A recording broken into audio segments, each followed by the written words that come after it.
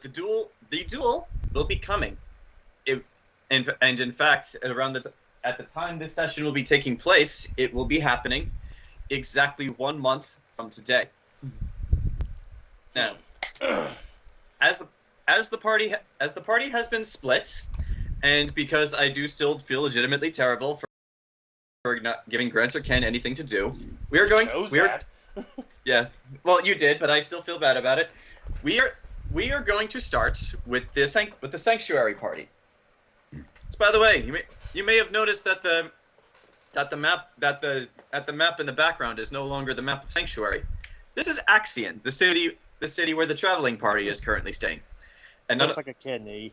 In all the times I was playing The Witcher, I never saw that before. But you're right. I think I see the prostate. Mm-hmm. And wait, what the fuck is this then? Do you really want to know the answer to that? No. That's penis. Penis. Lost a little penis. But yes, regardless, Nox and Burchill, the two of you have received requests from the underground to come back to their headquarters. Apparently, they have uncovered some information that they need to relay to you, but they will only do that in person because you know how these matters go. Yeah. So we begin. Nox, you head out. You meet Burchill along the way. Uh-huh. You have the floor. How's Burchill doing? No, you don't have the floor for a sec because I forgot something kind of important. Because both of you would see this walking into the city. Nox, Rowan is missing. You have not seen or heard a peep from him in 14 days. and all of your attempts to contact him with the earring and even the new sending stones you've developed have failed. Like, it's actually kind of unsettling. Like the earring didn't work, so you tried the sending stone, but every time you tried it, it was just like nothing worked. It worked fine for everyone else, but not for Rowan. But as you walk over to meet Burchill today, you look over and you notice the section. You notice some of the signs in the city, and you notice a new wanted poster. Wanted, Rowan Lazare, for murdering 5 members of the Knights of Ansland and possible connections to the insurgency. 5,000 alive, 1,000 dead. Nox just puts his hand in his face and his hand like... Burchill takes the poster, wraps up like, well, good collectible for him, and when we find him. There are more posters like everywhere. So... I misheard you. Sorry. But yeah, you two have the floor. But Burchill goes, look, if he killed the Knights of Ansland, clearly he was in the right.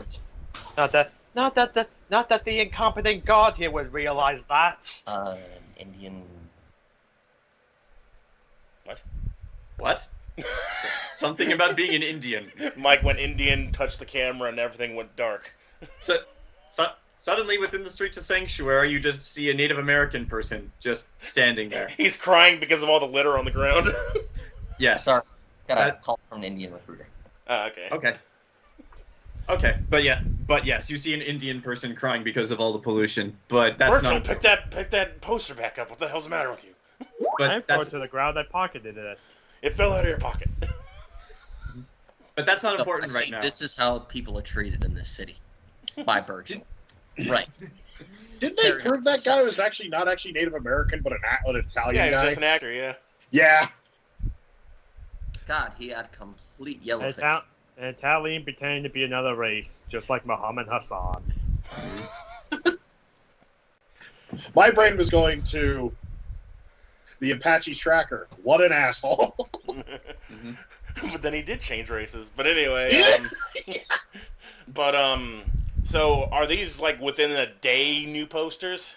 Like I said, Rowan has been missing for 14 days, so clearly it took some time for them to make them because you did not see these immediately. You're only seeing them right now. Speaking of incompetent guards, you think his buddies know anything, or do you think our buddies, and I'm pointing like downwards, probably know more?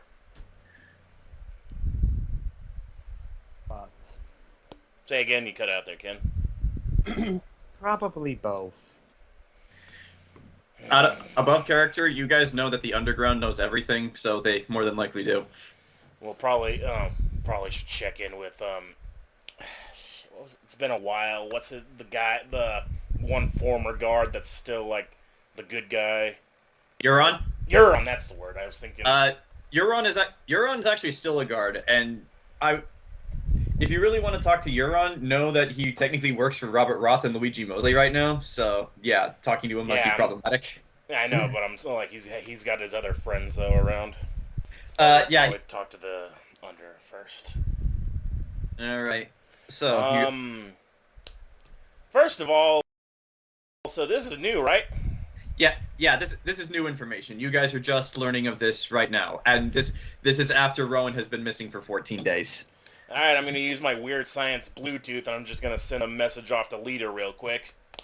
25 words. Remember. Mm-hmm. It's just gonna be basically. Mm-hmm. What is it? Rowan accused of murdering Anslin guards. Don't know truth yet. Looking into it now. Lita, you are allowed a 25-word response.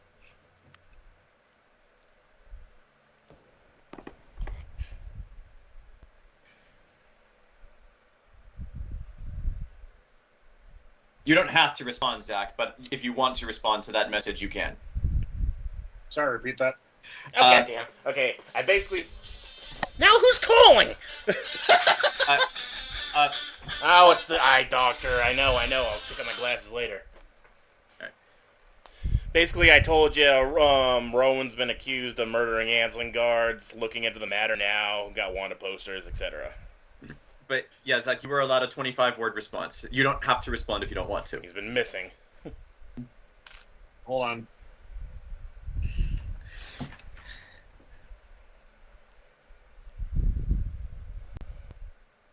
While you're figuring this out, to answer your God question, fucking damn it. I leave for a few days and this shit happens. You've been gone for 2 weeks. Yeah, well, then then you get... There's a brief pause, Grant. 5 years. It's a brief pause, and then Nox hears the remainder, which basically says something along the lines of, I hope Burchill sodomizes Lord Anslin with a rusty pike. Mm-hmm.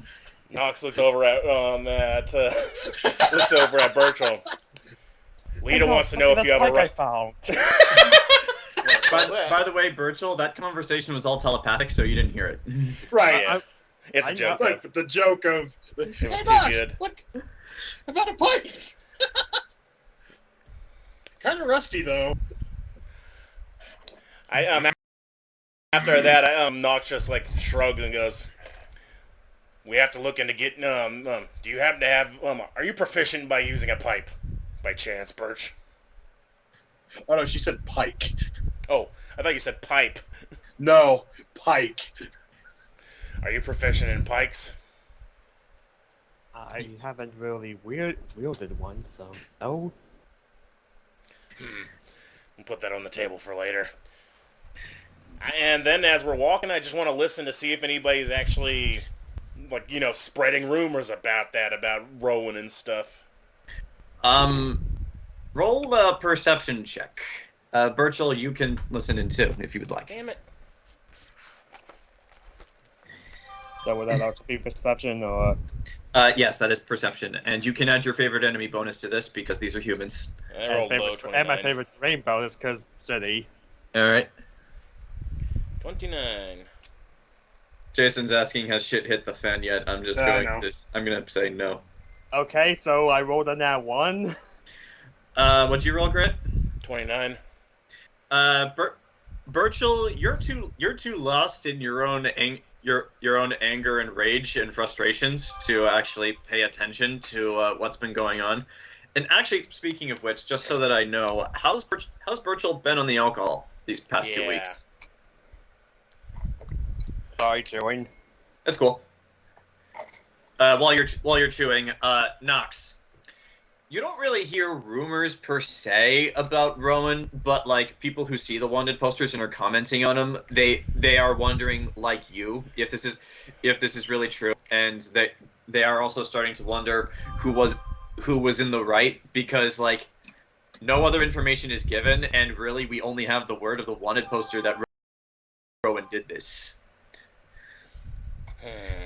As for the alcohol, well, I imagine he has been drinking every now and again. Like, as the duel's getting close, I assume Burchill's starting to look more and more put together.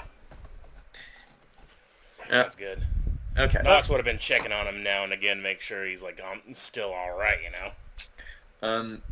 In the time you've been doing that, you've actually been talking more with Maria, Burchill's sister, who was scared of you at first, but after seeing you take care of her brother, she's starting to warm up to you. Has that been the first time I've spoken to this character then? Yes, actually it has. And the first time you opened the door to talk to, it was just like, "Hi, I'm here to see." She's probably taller than me. Probably. Burchill, there's a Birdman at the door. He's not even wearing his bird mask. He just looks like a bird, or maybe Actually, some sort of flying mammal. Actually, Ken, you know what it was? You know that scene in the you know that scene in Husband Hotel when Charlie opens the door and Alistair's standing there and then just immediately closes it. No. Like, that's what happened. Well, I mean, that's what I was referencing. All right. I was thinking of Clue, where like they open the door and like, oh, Tim Curry just closes it and then they open it again. Yes, how may we help you?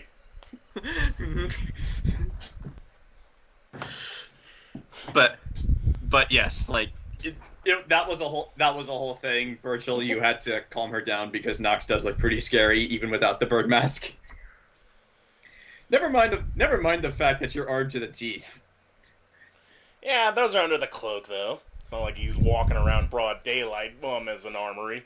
All right, but yes, like no rumors per se, though a lot of people are wondering exactly what did happen, and some people, but not all people, opinions are pretty divided on this. Some people are not surprised that Rowan had connections to the insurgency. However, some people are disbelieving because Rowan is a half-elf, not a full elf, and they're saying like I didn't know the insurgency took in half-elves because they've been pretty purist so far. As we're walking, I'm gonna talk to Burchill and say, this isn't gonna affect your upcoming fight, is it? I would hope not. What was that, Ken? I would hope not. Don't see how it would. Well, you're saying he's always trying to weasel his way out of things, and Lita's personal guard interfering, so connection through houses.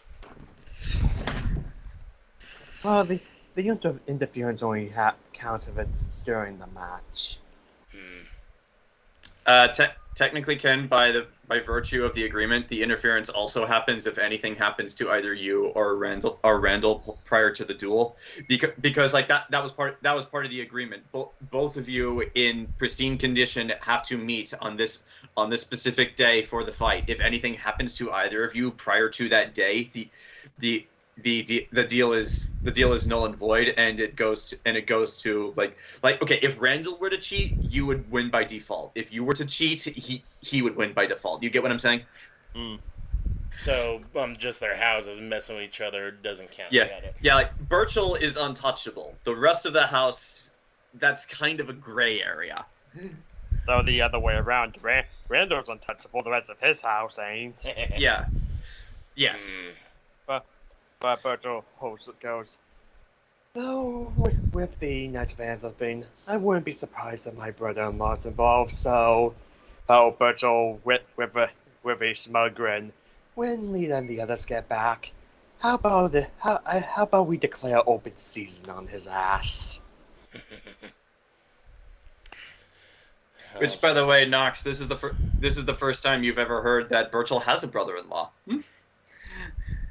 Yeah. Well, I mean, in character, like in session, probably, but I mean, over the weeks, maybe he was complaining about the dude. Were you, Burchill? I probably did, like, mention, like, oh, that motherfucker had the gall to come to my house. Yeah. He had the goal to come to your house, and now he's done something to Rowan. You come into my house, suck my dick, call me gay. All right. Ooh, wait, I just thought of another thing, though. What if this, out of character, what if this isn't actually Anselm's doing? What if, like, because he's accused of the insurgency, what if the insurgents actually let him go, and this was, they sold him out, basically? Like, oh yeah, here's our ringleader. You will have to find that out as while the two of you are having this conversation, you eventually reach the casino. That is the headquarters of the Underground. Meanwhile, in Axion, everyone's dead. Lita, you have just received, just to set up the scene, you have just received this message from Nox. Your meeting at the Duke of Anslin's abode with either the Emperor or his representative is minutes away. Like, not 10 minutes away. You still have plenty of time to get to there, but like this is the time you guys do start thinking about getting there rather than doing anything else. Gabrielle is all set and good to go. You are all set and good to go. Who else are you going to be taking with you? Because by this point you would be all set and good to go if you knew you were going. Enzo, what? Okay. Wasn't I? Jawohl. Okay, so Enzo and Anaris. This is important. How are each of you presenting yourselves for this meeting? And actually, how fortuitous that Charlie gets here. Awesome. That's how they present themselves. Yeah. Well, What's up, Charlie? Hey, Hello. I was actually just saying it's fortuitous that you got here because I just cut to all of your characters. oh, So I- give me 40 seconds. So Charlie, to briefly set up the scene for you, your meeting with the Duke of Axion and the Emperor's representative, or the Emperor himself, you don't know, is minutes away, and all of you are getting yourself cleaned up, dressed, and presenting yourselves to the best of your ability. So this is a very important question for each of you. How are you presenting yourself?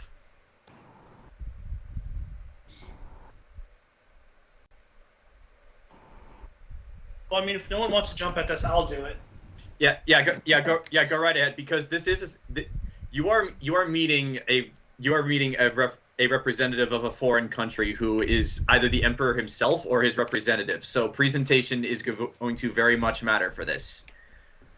Enzo makes sure he's nice and clean shaven. He's been kind of letting go on the travels, so he had some 5 o'clock shadow building up. All right. But he cleaned up. He's wearing his fur white vestments again. All right. Time out on this one. How good or bad is it to be wielding a sword going to go to a delegation? Your cane sword, you probably get away with it. An actual sword, it really depends on the context. I'm going to say for this, roll knowledge and ability. All right. I have that. Mm-hmm. Something about wielding a sword. That's basically how impolite is it to walk in with a sword on your hip? Not polite at all. Well, incredibly polite. I mean, I've seen it in both ways. Mhm. Although in that case, they carry guns. Mhm. Unless you're trying to be a fucking weeb, and then you just carry a sword. Mm-hmm.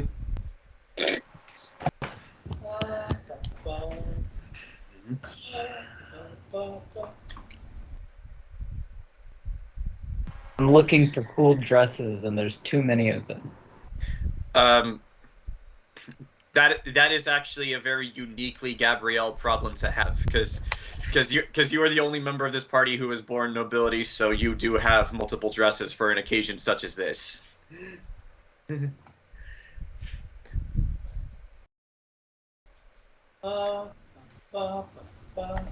Sorry, everything decided to be as slow as it could possibly be. All right. So what did you end up rolling for knowledge and ability? Nothing. Ooh. 25. Fancy. Enzo. Again, this is very much a situation where presentation matters. For you, no. You should not walk in here with a sword. If Rowan was with you guys, that would be acceptable for him because he would be walking in the official capacity as Lita's bodyguard, so it would be expected that he would be armed. But for you, no, very much no. That is impolite, and some people, especially in this country, some of the other nobles here would see that as an indirect threat. Mm-hmm. This one away, and bring my... Mm-hmm. Okay. So, Lita and Anaris, how are the two of you going to be presenting yourselves? Well, you know me. I bought the dress right there. Are you so you're actually going to be wearing the Elsa dress? Yep. Apparently. So I'll describe to the rest of the party. There you go. To the rest of the party, you actually walk in to see Anaris, and rather than herself, she is wearing Elsa's blue dress from Frozen. It perfectly conforms to her curves until it reaches the hips, where it just goes outwards. This is the most formal you have ever seen Anaris look in her entire life. Ta-da!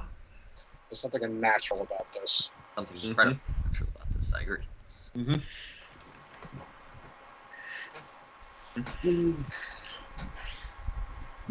She doesn't look the most happy to be wearing this, but there you go. Okay. All right. And that just leaves you, Lita. How are you presenting yourself? Yeah, hold on. I'm looking for the best picture.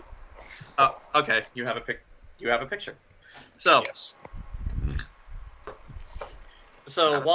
while you're looking for the picture, before we move on, is there any conversation you want to get out of the way? And Lita, you have just received that message from Nox, so Lita's not going to say anything because Lita's not going to bring it up until after because we need to go into this with a clear head. I should also bring up, for the sake of conversation, that while all of you are getting ready, Little Red has walked into the room, cleans, and like you guys, dressed to the nines, though not dressed nearly as finely as you guys. And if any of you were to ask why she's doing this, her answer is like, I'm coming with you. So someone's got to watch her back. Okay. But yes, Little Red will be coming to this meeting with you guys as well. Yeah. But yeah, Lita's wearing her only nice dress, which is more like a suit dress. Gabrielle, upon hearing that this is Lita's only nice outfit, it occurs to you in the back of your head that if Lita expects to be taken seriously as a noble, this is a problem that needs to get fixed. Shopping time. Not now, but later. Well, you are in France, a country that is notorious for its fashion. If there was ever a time to buy fancy clothes, it is now. Enzo, help! You're on your own. Ah! How tall is Lita again? 5'2". Okay, so I definitely can't offer to lend her any clothes. Oh God, no! Your clothes would devour her. Delicious. So, as you guys are all ready and presentable, you walk in to check on Prince Ares and Ophelia, and they are fine. Prince Ares is also dressed to the nines in a suit that, given his personality, looks rather conservative. It's mostly black with red linings, very minimal decorations. And as you watch as you watch as Ophelia helps him put on the finishing touches, including a red ascot, he says to himself, "It's like, okay, everything's going to be fine. Everything's going to be fine. There's nothing to worry about with her at all. It's as Lita says. When I see her, she's going to be the most beautiful woman in the world." He looks nervous.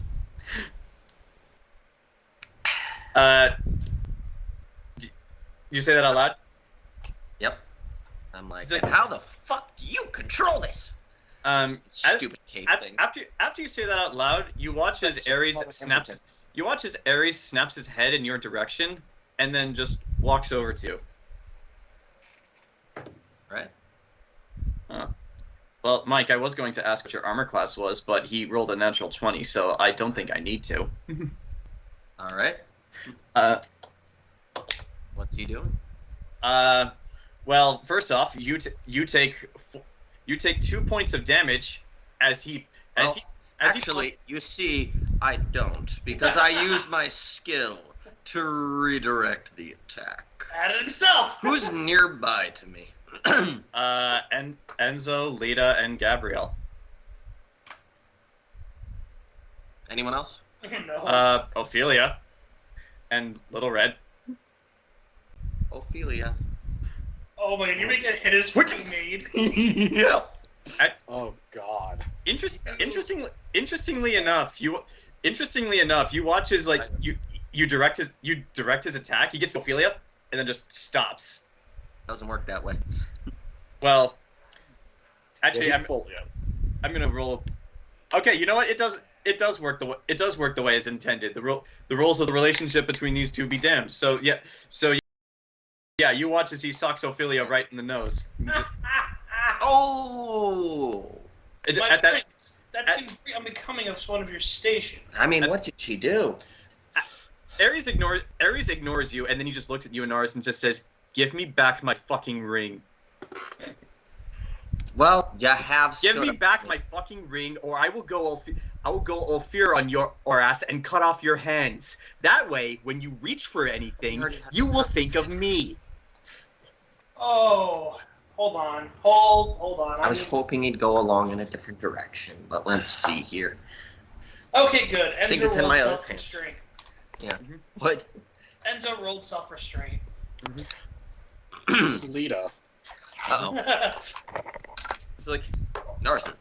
I'm waiting until you... It's a 50-50. Anaris, do you give him back the ring? I found this. You should keep better hold of it. Yeah, and Enzo, There you go. we have a meeting to go to. As a priest of the Eternal Fire, would you mind? He gestures towards Ophelia. I pick her up and like. Tries to heal her, makes it worse. I'm sorry, my dear. Apparently, even princes can be rude sometimes, and Disagree. I then cast just a. Oh, I cast Just a basic healing spell. Yeah. Don't. Too bad you never prepped healing Take today. Lashinon to go to the Emperor. It'll turn out fine. Yeah.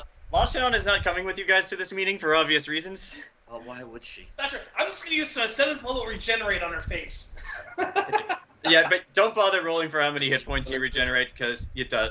No. It does. It's just like cure light wounds. I basically just kind of like just rub the mark a little bit where she got fucking knocked. Okay. But at that, Ophelia just rolls her nose for a bit and just goes, Thank you very much.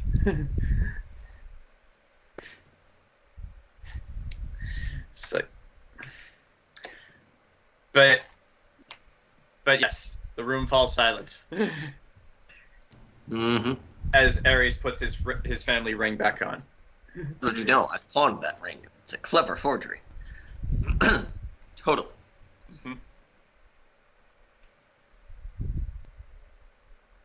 I'm going to take Gabrielle aside for a second. Oh boy. Okay. And just kind of casually mention to Gabrielle, I haven't forgotten that deal you and I pulled with the prince, so we need to discuss with him before we leave what he owes us. I agree. To remind you, Charlie, he technically owes you guys 2 favors. One to Lita and one to you. And you can ask him for literally anything. I'm imagining the two of us just like going like it's like just look back like.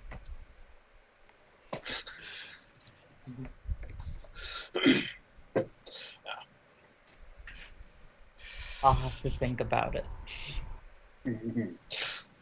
Would you guys like me to cut back over to Sanctuary while the two of you think about it? I mean, I know it.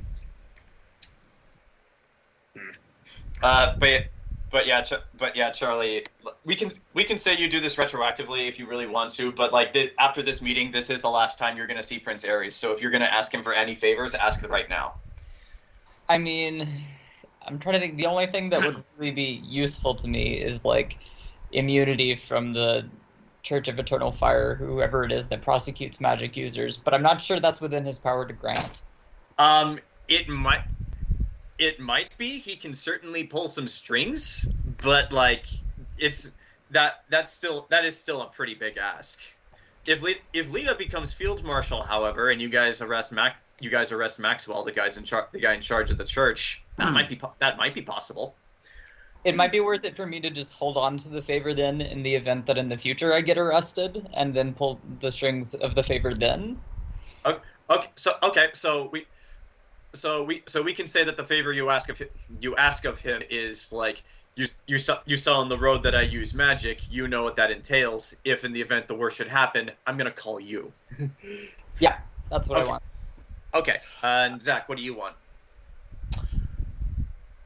There's actually, it's twofold-ish, but it's one like, yeah. If we get a chance to either before or after the meeting, Lita will talk to him about it.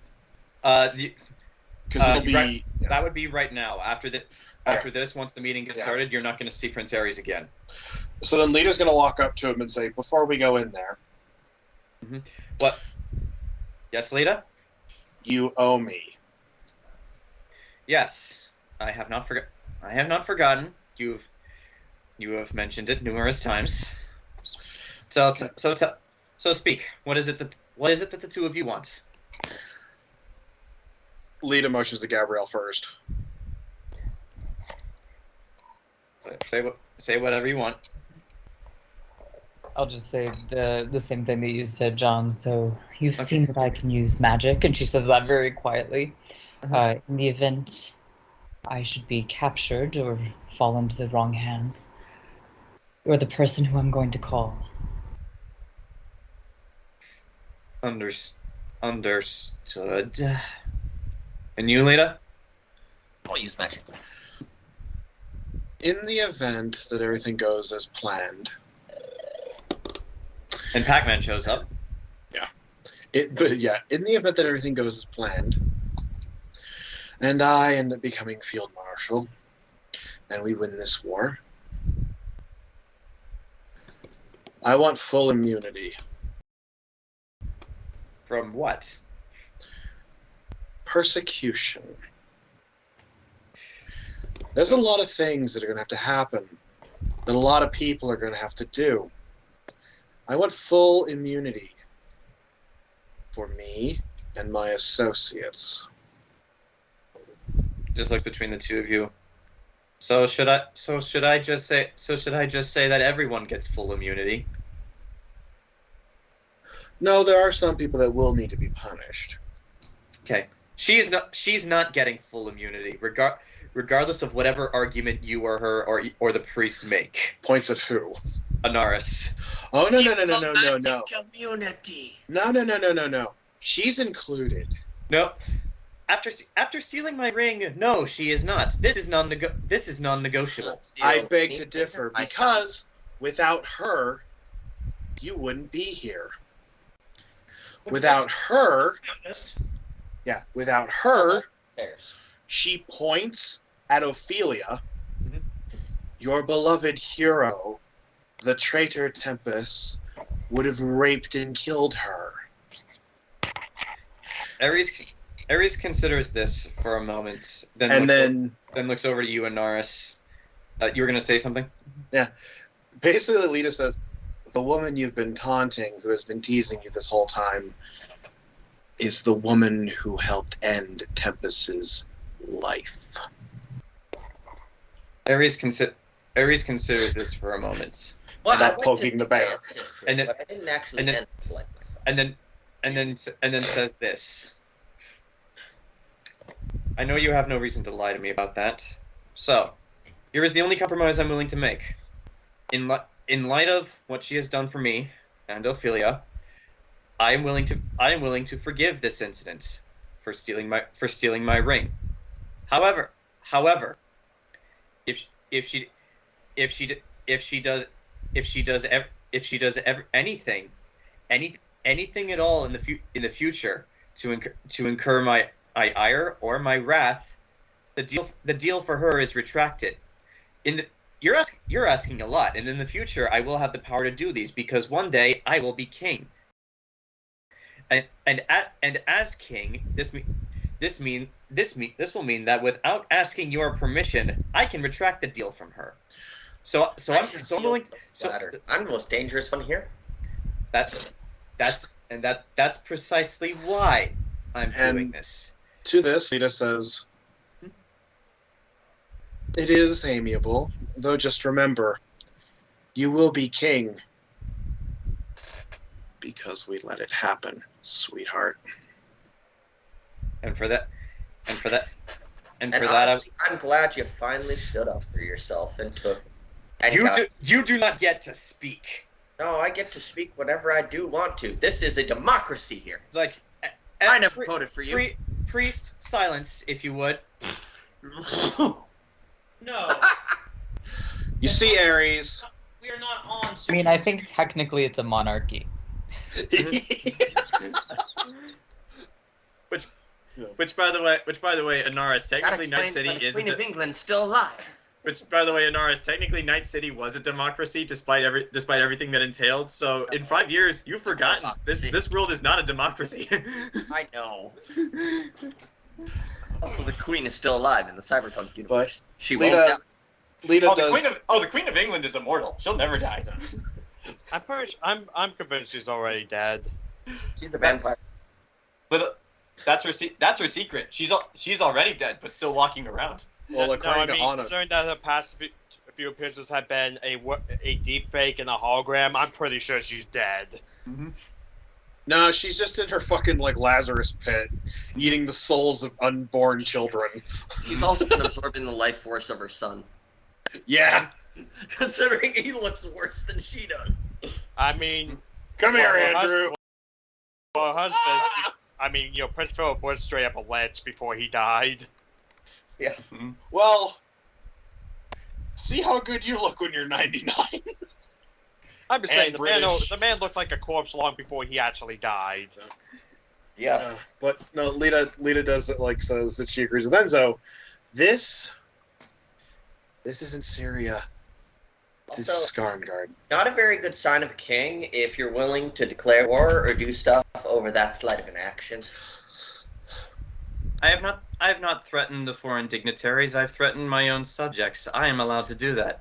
Wait a minute, I'm your subject? Yes, you are. Lita looks at the prince. Okay.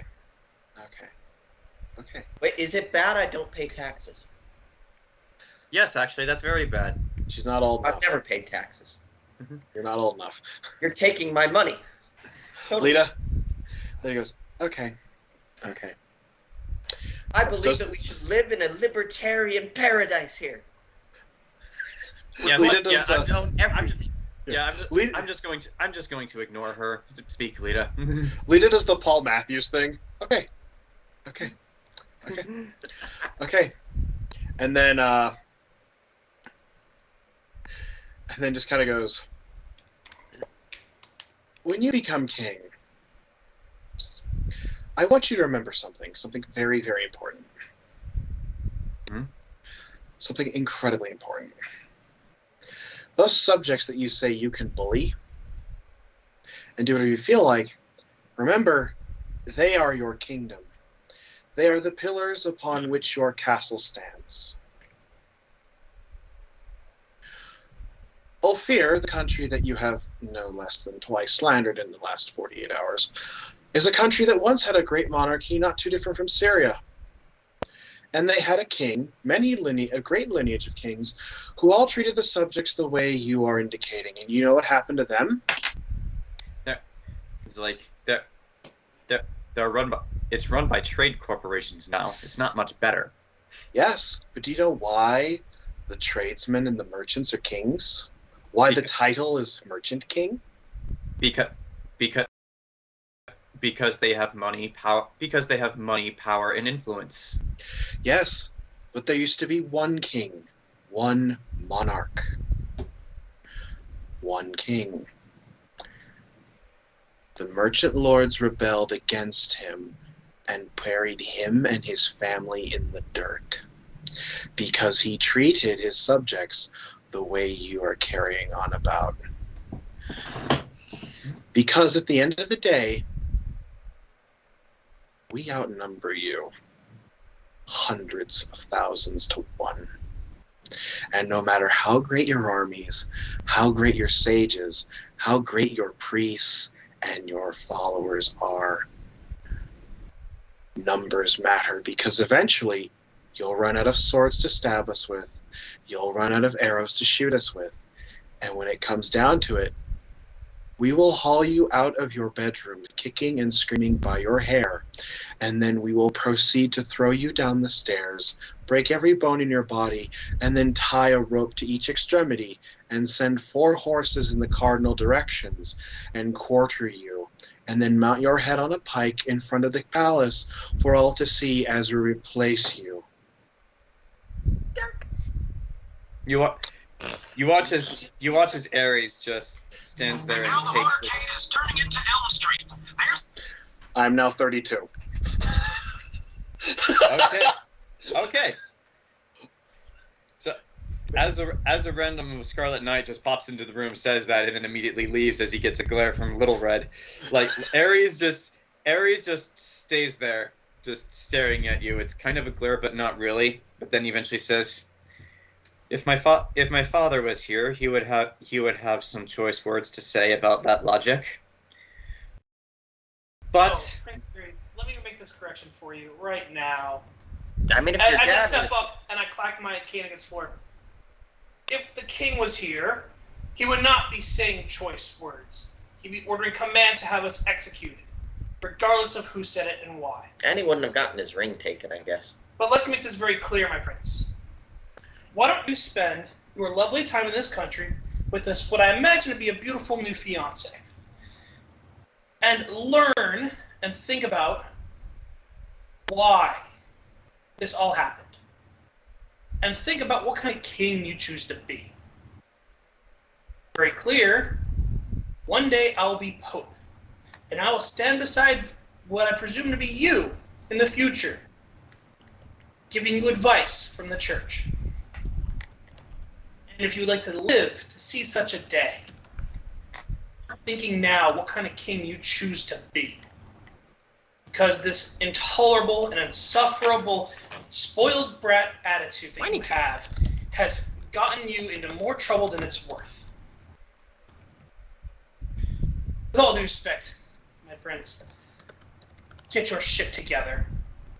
And I believe I'm going to wait outside for the remainder of this conversation. If I had a mic, I would drop it.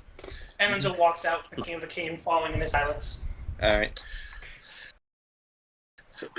At that, Ares is just going to look back to you, Lita, and just says, "You lot have certainly given me a lot to think about. That's for certain. With that being said, however, we should probably be on our way. We don't want to keep the Emperor and my new fiancée waiting, do we?" No, but don't forget what he said. Or all this will be for naught. And I want you to consider this. If the lot of us can take control of a single city, how hard would it be to overthrow a despot? And then Lita turns and walks into the other room. Damn, we're just dropping bombs. Now, I had a little bit of respect of you now. for actually throwing a punch at me, so you actually stood up for yourself. But the threatening to do all that is you're just playing your hand too hard, and it's going to backfire on you. And if you do try anything, it really won't be hard to break your fucking back, snap your neck, but still keep you alive. As it's just Gabrielle, as it's just you and left in the room, he looks back over to you as you're really the only person he knew prior to all this bullshit, and he just looks at you and just says, "How are you friends with these people?" Friends is a word. It's been a long and interesting year. Let's just leave it at that. That's fair. Meanwhile, in Sanctuary. Okay. Grant, you there? He deserved it. Grant looks like he is dead. He's gone. He left years ago. Okay. All right. So the two of you walk into the casino. That is the headquarters of the Underground. That you're recognized instantly. So you're just given free reign to go on down the steps to the basements, and from there the secret basement is opened to you, where you see all the compendiums of information being collected, and from there you're escorted into the other room, where Vess, the 11 underground informants, and what looks like a veritable Pepe Silvia board of information on the back wall has been set up, partially thanks to your help, Burchill. And Earl, as you all walk in. So, you're here now, and Vess is in the room with you. Vess is in the room with you. The 11 informants are in the room with you. Creed was actually the one who escorted you in here, but after he was done, he left to go back to take care of some other business. So it is just you two and the underground members right now. You. So, does anyone here have any idea what happened to Rowan? And but just going to look at Bess, because Bess, and I'm going to be fair and assume that this isn't somehow your fault. Oof. Vest to that just, she stares at you for a minute, but then just says no, this one is not. As far as we have been able to determine, not long after Lady Ford left, actually, he was jumped by 6 Knights of Ensland, not 5. He managed to kill 5 of them. And before he could kill the 5th one, the city guard showed up. Apparently, someone had alerted them that a fight was going on there. And they decided to arrest the man who was outnumbered. Wow, they are just so intelligent, aren't they? Well, context is everything. If you ran up on someone and he was surrounded by 5 dead bodies about to make it 6, what would you do? Get both sides of the story.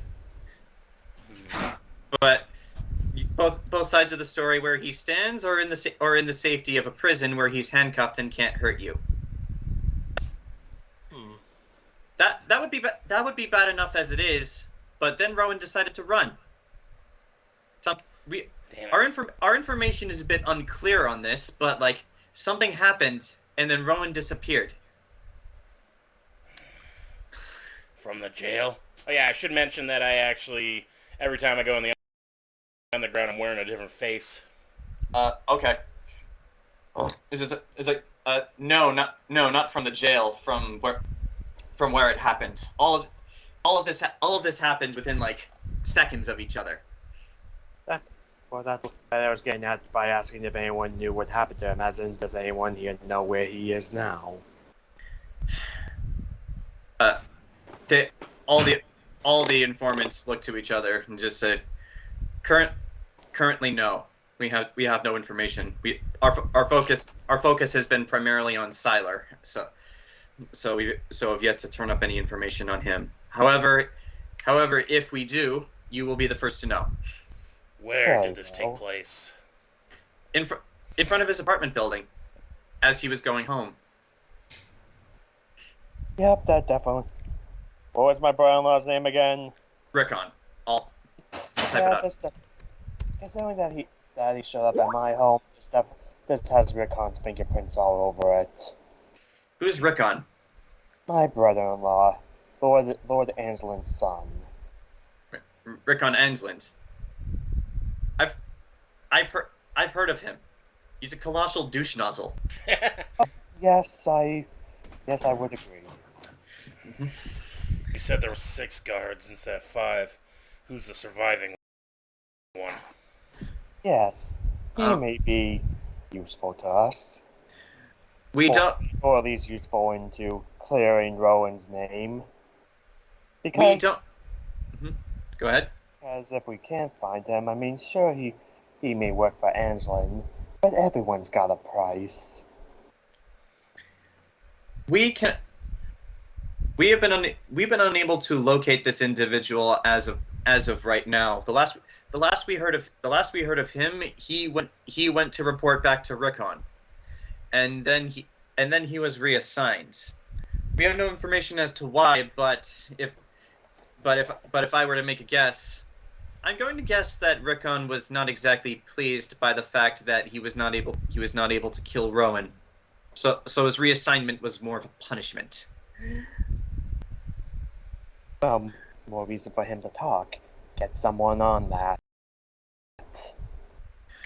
Out of character, your wife only said not to kill her father, right? Did she say anything about killing her brother? She said nothing about the brother. Yeah, and you don't have to kill him. I'll just put him in a vat of acid. Alright. They send one of us to jail, we send one of them to the morgue. But yes, get someone on trying to find this missing god. So and if you do find him, bring him to us and we'll make him sing. One of the other underground members who was there would just be like, "Well, we'll get that taken care of, sir. For right now, though, we think you'll be interested. We think you'll be interested in this. Thus, right. So, for the past 14 days, the two would know you've actually been a great aid help in putting this together. We've been going through a list of every single person that Siler ever saw past a certain date when he started working for Walpole. Walpole, unfortunately, is a very busy organization, so there are a lot of names. As of right now, we've only been able to go through 96 of them. However, of those 96 names that we were able to attribute to Siler, we noticed quite a few discrepancies. At this, she actually brings the two of you over towards the Pepe Silvia board, and towards the Pepe Silvia board, and on part of it, you can see a list of all the people that Siler helped, and a list of all the people that Alphonse helped. And you notice that the list of people that Alphonse helped is much longer than Siler's. And it's like looking at this right here. What's your first impression? That potentially that they were both either Alphonse.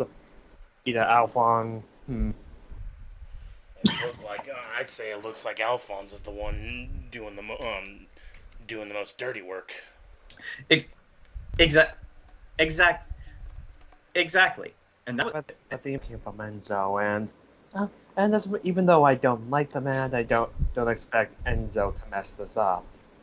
It's like, exactly, and that was very much the impression that Siler would have wanted you guys to have. Where'd you discover this information? Look closer, and she actually points out to you that of the list of names that Siler has helped, and Alphonse, she actually points out to you some of the names of the people that Siler has helped are also on Alphonse's list. Like it's a literal copy paste. He just put the names of the people his helped onto Alphonse's list as well. So if you removed all those, they either be about the same or even less for Alphonse. Exactly. With this in mind, we can knowing that Sylar was the traitor and not Alphonse, we compared the list of names of people he helped to the list of names of known insurgents. This is based off of information that we were able to get from the city guard and the witch hunters. The city guard was easier to get than the witch hunters. Rowan may be gone, but thankfully both he and I still have friends there. It's like other people of the 96 people on Sylar's list, 24 of them have been confirmed insurgents by the city guard. Now if you'll notice here, those 24 confirmed insurgents are all the ones on Alphonse's list as well. That's too convenient then. It's like there's more. What we got from the city guard is a list of 24 confirmed insurgents. If you look closely at the two lists, you'll see not only are the 24 confirmed insurgents also on Alphonse's list, but so are 30 more. Perhaps we should try to capture them both just to be safe. It could be that Alphonse and him are working together, but one is trying to screw over the other. Is it like if you want my opinion, I think Sylar knew he would be caught and set this up to make Alphonse his fall guy. However, what you suggested could be possible as well. Because if he is set up as the fall guy, you have to ensure that Alphonse doesn't speak. If he is captured and they do ring out confessions and such, wouldn't it make more sense that, oh yes, this is my partner in crime? Well, you're forgetting the city guard and the witch hunters don't look at things as neatly as you and I do. They like quick results. All they'll see is the longer list for Alphonse and the number of more confirmed insurgents, and they'll just go for him and ignore Sylar. But again, perhaps it'd be best for us to capture and talk to them both. I mean, Knox, how much of that troop serum you've made? Well, how much have I made on Lita's order? You would have had 2 weeks to make as much as you want. So yeah, I'll leave that one up to you. I thought we were still gonna do our pizza party idea, so I guess enough for that. I mean, that was the original plan, but as it seems to be, plans change. So yeah, we could get both of them, put them in separate rooms, speak to them individually. You use the serum, and we'll see if they both confess, great. If one confesses, the other had nothing to do with it, also great. If we messed up and they're both innocent, well, that's not as likely, but that'd be a curveball. Well, regardless, whatever we decide to do, we now have the names of all of the most, if not all, of the confirmed insurgents within Walpole. I should probably also mention that this is the list of confirmed insurgents within Walpole. This says nothing for any elves in the city who are not members of Walpole that are also insurgents. We'll have to get that list then, won't we?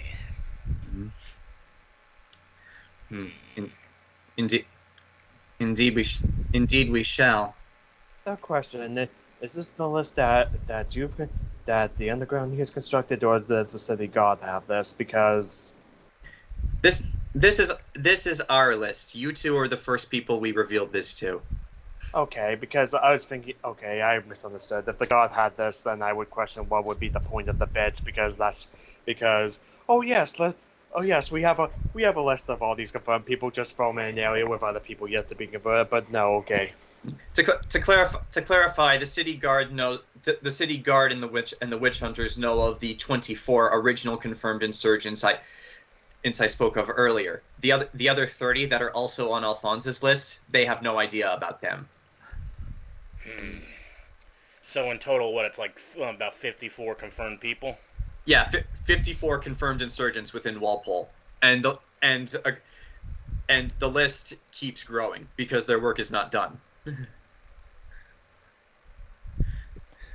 All of the other people at Walpole are pretty loyal to Lita, right? Except for the ones that we probably don't know about. That's Walpole is set up. Walpole is set up in a very interesting way. There are technically several divisions of Walpole. There's the Walpole office, which is technically just Lita, Siler, and Alphonse, and their job is a very bureaucratic one. They, like, elves come in, ask them for help, and they help them to find work. They get them set up in their new jobs, and they make sure they're treated fairly. One of the other divisions of Walpole, and some of the confirmed insurgents are also members of this organization as well, is the Watchmen. The Watchmen are Zach, describe what the Watchmen are like, because you're the one who said right back. Someone's at the door. Okay. Well, but even still, describe what the Watchmen are like to Ken. Basically, the Watchmen are a group of basically their security. In the earliest days of Walpole, back when everything was new and shiny, a lot of the people were basically being harassed. A lot of the workers were being harassed on their way to work. So the Watchmen were basically like escorts, but would also, like, check out businesses that had been threatened that were like loyal to Walpole. Basically, they're a private security firm associated with the Union. Their number one priority is to basically make sure that the workers are safe. Mm-hmm. Yeah, I remember the Watchmen. Yeah. All right, and the third group of people are the actual workers themselves, who are just paying dues members of Walpole, and yeah, the list of confirmed insurgents covers all three of these. One with Siler, several with the Watchmen, and many more with the workers.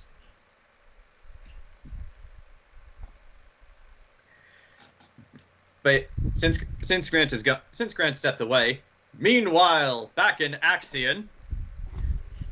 So the Aion party steps out of their very lovely hotel, and once again into the rain. It has not stopped raining since you guys have been here. I should ask before we get to this. Who else are you bringing to this meeting besides yourselves, Prince Ares and Ophelia? Nobody? Question mark. It's a diplomatic venture. Do we really need anybody else? Not that we have anybody else. Probably Little Red, just as like a formal escort. Yeah, Little Red is actually coming with you in that capacity. So that's it. I mean, yeah. If anything happens, we literally have. We're in the clear. We can use magic here. Mm-hmm. Yeah. Minor clarification. You can use magic here, but all mages in this country are registered with the government. So, like, if you use magic and the city guard questions you about it later, if you're not registered with the government, that might be problematic. Foreign diplomat. Uh-huh. So basically, you have diplomatic immunity, is what you're saying. Yes. Cool. I summon Fire Nuke. I start punching out the nearest guard. Just because you have diplomatic immunity doesn't mean you can go out murdering people with magic. No. That means perfectly that. Just the prince. Duh. Yeah. What's this? I was looking at that earlier, too. Sorry about that. One lunch! So there's a guy who set up his one lonche man. He's like one launch man because he sells launches, and it's hilarious. And I should also point out that Little Red, while she is put together, she does not look as nearly as nice as either of you do. However, she's not very ladylike. Like Anaris is more ladylike than she is. That's cool. That's to be expected oof. for an armed escort. Okay. Mm-hmm. Yeah. She does have a dress uniform. Yeah. Mm-hmm. Remember, she does have a dress uniform. So. Okay. So, if you guys will consult the map on Roll20, which for those of you who are not on Roll20, here's the link. But yeah, so your hotel is right here.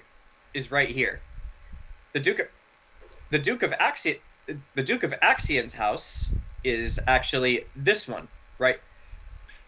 This one right here, past all of these gates.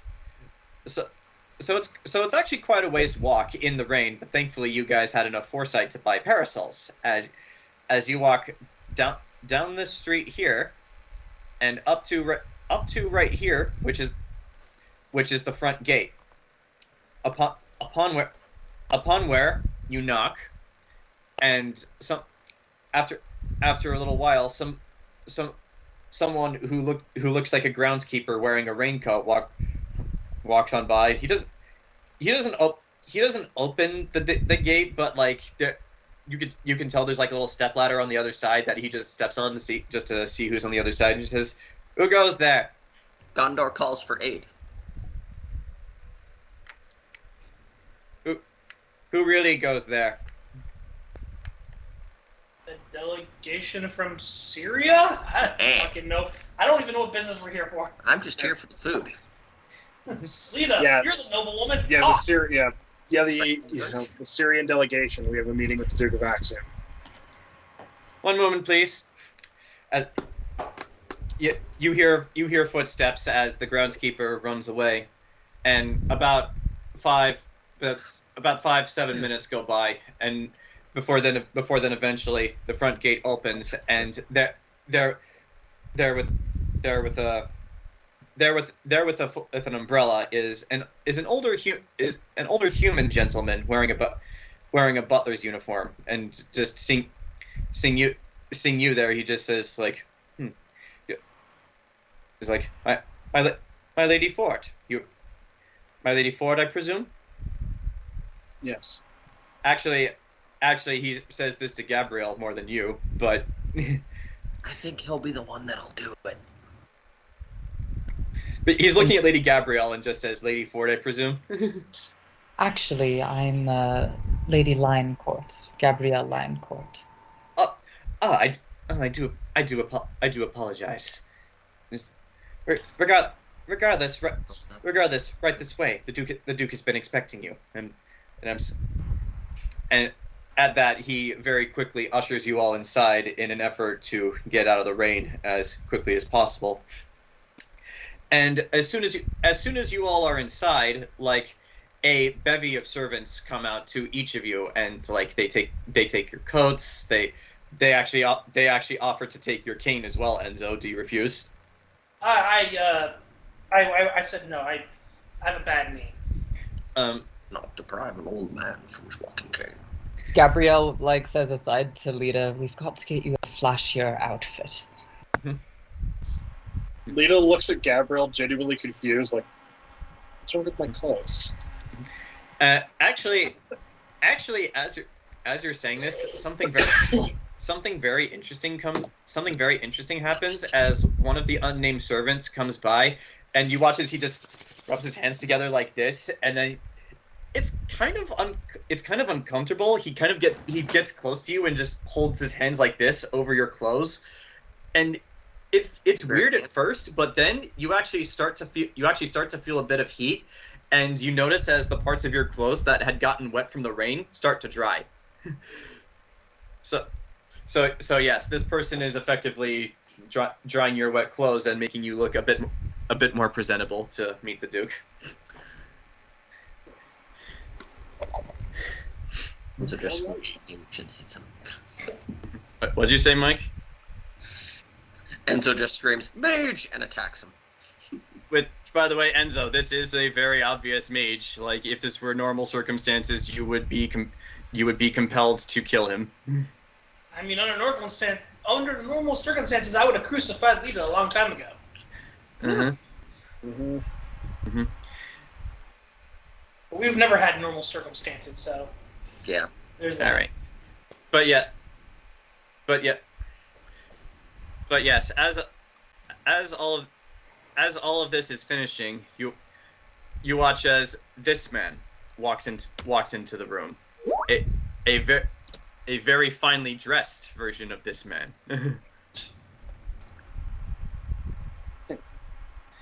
Now, did I write down his name? Biggest of dickus. This is Maximus. actually Lita, like, he does not make the mistake that his butler did earlier as he walks directly up to you and just says, "My Lady Ford." Yes. It's like, Duke Gerald Maximilian Carter of Aion. It is an honor truly an honor to make your acquaintance. My wife and I owe you a great debt.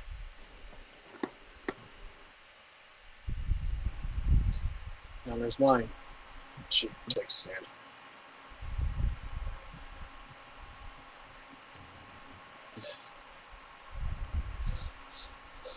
This is, and actually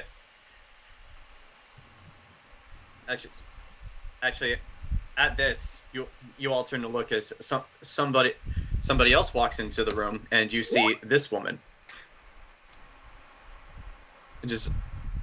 Seeing this walking up to you, Lita, you watch as she just walks straight to you, just grasps your hands and just says, my lady Ford, our house and I personally am in your debt. If there is anything you at all you require, either for your stay in Aion or in the future, do not hesitate to ask.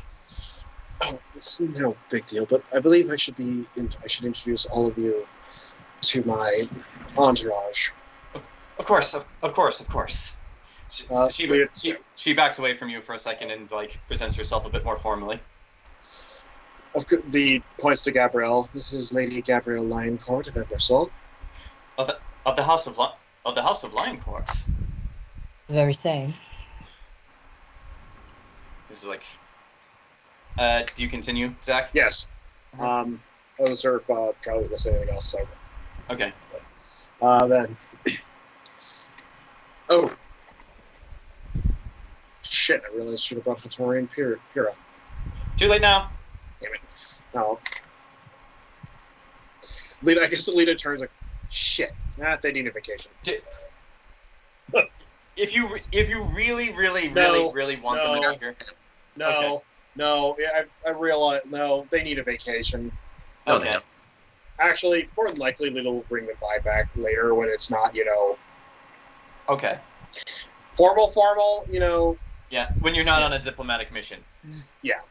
Okay. Maybe before we leave, but I would also like to remind the party that's there, because it has been some time, that woman who is very obviously the Duke's wife, despite how beautiful she looks, you know her to be a changeling.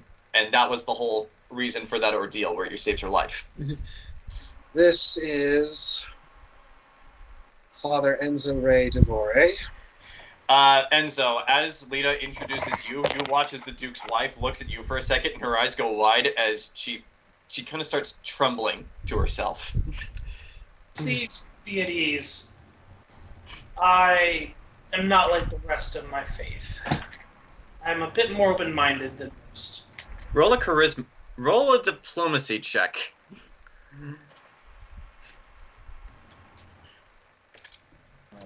Let's see. Motherfucker. Like, Ha! What'd you get? Nat 1? nat 20. Oh, nat 20. So, nat 20 plus 12. 12, so 32. Okay. She also rolled a natural 20 for her sense motive check.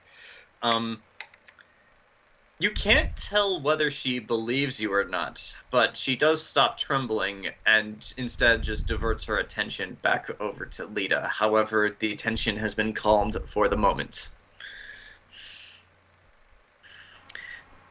And this is his ward, Anaris. No. Wrong name. Malediction. I would love if he actually said that in character. No, wrong name. It's like Wrong name. Malediction. Malediction. She's like, This is It's ward, Malediction. I do a fucking curtsy. roll a performance check, because Why can't it be acrobatics? because this is more about presentation than your actual acrobaticness. That's a 14. You managed to perform a successful curtsy, but your movements are very, very robotic, and they do look very forced. like My lord. Lita, Gabrielle, and Enzo. As you see her do this, you're just like you're free to say anything if you want, but the same thought all occurs to you. Fuck, we have a long way to go.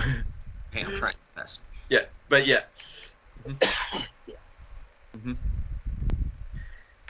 A for effort. Mm-hmm. A for effort. And just like, but yeah, at that the lady of Axion just looks over the little red and says, and we can presume then that this is your armed escort? Yes, this is. Mm-hmm. Well, do I know her full or? You actually do. You actually have never asked. You do not know Little Red's real name. My apologies. I only know her as Little Red. She is the head of my order of knights.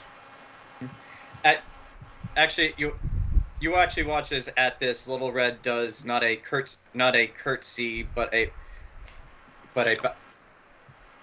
bow, and just says like,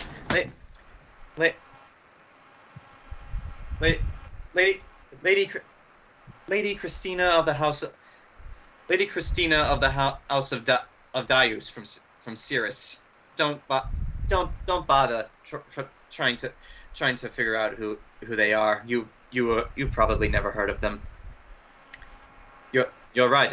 You're right. I certainly haven't. We're a very small family.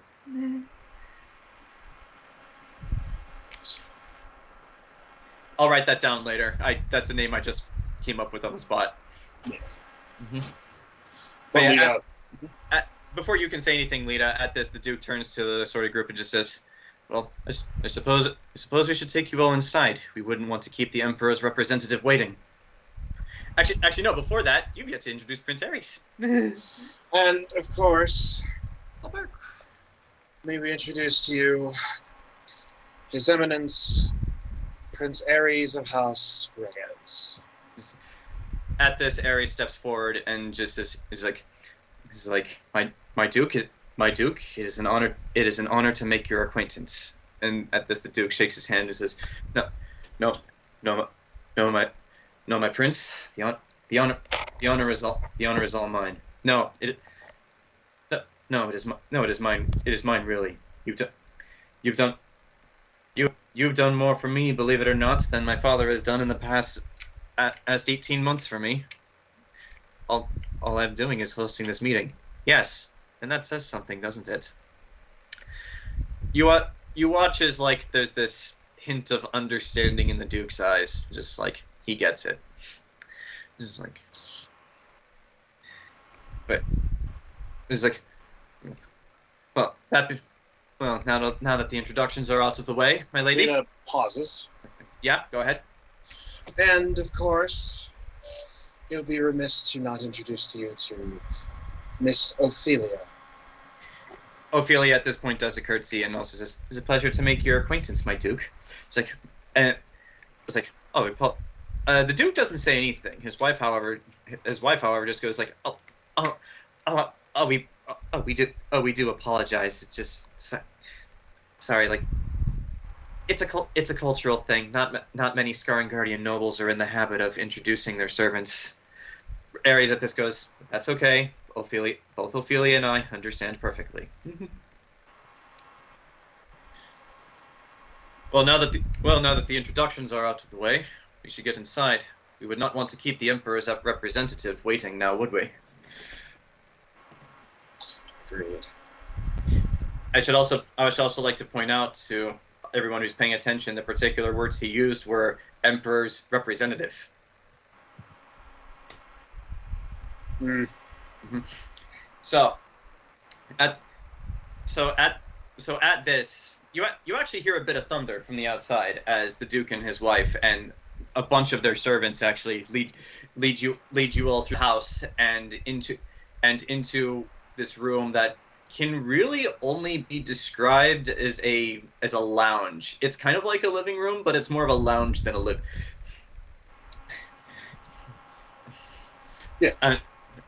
than a living room. And as you walk in, you see sitting sitting on a couch with his legs crossed directly opposite of you guys. As you walk in, he says like, well, I see you finally arrived. Is this man?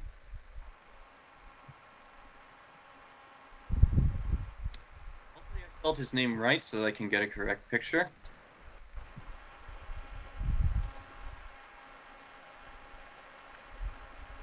Okay.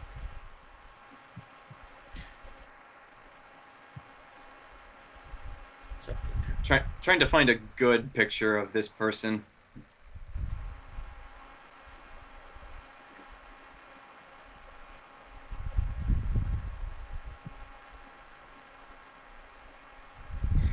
Actually, yeah, this will do. But yeah, you all walk into the room, and you see this person sitting on the couch.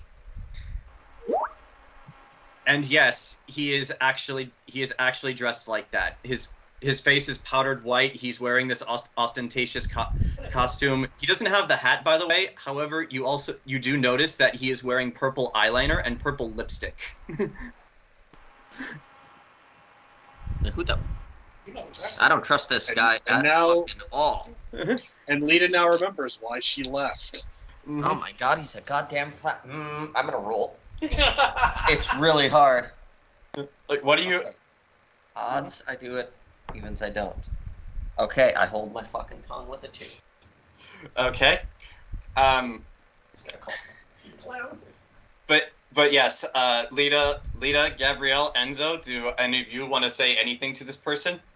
I should probably also say, by the way, that in addition to this person on the couch to his right, there's also somebody sitting there. However, this person's form is obscured by a blue and gray cloak with these intricate water-like designs on it. You can't see this person's face, but this person is sitting next to this person with their fingers crossed, just like this. Lita. Mm-hmm. Apologies, we had some delays. It's like, there's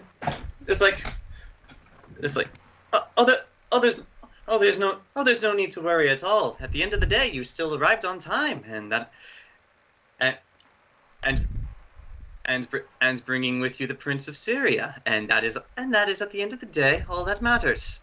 At this, Ares pipes up. It's like, wait, I haven't introduced myself yet. How do you know?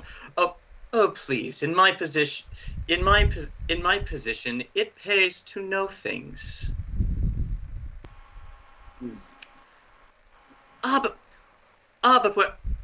where are my manners? I've yet to introduce myself.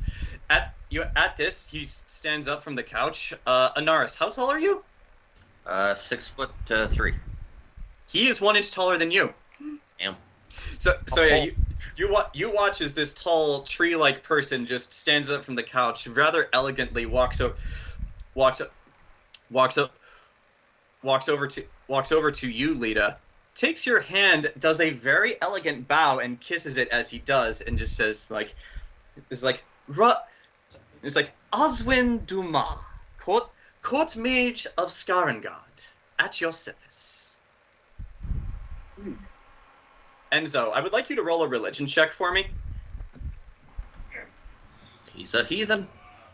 Mm-hmm.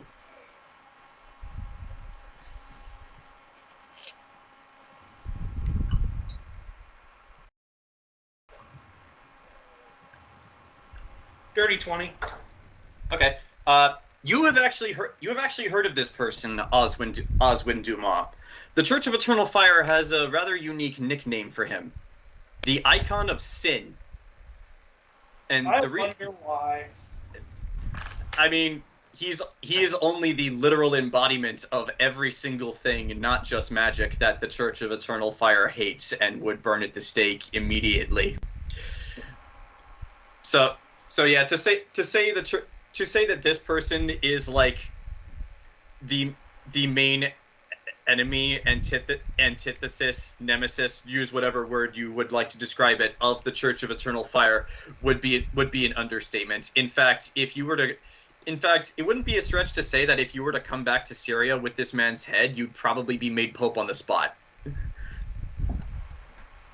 Tempting offer. Guys, I know what we're gonna do today. Change your plans! Change your plans, boy! Mm-hmm. Yep. Enzo whips out his cane sword. Change your plans, boys! Time for a coup! Mm-hmm. What? But yes, Lita. This guy just did a very elegant bow and kissed the top of your hand. How are you going to react to this? Was that a very deep bow, considering the fucking height difference? Yes, it was a very deep bow, and he pulled it off flawlessly. Mm-hmm. Lita, it's an honor to meet you, sir.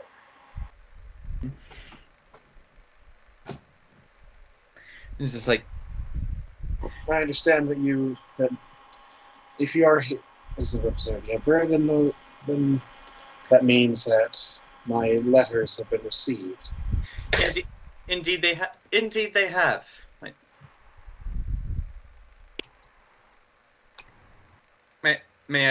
May I presume then that you are Lady Lita of the House of Ford? Yes, I have. Very well then. At this, he actually turns to look. Lady Cassandra, and you didn't notice these two before, but like at the very back of this room, on two opposite corners, you see these two knights in black armor. Like, do you remember that symbol of the Church of the Creator I described to you, Zach? How it's like a circle, like going. Yeah. But yeah, like it's that same symbol on the chest, and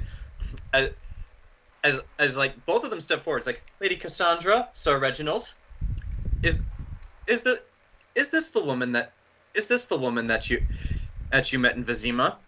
And you watch as they both take off their helmets, and it has not been since the first and second session since you've seen either of these people, but you behold the faces of Sir Reginald and Lady Cassandra, one of the guards of the Emperor himself. And at this, Reginald says, like, "Hi, that's her. She and, well, there were others, but she was one of the ones who helped us get out of Vizima when it was attacked by the elves." Yes, due to unfortunate circumstances involving certain parties back in Syria, they all weren't able to make the trip. So they were your associates. Well, this is like, technically speaking. And here we were hoping we can get that one person who worked for you to apologize for trying to sell the Emperor out to the elves while he was here. But you take what you can get, I suppose. Well, all things considered. Question, Ken. Has Burchill ever told Lita about his gripe with the Emperor? I mean, he literally did before you left, but I imagine in the past, yeah, probably. Yeah, Lita goes, well, considering the Emperor is the one that he considers fucked him over, and his family, and put him in the position he is in now, I believe the apology would probably be a two-way street, if you ask. At this, you watch as Osmond smiles and then just looks back over to Cassandra. You are right, Lady Cassandra. There is no filter between her brain and her mouth. Cassandra says nothing to this. But I believe we should introduce my other compatriots. Actually, at this, Gabrielle, he turns to you and just says, like, yes, I see you brought along with you Lady Gabrielle of the House of Lioncourt. It is an honor as well to make your acquaintance, my lady. And he kisses your hand as well. She just smiles a little bit tightly and is like, charmed. Enzo, you watch then as his eyes glance over to you, but then keep going. And he looks over to Anaris and just says, "It's like, and who might you be, my fair lady?" Oh, I am Curtsy. Mm-hmm. I am Curtsy. 15. And it'd be like, I am Malediction of House Wraith. He's like, roll a bluff check because you just made up a noble house. No, I didn't. That was technically the gang I was part of in Cyberpunk with a nat fucking 20. Well, regardless, Which is a 32 total, but with a nat 20. well, he appears to believe it as he kisses the top of your hand as well. Charmed. Yeah, it's like he also ignores Little Red, but at all of this, Ares speaks up and says like, you didn't answer my question. Indeed, I did not. So I would like it answered. How did you know I was Prince Ares? It is as I said, my prince. In my position, it pays to know things. I didn't need to see your ring, nor wait for Lady Ford to confirm it to know who you are. I know exactly what you look like. How? Do you really want me to answer that question? Silence.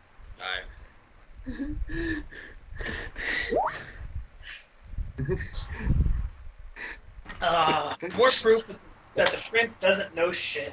Yeah. It looks like it lines like an entitled prick. Mm-hmm. But, yes. Mm-hmm. As stated and promised in the myriad of letters that no doubt crossed at least several of your desks. As promised... You would not believe the number of desks that your letters crossed before they found their way to me, much less the Emperor. Oh, good. So he read at least one of them. Well, to be more accurately, your letter was read to him. Yeah, Lita in the back of her mind, even better! Yeah. I mean, some poor asshole in a jester's outfit had to read, "Yo, she-bitch, you owe me 10,000 fucking gold for getting your stupid, entitled ass out of the fucking country." She's not saying any of this, but all she's thinking in character is, in the back of her head, she is on the floor laughing. Mm-hmm. Everybody will All right. So Oh god, I'm just imagining some fucking French court here, like, if the letter says, "Dear Emperor, yo, bastard." with your emperor, what's up? With the way Osmond is smiling, it does look like they all had a bit of a laugh, except for the Emperor when that letter was read. Yeah, but as promised, we have delivered the prince. It's like, indeed, you are a very noble lady of your word, as the Duke of Axion described. But of course, we Scaran Guardians would not be remiss if we did not honor our end of the arrangement as well. Apprentice, at this, you watched as the person who is sitting on the couch with the cloak also stands up, removes her hood, and you see. Hold on, I need to find a good picture. Why do actresses dye their hair so many different colors over the course of their life? Because It's not just actresses. yep. Well, I'm just saying it's difficult to find one that has the hair color I want. But A lot of people. My dad- it's like you watched as the person in the cloak who was also on the couch stands up and removes the hood, and you see this woman. How much is that? Emma Stone. Yeah, you see Emma Stone. Alright. As she with her hands folded in front of her. Interesting thing of note, she's not wearing any jewelry. As she walks up to you, holds out a hand and says, my Prince Ares. It is the greatest of pleasures and the greatest of honors to finally meet you. It's like Lady Minerva of the House of Lysander of Halam Sharal. Prince Ares does not say a single thing as all of you see. His eyes are wider than dinner plates as he is just at a loss for words staring at this woman. Called Lita? it. I called it. I said she was hot, and she was hot. Lita very casually leans over the prince and whispers in his ear, "Told you." Just like leans back. Just like, as you say this, like suddenly something clicks in the prince's head, and he just says, like, it is the greatest pleasure and the greatest of honors to be in your presence as well. He takes her hand and just politely shakes it. He does not kiss it like Roswell did. My Lady Minerva. Wait. Did you say apprentice? Yep. Yes. I am the apprentice to. I am the apprentice to Lord Dumas. You watch as Ares' eyes go wide again this time, but it looks like it is in genuine fear. Lita looks at him.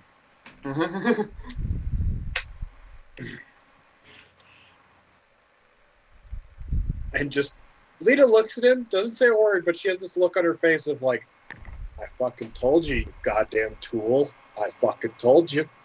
It's like at this Oswin speaks up again and just says, like, apprentice, why don't you take Prince Ares into the other rooms so that the two of you might get properly acquainted. The rest of us can continue discussions on our own. It's like, very well, master. It's like my lord Ares, if you do not mind.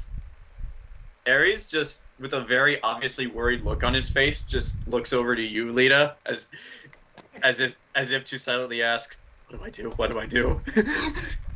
That bitch. Enzo is chuckling to himself at this.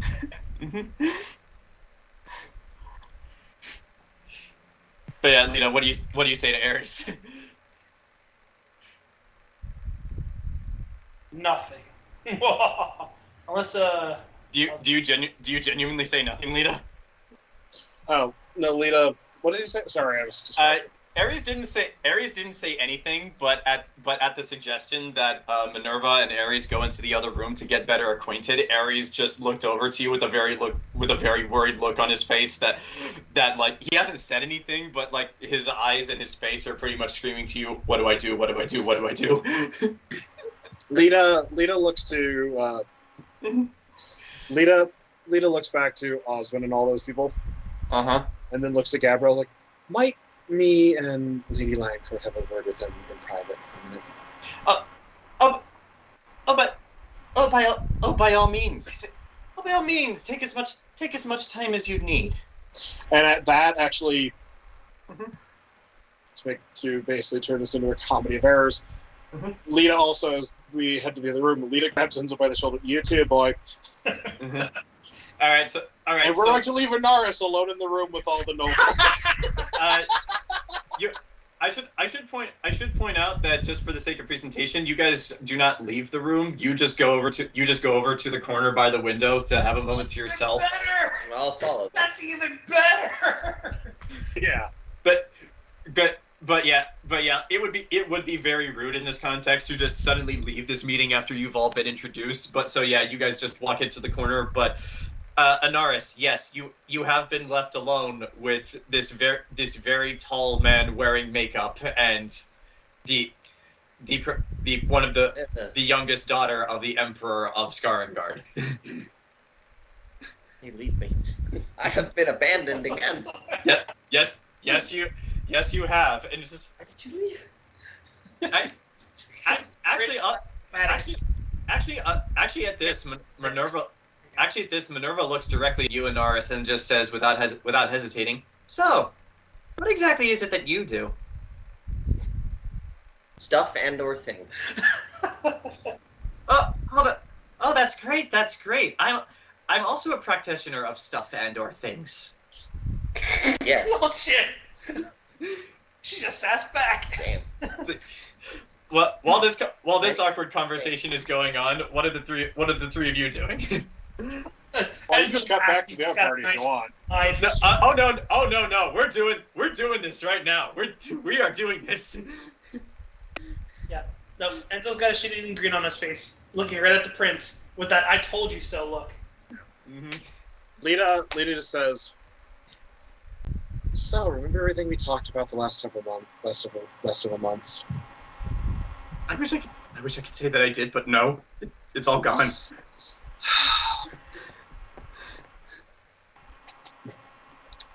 Look, she's not going to kill you. She's not going to try and steal your soul. She is a perfectly normal young lady. No one said it. No one said anything about her being a mage. I at this point, I grab Ares and I'm like, It's a trick, get an axe. let me get this straight. You got engaged to the daughter of an emperor whose whole country uses magic, and you didn't think she was going to be a mage. The emperor isn't a mage. So to be honest, no, I didn't think it. No, I didn't think she would be. The chances of her being mage were probably 110%. Mm-hmm. And by the looks of it, she's not only talented at it, she's a prodigy. If the head court mage, who I know by name, is willing to take her in and teach her. So honestly, you did not just strike gold, you struck the gold mine. You little... I'm sorry to interrupt. Go right ahead. You struck the gold mine here, my prince. So get out there, put on your best confidence hat, and move the pants off of her, like I know you're going to. And if you have any issue with that, just remember, if you screw this up, you're probably not coming back to Syria. Anaris, as this conversation is happening, you watch as Minerva turns over to look at all of them, and then she asks you, "Is he always this nervous?" Oh, yes, incredibly. He tries to put on a strong air, honestly, but he just doesn't do too well there. Are you well acquainted with Prince Ares? I mean, I've met him a few times. Have you ever been to bed with him? Heck no. I have standards. Oh! I only will take a man if they can actually beat me, and he wouldn't even. No. Beat you It'd at what? be more like fighting a child than fighting a man at that point. Speaking honestly and cordially as possible. You don't look like a fighter. Well, looks can be deceiving right there. It's like indeed they can be, but yeah, like Lita, Gabrielle, do either of you have anything you want to say to the prince before you send him back over to talk to Emma Stone? Just like, be calm. As long as you treat her right, she's not going to turn you into a toad. And then kind of under her breath, but I still might. It's like, Ooh. Ares doesn't hear you speak under your breath, but he just looks at you wide-eyed and just asks, "Is that possible?" Then Gabrielle just looks at him very seriously and is like, "Oh, it's quite possible." Lita, he looks even more worried now.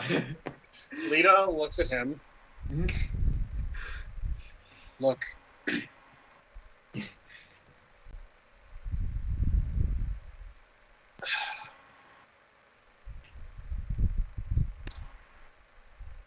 Just remember, she's probably, she looks calm and collected, probably because she's had this kind of training before. However, you, well,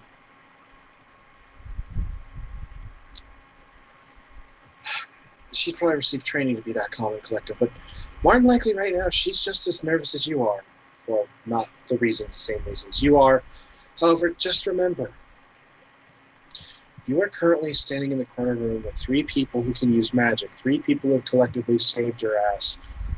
Too many times for us to count all our digits. But most importantly of all,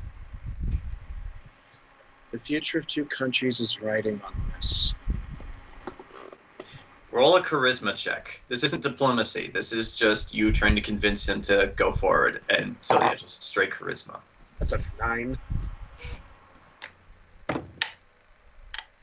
At this, Ares just looks to you, looks back over to Minerva, who's still talking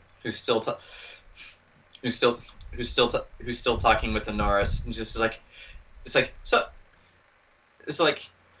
looks can be deceiving, yes, but you very clearly don't have any muscle. Tell me, what type of fighting is it that you actually do? Hand-to-hand combat. Do your punches actually hurt people when you hit them? Very much so. I don't believe you. Okay, you want to do you want a demonstration? No, I do not. I'm not going to hit you. I asked you, do you have a guard that you don't like? No, actually, I do not. All right. But you two are perfect for each other. That is speaking as cordially as possible. That is actually sweet of you to say. Considering that you haven't shared a bed with Prince Ares, I actually feel confident that what you're saying is indeed genuine. Honey, if I shared a bed with him, I'd guess 5 seconds for lasting, and then you'd have to finish yourself off as cordially as possible.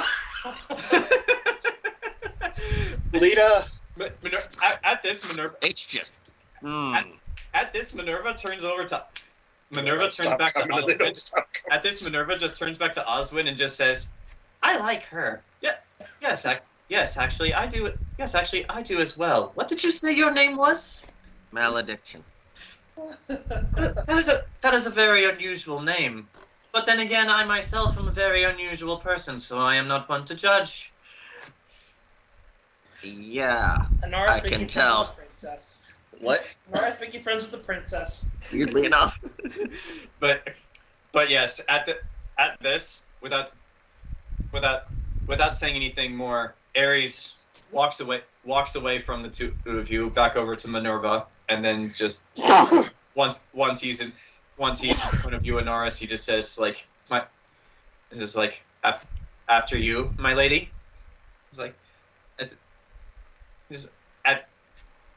And Minerva just bows her head at this and just says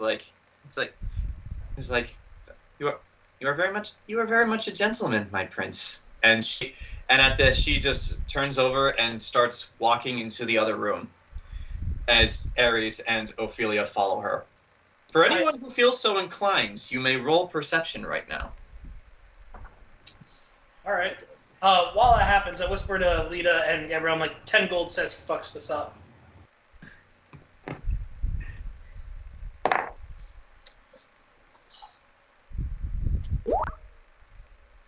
Okay.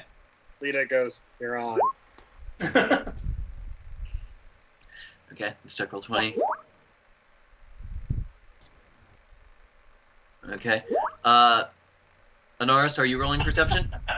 Sure. You're thinking about which side of the spit you want. Damn. Okay. Plus 20. Everyone except for Gabrielle sees this because you're too busy laughing at all this insanity and deciding which part of the bet you want to be on. But everyone else sees this. You watch as Minerva and Ares walk on into the other room. Ophelia follows. However, just before the door closes behind them, you watch as a gray cat that you hadn't seen in the room before goes into the room with them, and then the door closes. Well, somebody's gonna die. Yeah, he's He's got a fucked. fucking familiar. Yeah. Well, Lita, if that's since you just jumped to that conclusion, roll knowledge all. Actually, Enzo, you can roll whatever knowledge skill you feel is applicable as well. As can you. Actually, no, Gabrielle, you didn't see it, so you can't. 22. Enzo, what'd you roll?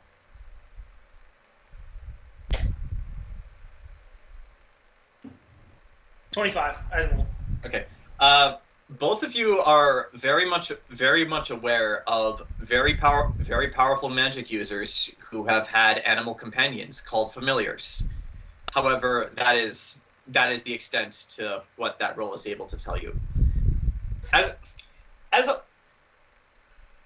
all of that was happening, by the way, you watch as Oswin returns to the couch he was sitting on before, flanked on both sides by Cassandra and Reginald, as he Anaris, in literally the exact same manner you were doing before literally every single one of you told him to stop, he sits on the couch and puts up both of his feet on the coffee table. Wow, And as he says that, he looks directly over to you, Lita, and says, "Now that we have some privacy, we may talk business." What the heck? You said that wasn't something we were supposed to do, and he's just doing it. Meanwhile, in Sanctuary. That's exactly what I tell you to. Meanwhile, back at the space ranch. Yeah. Meanwhile, back in Sanctuary. Grant, where are you? Off the couch. Sarah. So Zach, what do you think about all these revelations? This boy doesn't stand a fucking chance in this country. We're gonna at the end of all this, he's gonna come back to us being a gibbering mad mess. Look, he's either going to come back to us as a changed man in some regard, or he's not coming back at all. Oh, great. Clown Dio's who you're meeting with. Great. He's the court mage of Skarngard. I know, but that's literally Clown Dio. Like, Dio is his voice actor. I also fully agree with Temme. Dude married up. The fact that, like, his bride-to-be is the fucking apprentice to the court mage of an entire country, which means she is quite literally the personal apprentice to the greatest sorcerer to ever live. That is very much true. You do not need any rolls for that. Like, Is he a sorcerer or a magician? You have no idea. You're not here. I know, that's why I didn't even look at him. All Lita can think is, dude, you're going to have kids. You're going to have kids that are not only going to be gifted diplomats, potentially, because of their father, but also potentially will be great sorceresses or sorcerers. These children are going to bring in a golden age of terror. And we're also going to put it into all the persecution of all the mages, because your royalty has kind of got mage blood. But yes, back to Burchill and Knox. Having just digested all of the information you have received, one of the informants who was there, who looks kind of like Flea from the Red Hot Chili Peppers, and just like, all right, hey, Bo! Hey, Bo! Hey, Bo! You got to make the microphone crackle. but yeah, he walks up to you guys and is just like, so in light of all this information, what do you want us to do? Or to put it another way, what should be the next step? I didn't miss anything when I went to the door, did I? No, it was just it doesn't matter. Yeah, sorry, the Amazon package came and then I put back in my the Invisaligns. Okay, but yeah, what do you guys think the next step should be?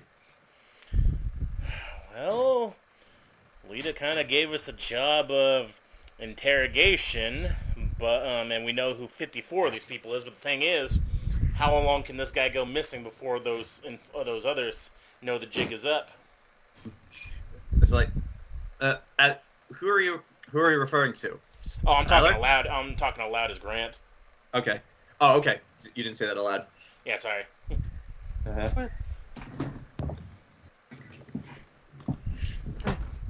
Oh, we'll just have to wait. We'll just have to see, because We'll just have to grab them and talk to them and see how long we need to keep them in our custody. About that actually, we actually some of our agents who are still loyal to us in the bits actually did manage to find Siler. However, getting to him might be problematic. Why, you know how to navigate the sewers, don't you? Well, allow me to explain. Just like I'm sure I don't really need to explain to either of you that before all of this, not all of the elves in this city lived in the bits. So when those Knights of Anslin motherfuckers came into the city and started forcing all of them there, many of them had nowhere to go. So in light of this, many who did live in the bits opened up their homes and are now letting people stay with him. Rowan's girl, so Reza, if the information we have is to be believed, so all of the elf girls who work for both the Red Velvet Room and the Merry Mermaid are actually living with her right on the bits. So in light of that, we know where Siler is. However, he's currently living in a shared space with 10 other elves. We have no idea if any of those elves are other insurgents. So to answer your question in more accurately, yes, we could get to him, but getting him out of the bits and getting him to you guys without being seen might be a bit of a problem. I mean, even if we just have to not be seen then. Well, I'm pretty sure Nazi is really good at not being seen. Vest chimes in at this, and just like, what I believe Flea here is trying to say is getting to him and not being seen is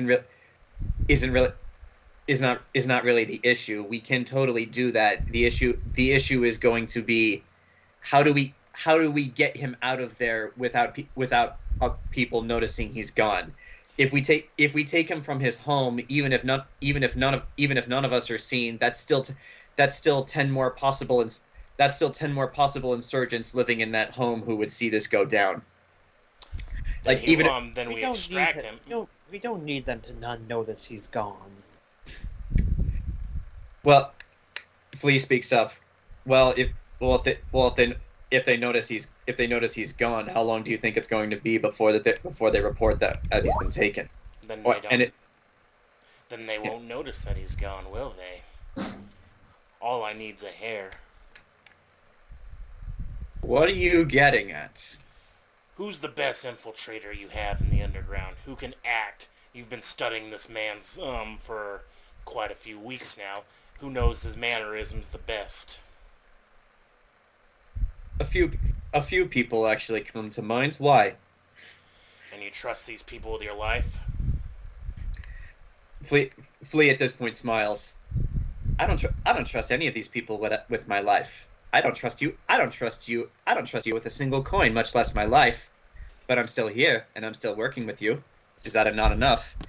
And so that you understand, do you trust me? I don't even think Nox remembers who she is.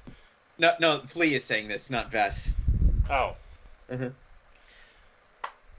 Wait, Flea is saying that? Okay, the voice Yeah. is different. Sorry. Which, by the way, interesting thing, Vess confirmed his name is actually Flea. He doesn't even know who I am then, because I'm wearing a different face. Must have paid him. But he says, as far as I can throw you. But to answer the question, who is the best actor? Because we can have it where we can have our cake and eat it too.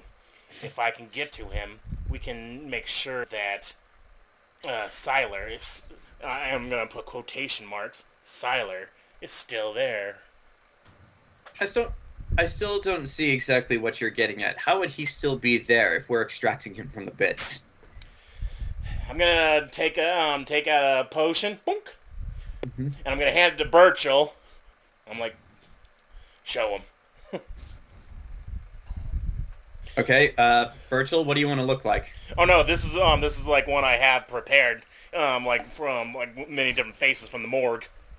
All right, well, but yet, okay, so if the look has been pre-chosen, what does Burchill turn into? Well, it all depends. I've been stealing. I stole a lot of hairs from the morgue so that I had many faces. That's why I'm asking you. What does he look like now? You made this. You know what he would turn into. So describe it for us. Let's see. I don't know what's funny. Let's say a homeless Jeff Bridges. Okay. So Burchill, you're still wearing the same clothes, but your face does morph and twist and turn into a homeless Jeff Bridges. And I would like to point out, because this is the same effect as the spell, you can drop this whenever you want. Mm-hmm. So yeah, if you want, you can keep going like this for another hour, I believe it is. Or how long does this last? I think at my level, it's an hour per my level. So what is that? 14 hours. So Burchill, for the next 14 hours, if you so choose, unless you decide to drop it earlier, you will continue to look like homeless Jeff Bridges. Yeah, I'll drop it once to get the idea. Yeah, but the greater polymorph, that's a different potion. Those cost a little more, so I was just getting a regular one. Yeah, I didn't think you were giving him the polymorph potion because that was expensive to make. Yeah, polymorph you can turn into whatever you want, even without the hairs. This is like a smaller, like, just to get a point across. All right.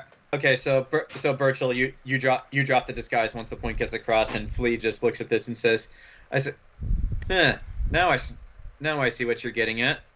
So I suppose then you have a plan in mind." Yeah. As if you say he sleeps at this place, yes, this townhouse with 10 other people.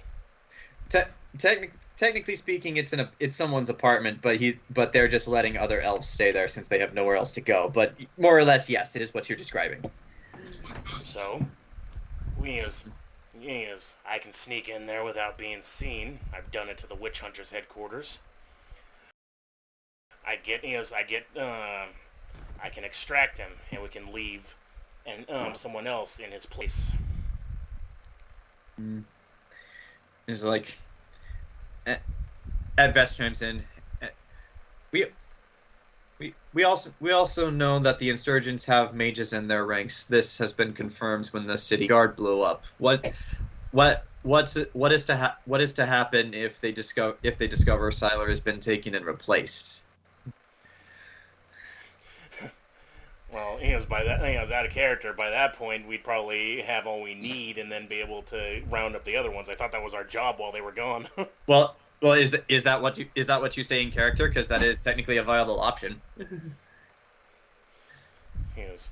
All we need is to have them for a bit. It won't take long to get the information out of them that I need, and with that, we'll have a complete list, and from there, even without our benefactor around, we'll be able to stomp out the heads of these snakes.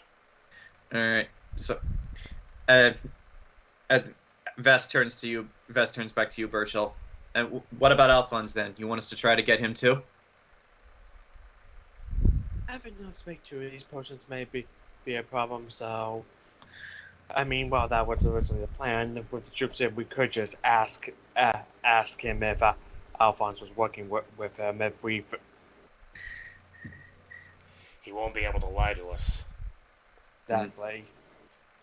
I mean, of course, there's the possibility that Alphonse is the real insurgent and this guy's totally innocent. Then this would have been for nothing, so...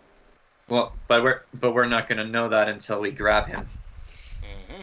Vest says.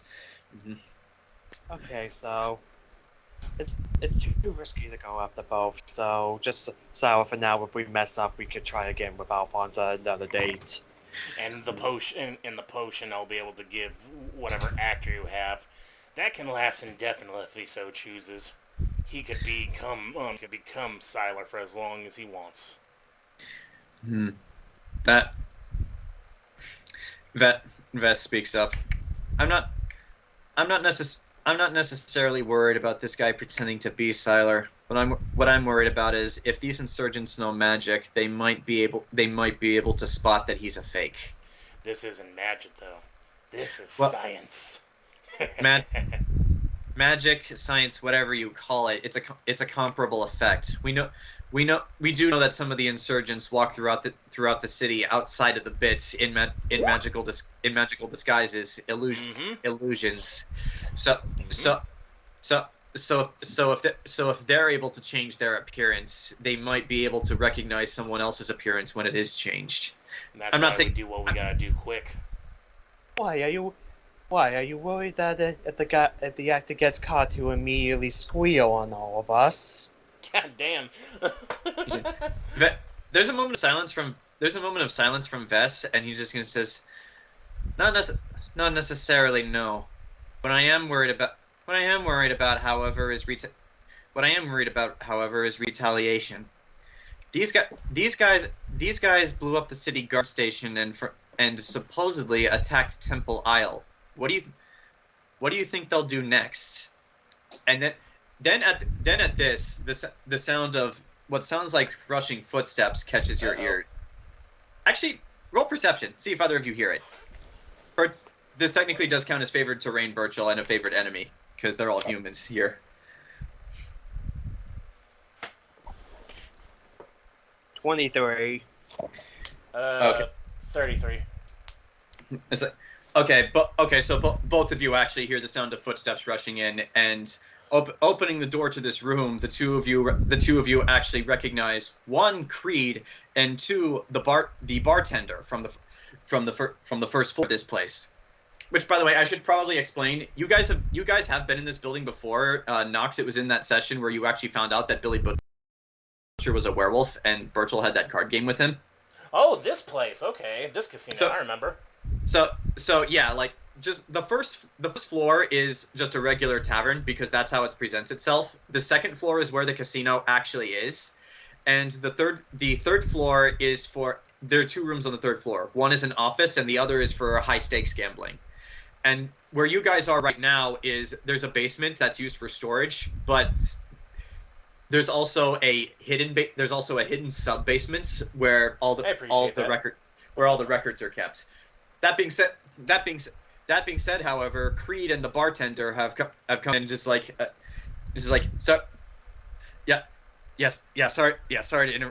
to interrupt, and we don't really have time to explain much. This is happening right now. Burchill, Knox, we need your help. Someone upstairs is. Well, there's really no. Well, there really is no. Do they actually know my name?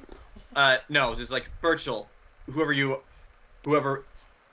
Lita's messenger. Whoever you are, I'm going to assume you work with Burchill. We need your help right now. There's really no other way to say this. Someone is up on the first floor wrecking shit. He's attacking anyone he sees, and he's throwing tables and just he's wrecking the place. Ralph? No. Sorry, that was dumb. Mm-hmm. Bert's just going to allow a sigh and go upstairs like, very well, points to Vest like, well, get on everything. All right. Knox, do you follow Burchill? Yeah, they came down for our help. I gotta know why. Who's this? Okay. Meanwhile, in Aion, it's gonna be Rowan, isn't it? Rowan's going crazy. Since I see that all of you are back, Oswin is going to lay down again. Okay, Oswin is going to begin the meeting by saying so, my Lady Ford, as I said earlier, in my position, it pays to know things, and that being said, I know that you did not come here just to deliver Prince Ares into our admittedly much safer hands than yours. So, you came all the way here. You're in a room with me. Speak.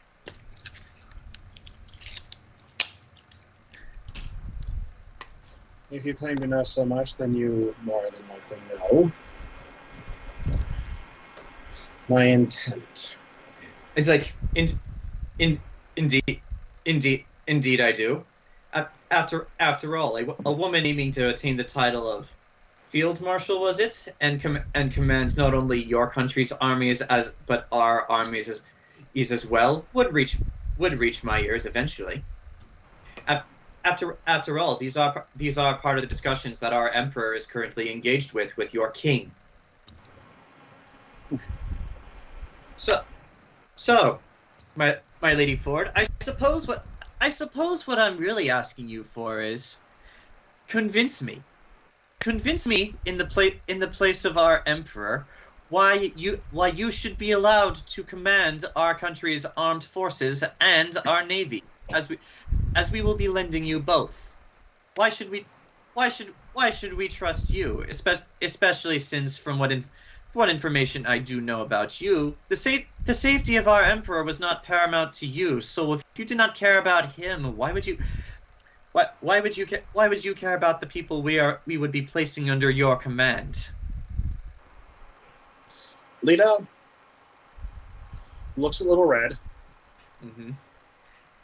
Little Red at this just shrugs. She's just here. As armed escort. No, she looks at Little Red and goes, "I want you to go back to the hotel and get them."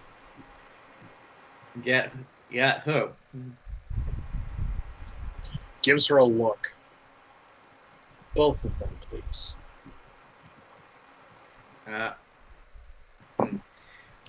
At this, little red leaves, just understanding. It's going to take her.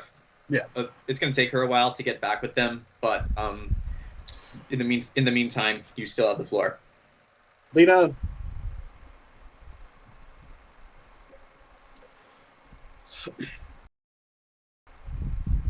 Why I should be in charge.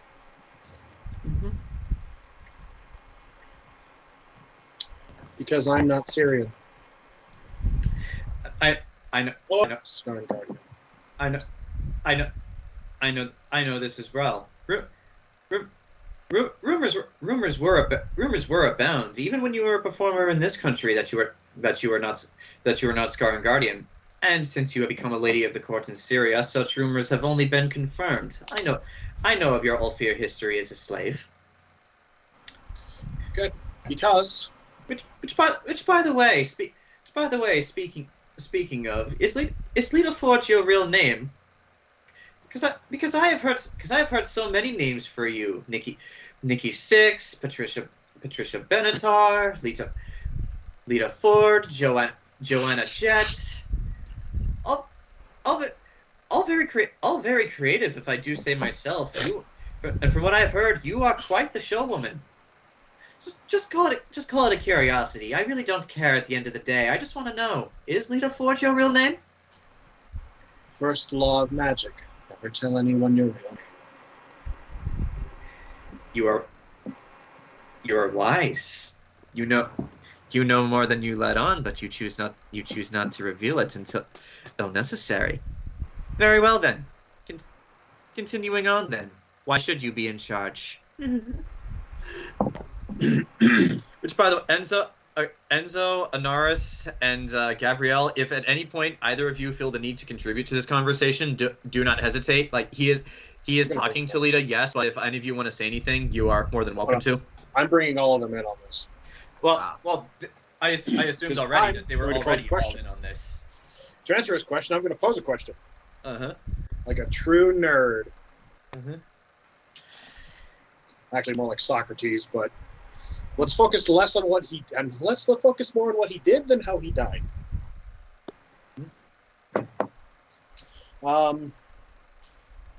So Lita looks at him and says, well, you know... Actually, she turns to Lady Cassandra. Mm-hmm. You're part of the Scarn Guardian military. Indeed. I am part of the Emperor's personal guard. How would you run a joint operation between the nations of Scarngard and the nations of Syria? You're asking me? Yes. I was like, well, the very first thing I would do is to... I apologize, by the way, my French accent is terrible. We know. Well, the very first thing I would do is be able to make sure that the forces of both countries can be and work together. We have after all been at war with each other for all the past 300 years. It's like there's bound to be some tension, so that will have to be worked out first. Second, after that, two armies are going to need to become one. We need to work together, which means we will need to utilize all of our strengths. We have the aid of magic on our side. You do not, and that is one of the first hurdles that is going to need to be crossed.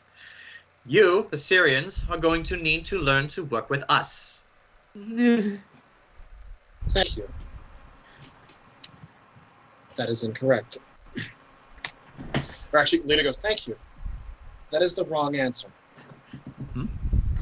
Lita then turns to Gabrielle. Mm-hmm.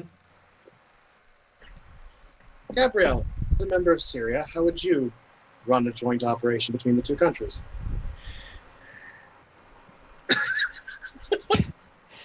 I'm sure Gabrielle knows this answer, but I'm not sure I do.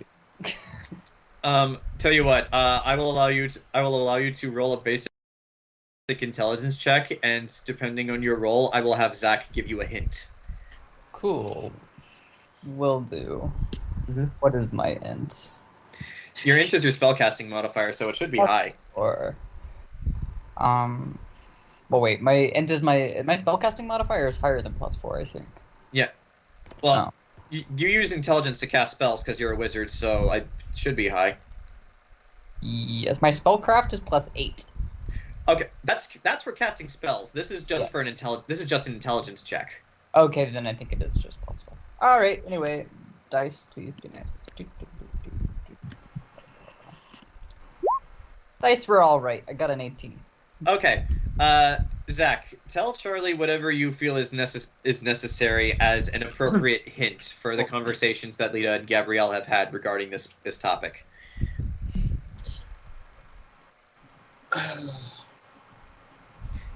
I'd imagine, just because you've had to act as the NPC Charlie before, John. Yeah. And the only reason I'm doing this is because Lita and Gabrielle have had conversations, Charlie, when you were not here. So I apologize for that. That's just the way things turned out. I guess it'd be a Syrian would want to do things the Syrian way. Basically, strong military force up front. Basically, a lot of land-based decision, a lot of tactics, which is great. Which is great because it's how the Syrians were able to basically keep Skarngard from merrily marching north and making us all speak French. Mm-hmm. But,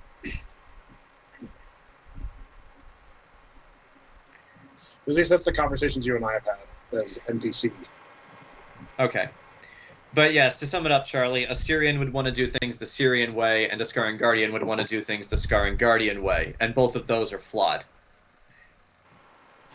I think, as with all alliances, there needs to be a strong focus on compromise. And if neither side can be happy, it is at least favorable for both sides to be equally unhappy. Oswin raises an eyebrow at this. Exactly. Enzo. As a member of the clergy, how would you run things? You trust this man's opinion. Lita looks long and hard at Enzo. Roll. Actually, The horses are still screaming. but yes, Osmond is like, you trust the opinions of this man. Yes. Surprising. Very surprising, actually. Very well then, priest. Answer her question.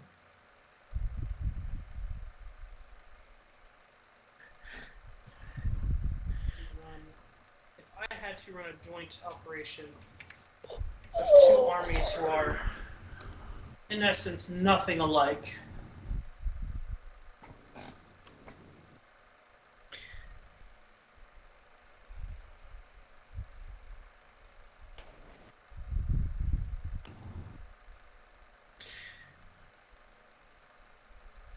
I've always got a third party to run things.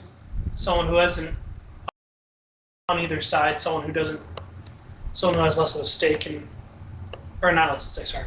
You can get someone who isn't Syrian or Scarring Guardian to run it. And how would you go about handling the huge influx of mages that are going to be joining your ranks for this upcoming battle? It's very careful. Enzo, roll sense motive.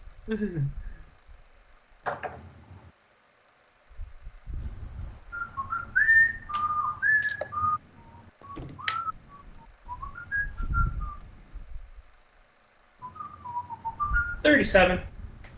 Enzo, you could tell there was venom in those words.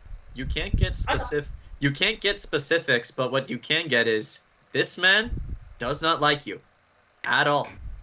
That's why Enzo hasn't said much. But that's also why Enzo hasn't dropped a smile yet either. Enzo's been holding his characteristic smile the entire time. Mm-hmm. But yeah, like you can tell Oswin does not like you, and you can probably guess why. Well, you can tell the Syrian army, who will have the issue with it, to get over it. If they want to see their home, if they want to still live in their homeland, then they need to get over it. This is war. This isn't a competition between noble houses.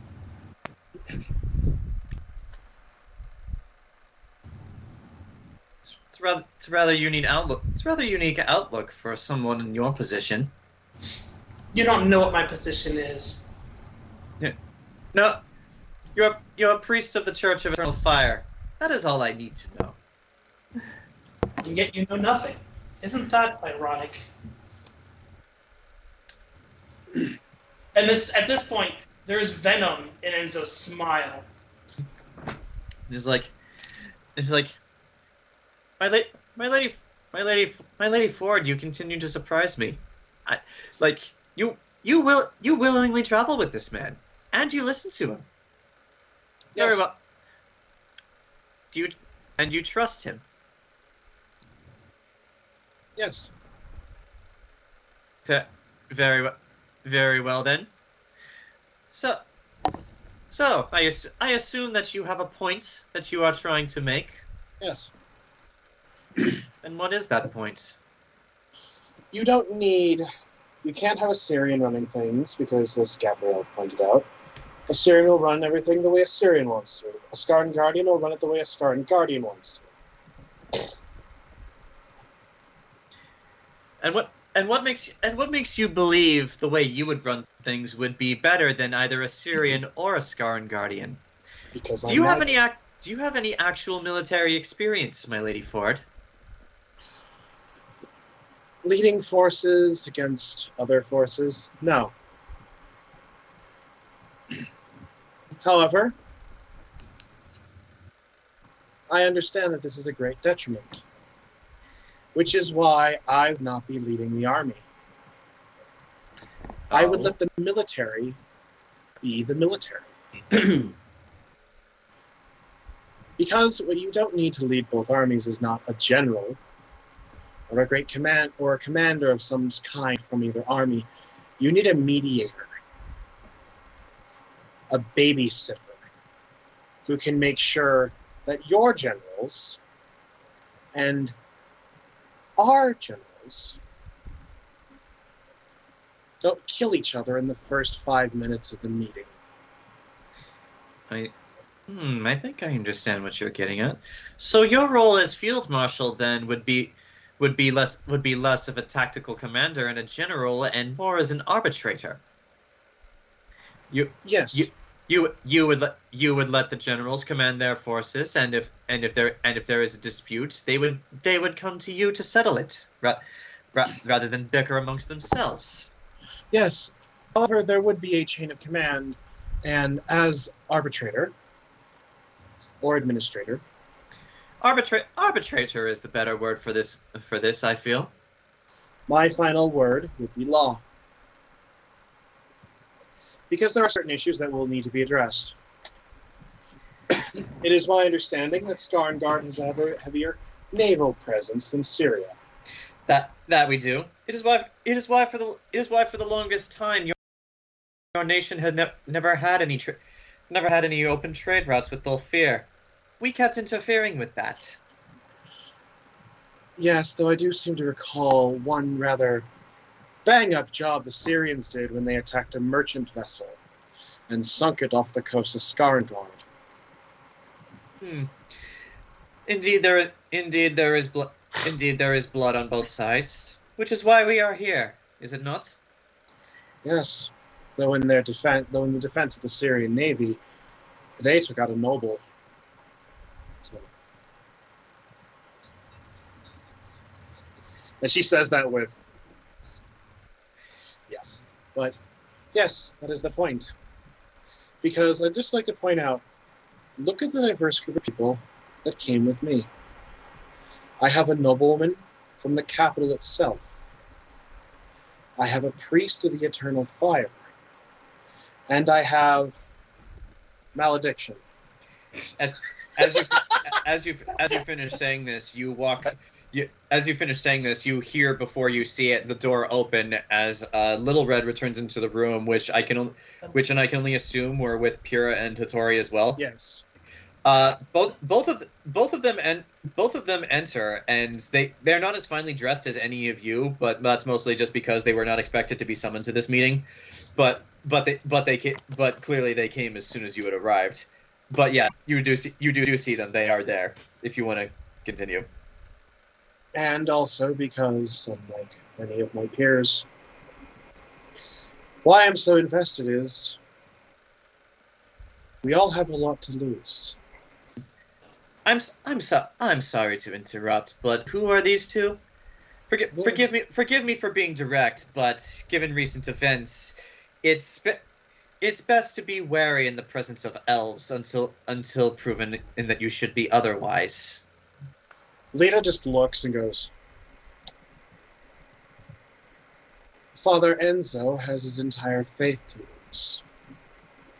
Lady Gabrielle has her home, house, and wealth to lose. Not to mention her life. Mm-hmm. Malediction, well, she'll probably be the last of us to die if this all goes tits up. If I'm being honest. Honestly, yes. How many... Was it devil or demon? Devil. How many devils have you killed? 'Cause I got 2 on my belt. Oh, you encountered them too. That is a very recent phenomenon in our country, but we have heard reports of such things happening. Trust that they are as deeply concerning to us as they are to you. And Lita looks back at him, and as someone who lords himself as a great possessor of knowledge, those two that stand behind me with my escort and guard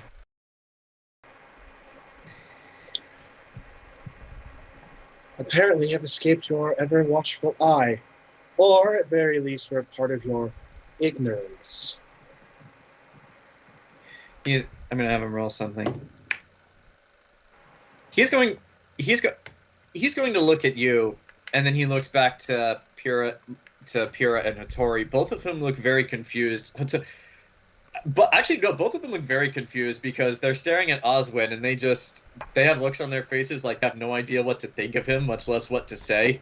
He's a court jester. That's all we need to know. Yeah. He's the court mage. He could kill you with a thought. Yeah, he looks like a jester, though. Bring it. Like, he looks like Kefka's less talented brother. He does look like a clown. Mm-hmm. And he's really voiced by Dio, because I never caught that when I watched ReZero. But Lita says... Which version? What? Which do you English or Japanese? Japanese, apparently. Oh, Japanese. So it's also the Japanese voice of Snufkin. Oh god. Dio's Japanese voice actor is really good. All of them in JoJo's Bizarre Adventure are really good. That's actually kind of why I prefer watching JoJo's Bizarre Adventure in Japanese rather than in English, because like you can tell the voice actors are having way too much fun with their lines, like Dio especially. Yeah, that's why whenever I finally get around to watching Death Note, I'll probably watch the sub first, because Light's evil laugh in Japanese is unfucking settling.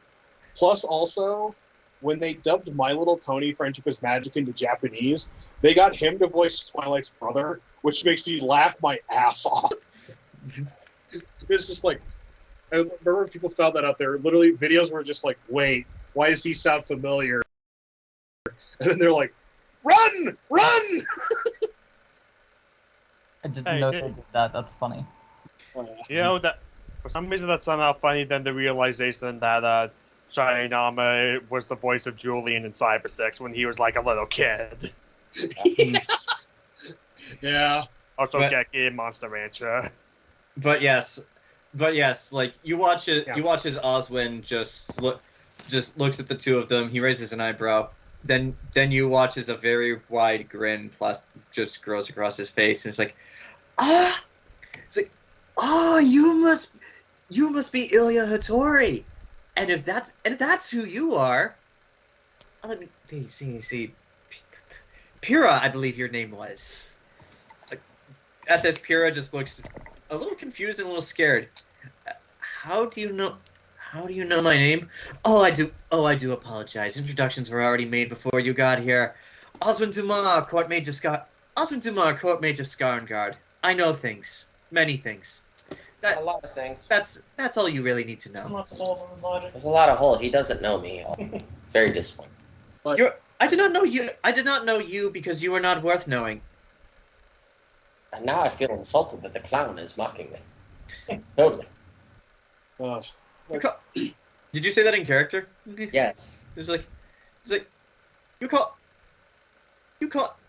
me a clown. Give me a sec. I'll get a red nose for you. You claim you're very dangerous, and yet you know my position in this country. You must be aware of how dangerous I am as well. I don't care. Indeed, you don't. You're not terrifying in any way. So there's no reason then that I should care about you. But anyways, ladies, you're both pretty. Lita said, I say that in character. Ladies, you're both pretty. Wow, my lady Ford. If I didn't already know that you were a confrontational woman by nature, I would probably have taken that as a very personal insult. Nevertheless, no need to be concerned. No offense taken. But regardless, I do believe you were explaining something to me. My family. That is why I have such a high stake in this. Because I know for a fact that if Fen'Harel wins, they will not be counted amongst his victories. They'll be buried, just like all the other elves that refuse to conform to his ideology. Indeed they will be. And the half-elves, and even those that are outspoken against the way elves are treated, will be given the same end. A hole in the ground filled with hundreds. Indeed.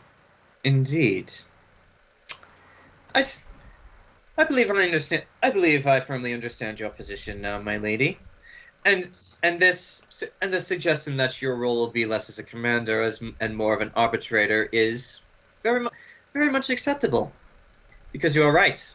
What we need to get this going is not necessarily a brilliant tactician. What we need is an arbitrator, and you truly do believe that you can fulfill this role? Well, considering that,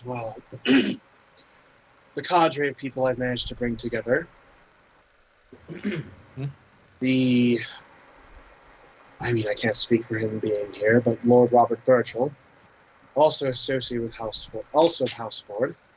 You mean the man who tried to sell out the Emperor to the insurgents when they attacked Vizima? To be fair, he was in the right.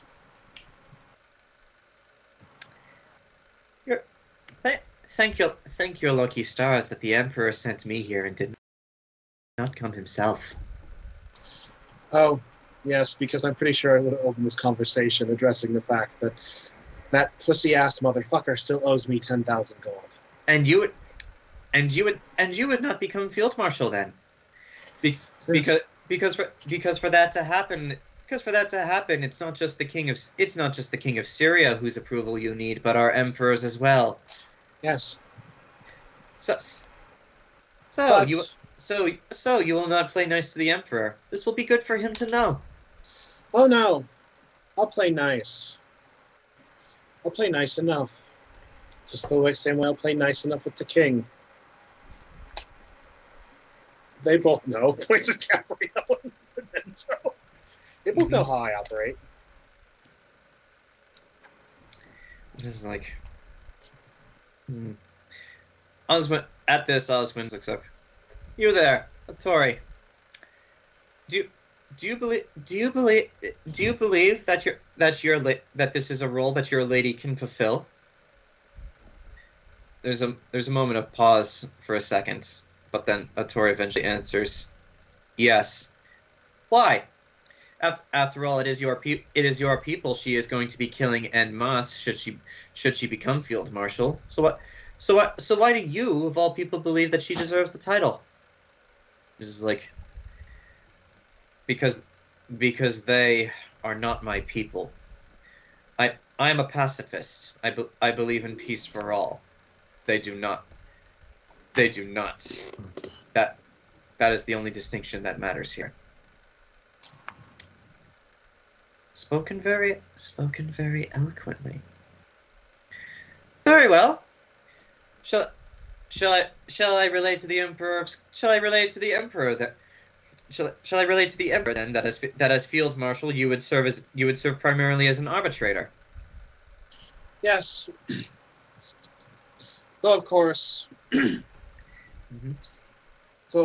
as an arbitrator, I would be second to only them being the king and the emperor.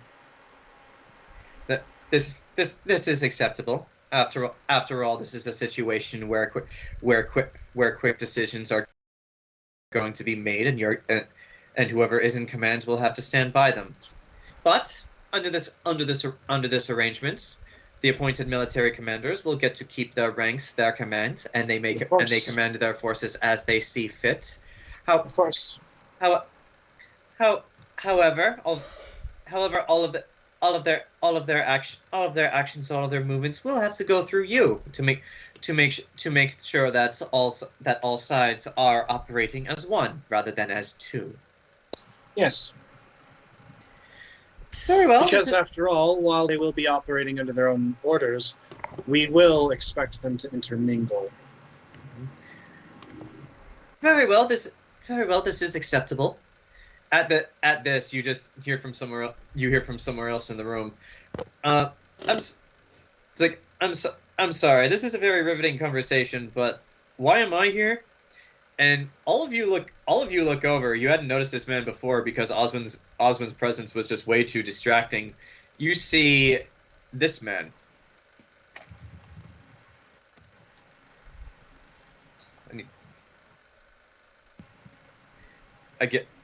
Again with celebrities who keep changing their hair. Okay, this picture will do.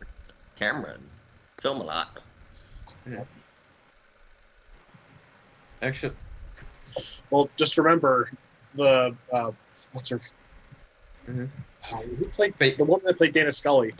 She actually dyed her hair back and forth so many times for different shows that she quite literally got told by her stylist for, like, I think American Gods, yeah, no, you keep dyeing your hair back and forth this much, your hair is literally going to die. Mm-hmm. All right, but yeah, you see this man who has been who has been sipping wine at a mini bar that's been in the room this whole time. He's just been watching you guys. It's like I understand the grave importance of all of this, but like, why was my presence requested? I'm gonna roll knowledge all. Sure, roll knowledge all. That is a unnat 20. Okay. You recall back when you originally set up this meeting, you were still dealing with the Luptons because Vince was still very much alive. And as part of this, you had actually heard that Vince's estranged and banished son, Shane Lupton, was actually in Axion. So with all of this in mind, assuming that you would still be dealing with the Luptons now when you got here, when you wrote that original letter, Shane's presence was requested as a way to figure out how to deal with the House of Lupton when you got back. Lita. Mm-hmm. Be careful, you're talking to a former European champion. And you're in France, so you're technically in Europe. Lita breaks, or actually turns and just says, Lord Lupton, I presume. It's like, not a lord anymore, but I do still have some influence. Maybe not in Syria, but I do down here. Actually, at this, he walks out, stands up in the mini bar, still with his glass of wine, and like, okay, so there's the couch here where you guys are. There's the coffee table in the middle, and then there's a chair on this side that he takes, and he does not put his feet up on the table, but he does just relax in the chair with his glass of wine. It's just like, so, is my presence actually required, or are we going to keep talking war politics? I would like to start by by simply stating I would like to offer my condolences over the recent death of your father. He freezes at this. Very visibly freezes. I'm not going to mention the fact that he's standing in the room with his father's murderers, but... What do you mean murderers? Well, yeah, why is there an S there? Murderer. Murderer? That's me. But yes, he very visibly freezes there.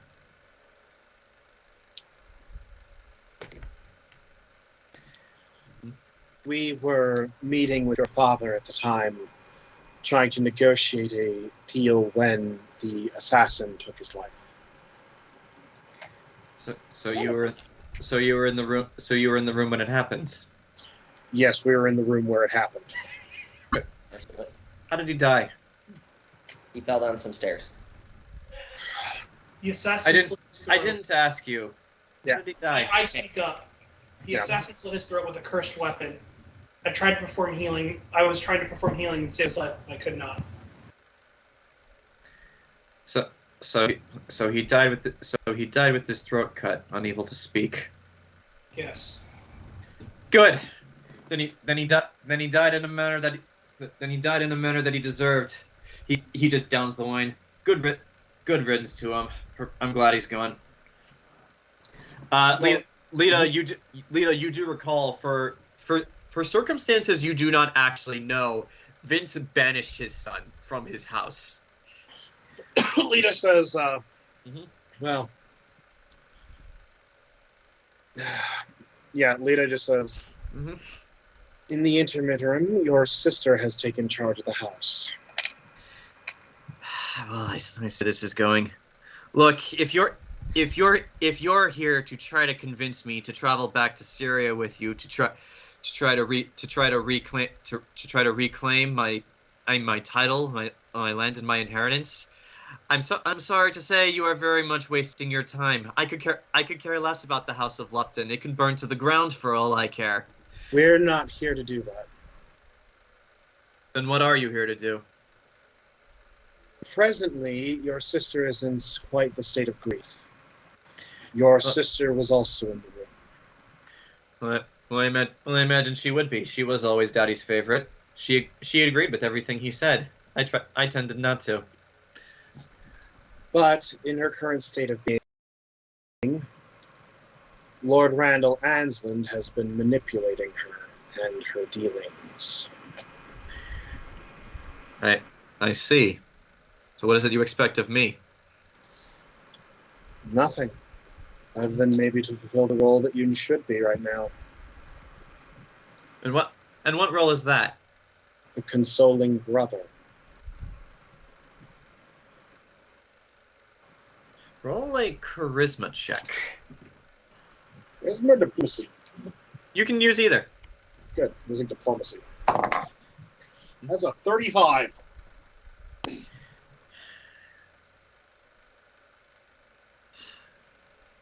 You know when I came here, I was prepared to give every single reason I could think of to not go back to Syria. But in light of what you just told me, I suppose you are right. It would behoove my sister to, at the very least, see a friendly face. I don't know much about you, Lady Ford, but just from hearing you speak, I can only imagine my sister does not like you. Oh no, your sister hates me. Good. Passion. I understand then. So your consoling words would be the very last ones she would want to hear. Give me some time to get my affairs in order here. I will join you when you travel back up to Syria. Thank you, my lord. Okay. It's like at this you watch as Shane sits up from the chair, walks back over towards the mini bar, grabs the bottle of wine, and then leaves. And then Alrighty. And then at this, Minerva and Ares come back into the room along with the cat. So What happened to the elf? They ate the elf! No. Ophelia returns too. It's like, Oh my god! no, Ophelia returns too. But yeah, at this, Oswin just looks over to Minerva and just says, Prentice, how are things between the two of you? Cultural barriers aside, Master, the two of us did manage to come to an understanding, and despite all appearances and his demeanor, Prince Ares truly is a gentleman. I do look forward to getting to know him better. So he shall be returning with us then. Yeah, indeed he shall, Master. Excellent. At this, you watch as Oswin then stands up. You then watch as he reaches into a bag that looks very distinctly like a purse. Whose motive are you sensing? Fucking Minerva's. Minerva's. With 34, it definitely does look as if her and Prince Ares got along really well, and Ares looks a lot less nervous than he did before. Adorable. Uh-huh. I lean over to Lita. I'm like, it's like I owe you 10 gold. Mm-hmm. But yes. While this is happening, Oswin stands up. He reaches into a bag, which can only really be described as a purse by the way he's carrying it, which you couldn't see before because he was hiding it with his cloak. But he pulls out a piece of chalk and then just walks over a little bit and starts drawing on the floor. And it's just like, and seeing this, Prince Ares asks Minerva, I'm sorry, what is he doing? He's drawing a circle. Well, okay, he's drawing a circle, but for what for? Well, Ares, I'm going to teach you something right now as my final thing. Uh-huh. It's magic. It's always going to be magic. We are going to be teleporting back home to the Summer Palace in Halamshiral. It's the fastest way to get there. Teleporting?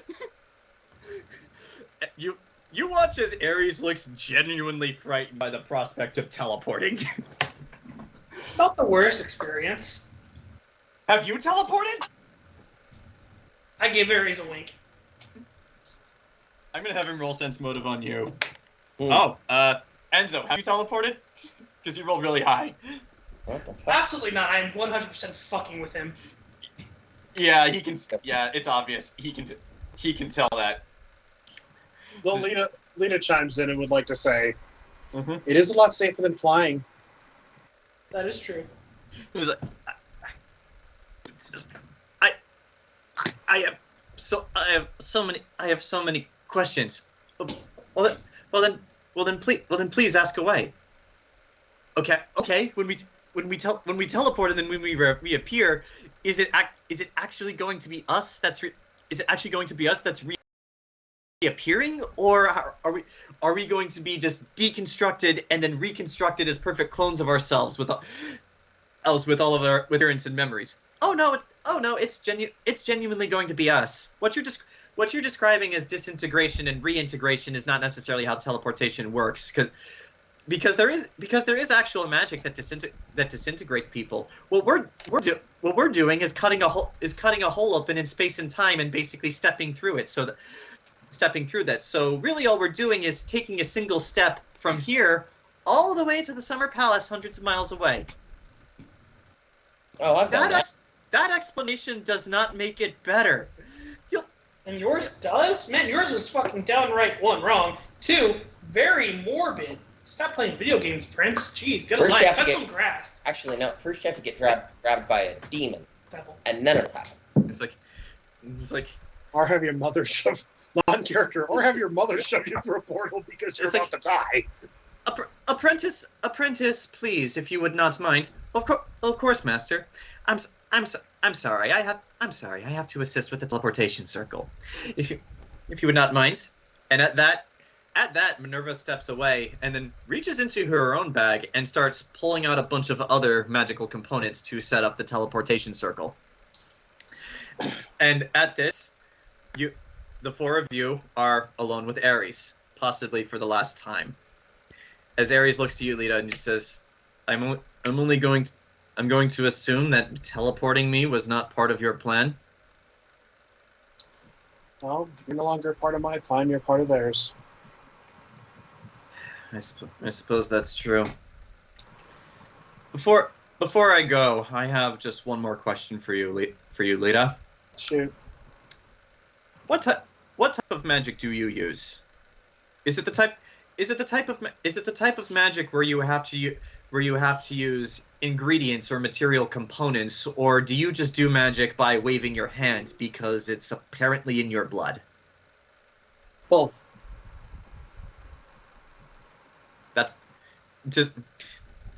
Ares just looks over to Minerva.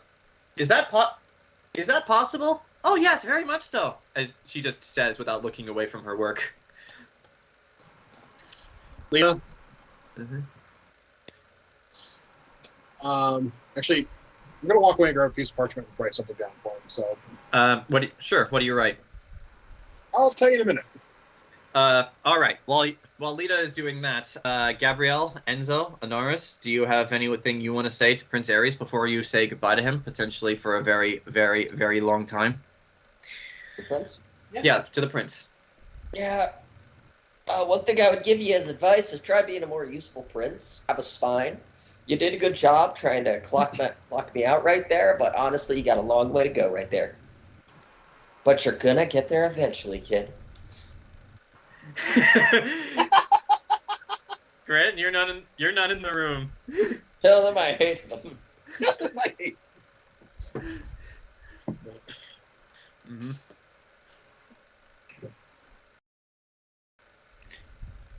All right. So.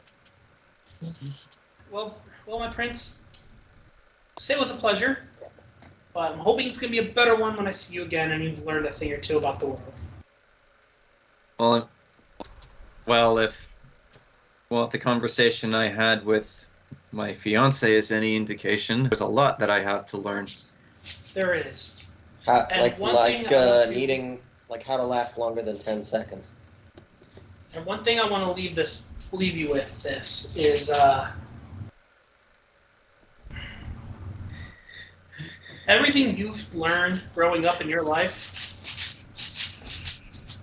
has been very instrumental in guiding how you think now.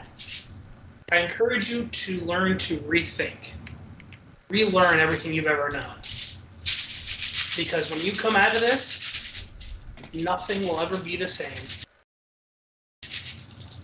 When you come back to Syria, you will not be the same person. So the same things, same logic, may not exactly apply. All right. So when you become king, act like one. Very well. Lady Gabrielle? She just diplomatically says, well, I wish you health and happiness, and I hope the next time we see each other, circumstances are more favorable. It's like, I wish the same to you, and for whatever it is worth, thank you for at the very least being present throughout all of this.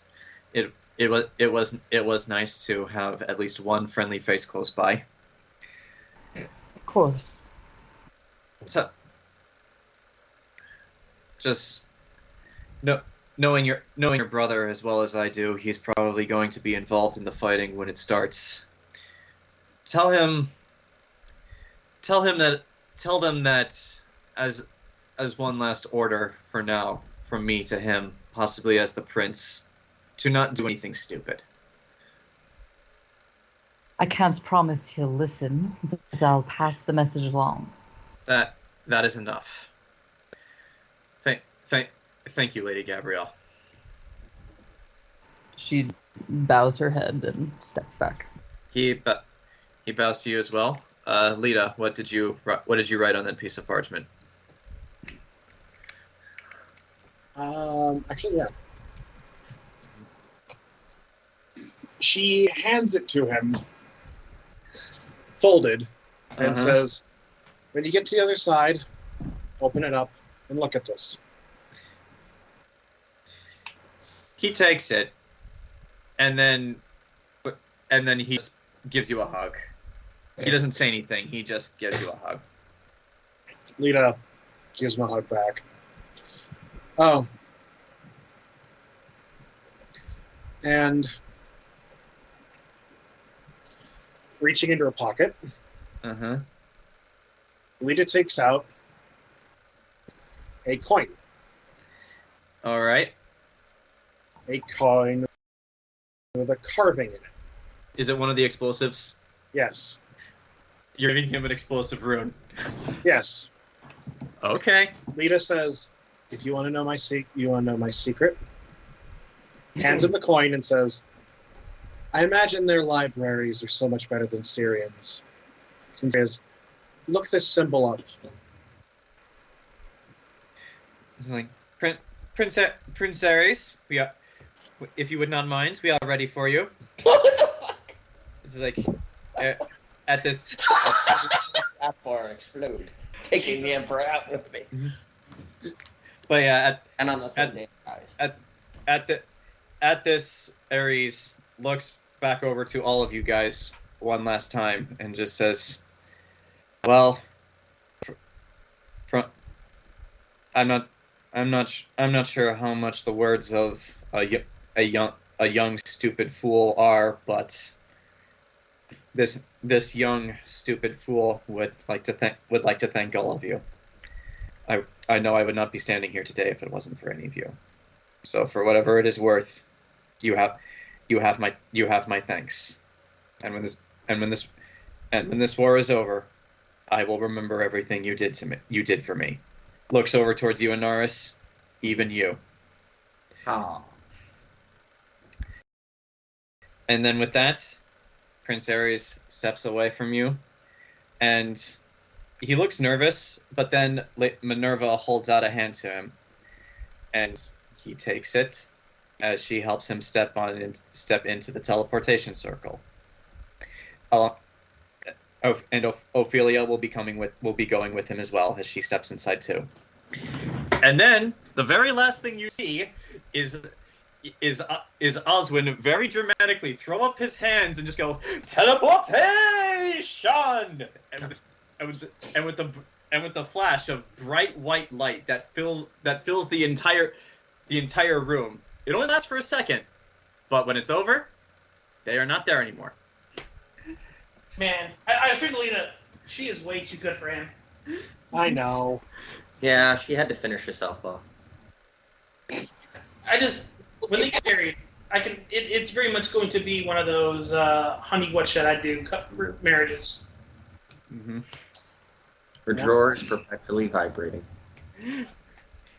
Actually, Enzo, this is a country with magic, and she is the daughter of an emperor. That's not outside of the realm of possibility for her to have. No, yeah, this is very clearly going to be one of those situations where it's gonna be like, honey, what should I do? And she'd be like, all right, like, I want to do this. Mm-hmm. All right. He's gone now. We're free. Let's go party, guys. All right. I can get out of this fucking dress.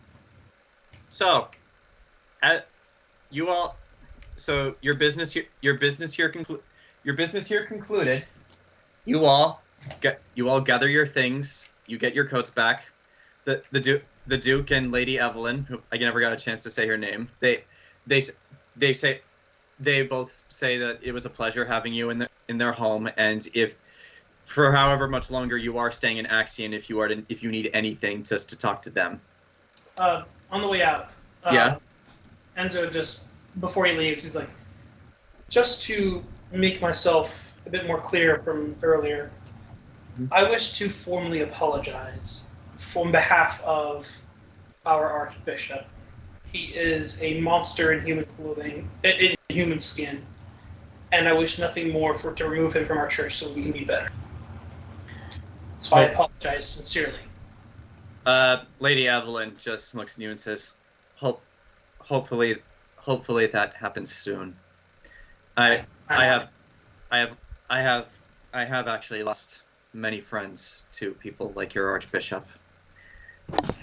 And I plan on it. Good day. And leave. Good to see you. And as we leave, I will introduce Pyrrha and Hattori very quickly to the Duke and his wife. Yeah, formal introductions are made, but it is very quick and very brief. But they do say more or less the same thing they did to you. If any of them require anything at all, just speak to them.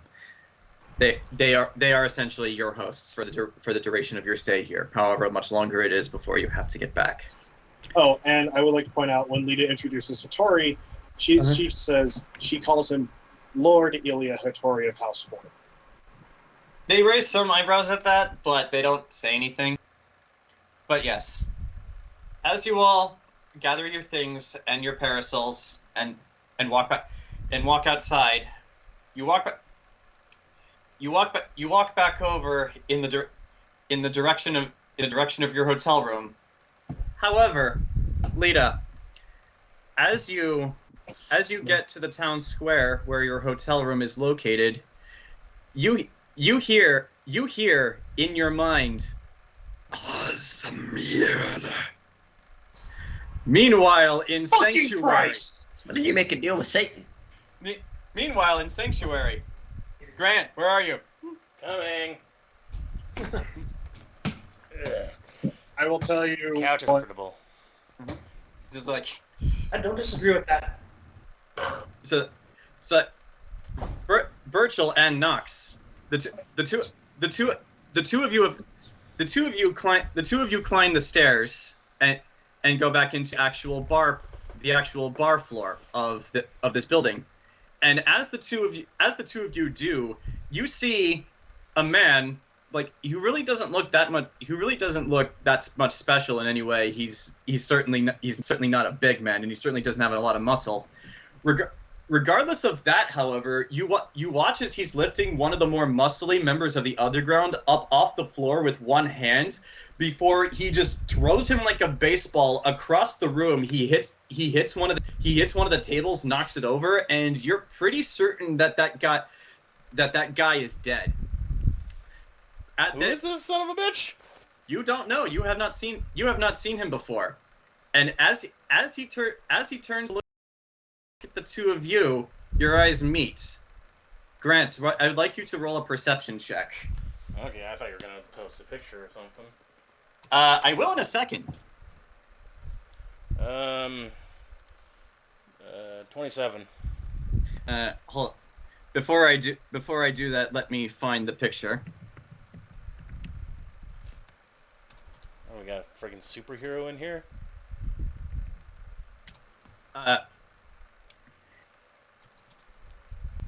But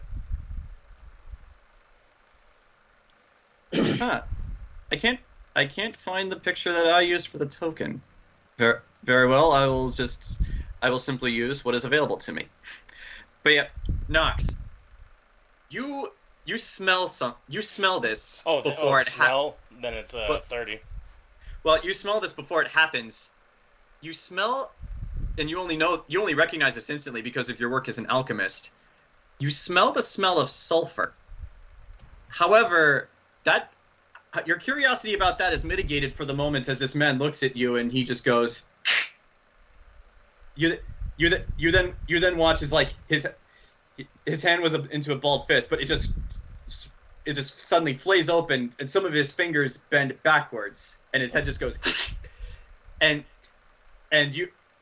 you watch in this very David Cronenberg like manner as like this man transforms and seems to grow, his muscles seem to grow, and as they do, his skin tears like fabric, as if it's not so much skin, it's like a meat suit. And like you watch as like something protrudes through his forehead as it grows and starts to look like horns, and by the time it's over, 11 feet tall, this creature is standing in the casino. What the fuck? With the two of you. So, that's not that threatening. Go kill it. It's very easy. Taken down two already. Axion party. Lita, as soon as you hear that voice in your head, you turn to just look in a random direction that you think it came from, and you see somebody locking eyes with you, and you watch. God fucking damn it! Look, his handler's trying to get rid of us. That little bitch. Anybody else see that thing? That's great. Lita goes. No, like none of you. So none of you see this thing. However, everyone else, you look around you and you see multiple people start going. Lita goes. Enzo. As this is happening, Lita, the one you're looking at, sheds his skin and transforms into another one of those red devils with the horns. Anaris, Enzo, looking everywhere else, you see a bunch of green things covered in spines start to appear, and as they do, they start to attack the people of the city. Well, everybody, roll for initiative. Well, I rolled for doing something else. That is going to be funny. Well, you still have. And I fucked that up badly. You still have to roll for initiative, though. I know. Yeah, this is Lysmith's handler's doing, isn't it? She's the only demon we know of, right? Besides our demon friend. We got a demon friend too. Yeah. Also, just really quick. I'm going to use the restroom. If anyone would like to take a bathroom break, now would be the time. No restroom for you. I'll be back. I'm gonna grab. Yeah. Hot spicy one. Go on before me. Okay, I wasn't expecting to see a devil like somebody up the ante. Before me, bud. I mean, I see the trend of devils and such there. Oh. I mean, they're not hard to kill. Well, what the DM don't know is Enzo was like, I was useless last time one of these things showed up. Best place for a nat 1 is initiative, because it doesn't mean anything. Yeah, it's true. I'm glad I got it out of the way now. Yeah, I mean, you could be like me, who rolled a nat 1 on removing the dress. So when John gets back, it's literally going to be like, give me a sec. Shit. The shreds, you say? She just tears it off right there. You're like, fuck. I'll fix that later. Yeah. No, it's great because I was last time these things showed up, I was like completely useless. When did these things show up before? Research. Huh? When did these things show up before? In the caravan. Last session. Oh, What the I wasn't here. I had to What is go. I had to go No, to you're- the you're- dinner. Be and the eye able to doctor. work with demons. Yeah. Jesus, what is your initiative score bonus? Well, with my my dex bonus, right? It's your dex bonus plus your misc mod. So The Yeah. what? So yeah, my dex. I got a lot of dex stuff on here, like add-on for all the shit. so what's your dex modifier? Let's see. There's a 10, then for miscellaneous 2, and then temporary, so it'd only be +9 at that point. Whoops. So 26. Jesus. The temporary one's whenever I'm transformed. Seems a little because it should just be your desk mod. How'd you And get No, then- your it dex is. so My high? my dex mod is my dex mod's only 5, but then because Yes, of everything that's else added to Yeah. it is Okay, so it'd just be that 5, wouldn't it? it Because doesn't it's add all just- the it's enhancements I have on there for dex. only if they affect initiative. Yeah. Because Oh, initiative okay. is just a dex check, unless you're caught flat-footed, and then you're fucked. Yeah, because I got all this Wait. stuff that like in the boxes next to dex that adds to it during fights and stuff, so it doesn't go towards initiative. To be honest with you, I don't know because Pathfinder's literally Yeah, there's so many rules in Pathfinder. I got like all this miscellaneous stuff that just like through leveling up that just adds to my dex and stuff and feats and racial abilities. Jesus, Ken. Yeah, it is weird. I would just say roll with the 26, but Yeah, because I got it.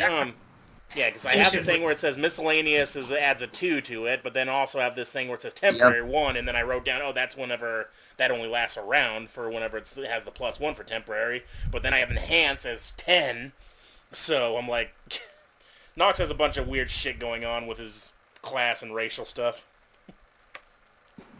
oh baby, baby, it's a wild world. What's this? I'm still recording. Better pause that real quick. Now we're ready. Okay. Okay, action. Like, he's here, and you're not necessary for this. So, Oh no, we're not necessary. no, not you guys. Here is your music, and to begin. Shell Imrod. This is not an English YouTuber, so don't mind the title. If you want the name of this song though, I can give it to you because I actually have this album by Running Christ. But yes, since they did not get combat in the last session, we're actually going to start with the party back in Sanctuary. Dear God, we're gonna die. And so as the battle begins, and as this man finishes transforming into this horned devil monstrosity, the front door to this establishment suddenly opens, and in walks, you guys can see, Olgierd von Everett. What? Yeah. It's not old here. Oh, that's right. Yeah, that's our buddy. Samurai. Yeah. The only brother that's actually alive is technically Vladimir, but he's in prison. But as he walks into the room, the horn devil, whose attention was on the two of you, very quickly, like faster than a human could, spins his head and looks at Olgierd, and just in a very frightened tone, it just says, "Ishna kansei yusos," and Olgierd responds with, "Onshi no kaine da," as he draws his sword. Okay, I had translation up. What he said was, "We've been trying to reach you about your car's extended warranty." That is not what he said. But all Olgierd can do for this turn is walk into the establishment and draw his weapon. Nox, it is now your turn. I just look at this and I look to Burchill and I look back. I'm like, well, it's that dream all over again. Oh no, here I go stabbing again. I think that's the first time I've actually told Burchill that it was a shared dream, because I let Lita know, but I don't think Burchill ever knew it was real. So, regardless, I imagine Nox, Burchill you are doesn't up. exactly know what you mean by dream, because that can mean anything. Okay, so do I have any information on like devils or anything like that, like what I should or shouldn't use against these? Like, does silver work on the devil? Roll a profession check. Alrighty. Oh, for fuck's sake. 12.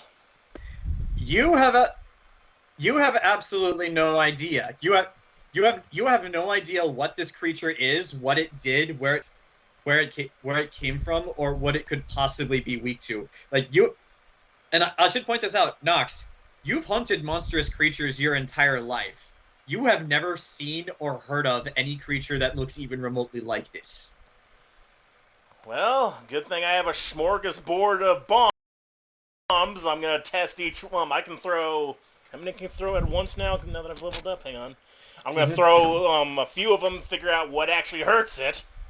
So, fast bombs, where are you?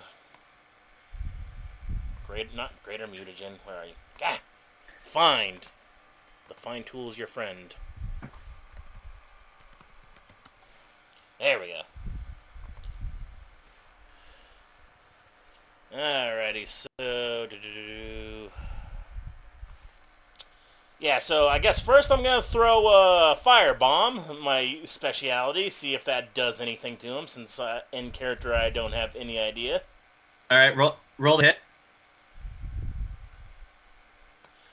Alrighty. God damn it. All loaded on that dice. So that's 10 plus 2 plus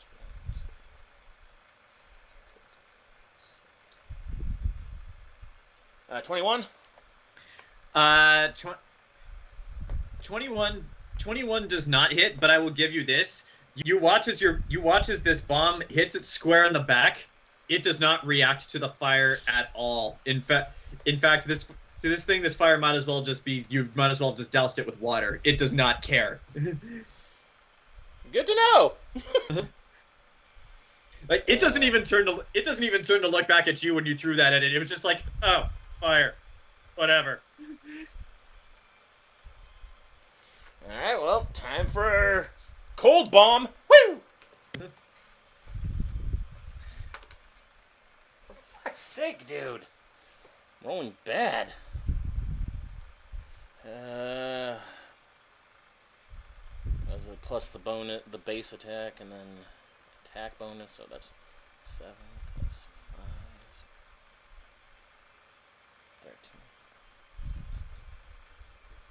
13. Goddamn math. Oh, sorry. Fine.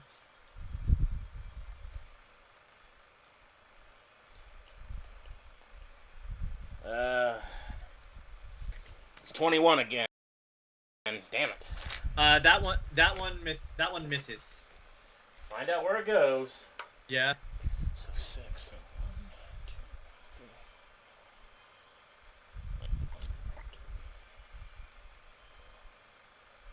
So it goes southwest of him. Okay. So southwest of him would be Somewhere in this area. Yeah. So yeah, like I'll say it goes right here. So let's just draw some ice. Yay. Right here. Nox is on his game today because he just saw that dude tear his body apart and like shit. Not only did you see him tear his body apart, you saw him tear his body apart in Cronenberg style. Well, luckily I can throw 5 more bombs this turn, so let's cold again because it missed. Like I'm like, damn it! So tosses another cold one. I'm gonna use a different die. That one's been screwing up for me. There we go. That's better. Base 19 plus all my shit. So 7. So it's 26 and 31. So 43. That does hit. However, you watch as your cold bomb impacts like one of the wings of this creature, and like you watch as it hits, the wing freezes, but then the ice just very quickly melts, and he just like with the flick of his wing, he just brushes it off. Like, and no damage at all. No, he doesn't even, again like with the fire, he doesn't even look phased. So no cold. So that was a waste of that bomb. What other kind of bombs I got? Let's try acid. I just yelled at Burchill, fire no good, cold no good. Throw a no. glitter bomb at Hold on. I misread his Have you immunities. tried punching it? I misread his immunities. Roll for damage with cold. It actually does hurt it. Okay, good. Throw glitter at it. 7d6. Alright. 7? Shit. Hang on, I gotta get out my other dice. Oh, there's no time.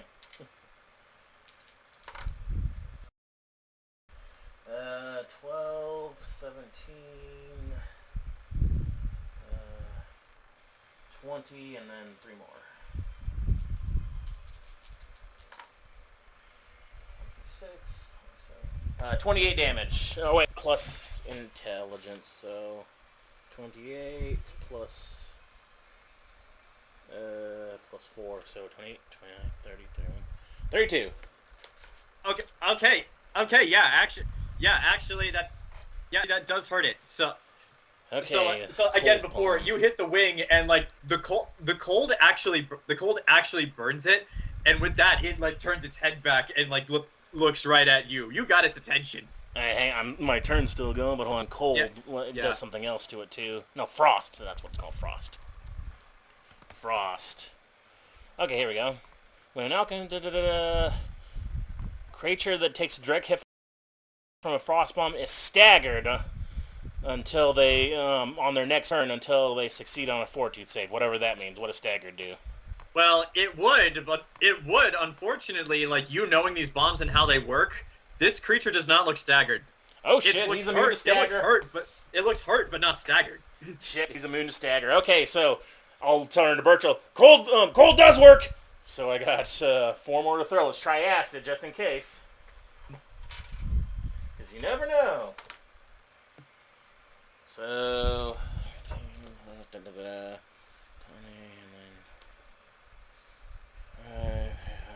37. That does hit. Roll for damage. So acid works too. Good. Yeah. I don't think acid had any additional benefits to it though. Okay. I'll check that in a second. Let's see. 1. I should probably also point out. I should point out that because you make these bombs, Nox, you would know this. However much damage that you know that your cold bomb does, it didn't do as much to this creature. So, like, it didn't do as much to this creature. Like, you got attention and it's clearly hurt, but like looking at it, just like that should have hurt it more than it did. So 30 even acid damage. Does that hurt it as much as it does? It. Like with the cold, it's clearly taking damage as some of its flesh starts to dissolve, but like before, it should have hurt it more than it actually is. Oh shit, he's got resistances, not immunities, but still. Okay, shit, okay. Do I have any other type of bomb here? No.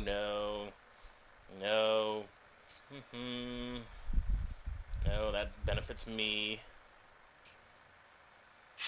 Alright, I got 3 more to throw, and I guess I'll just throw some more... just throw some more of cold, since it seems to actually do something. Alright. For the sake of simplicity, just roll 3 and tell me the numbers. That's what I'm doing. There we go. Fuck me, are you serious? Alright. Well, 2 of those miss, but the other one is... I rolled... God damn. Okay, so...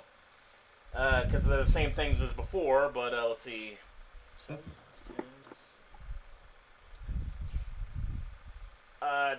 28? That actually also misses, so all 3 miss. God damn, okay. This thing's wily and it misses. Alright, let's see where they each landed. This is a high-ranking devil. Yeah, I see that. Let's see where they all landed, though.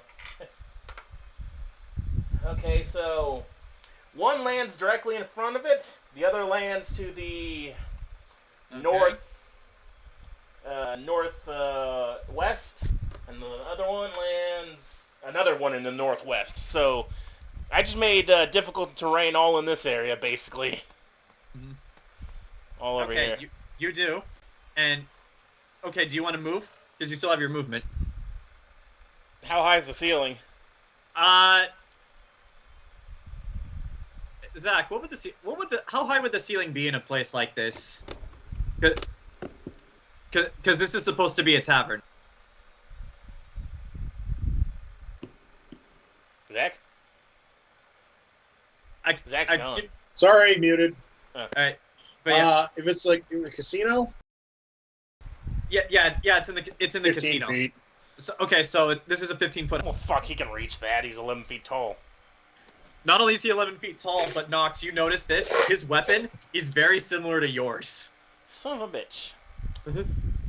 Well, if I'm gonna move, I might as well move, so I'm gonna move over 1, 2, 3, 4, 5. Mm-hmm. And yeah, maybe right here by the cold so that it's rough terrain from him, and I just look at Burchill and say, he's got resistances! And I'll go over there. Alright, so... I have a crowbar.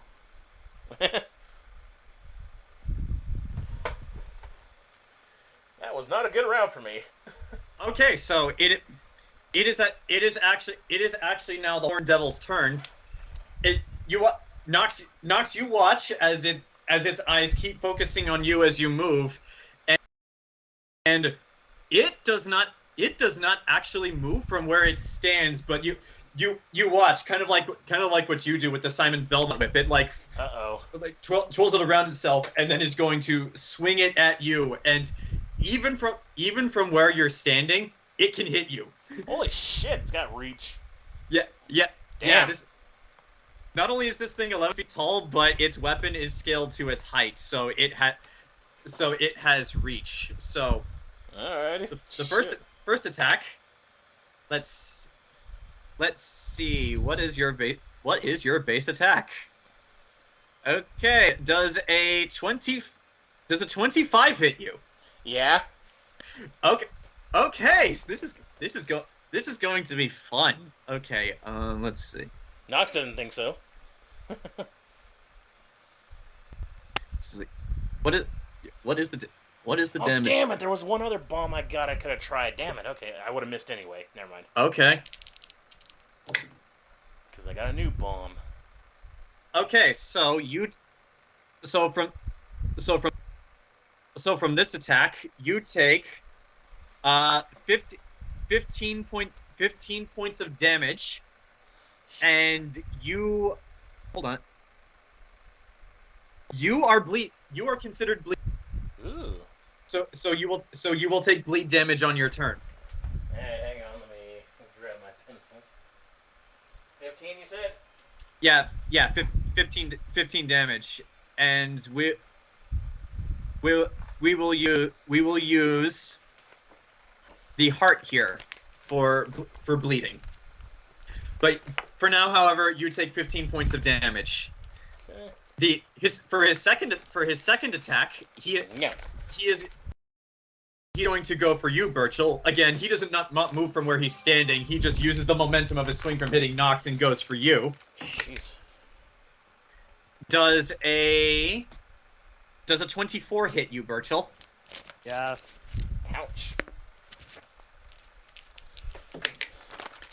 Ooh. So Burchill, you take 20 points of damage, and you are also considered bleeding.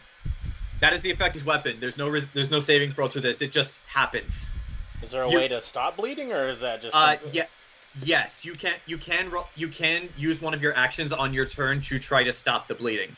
You do, however, have to sacrifice one of your attack actions to do that. Gotcha. But yeah.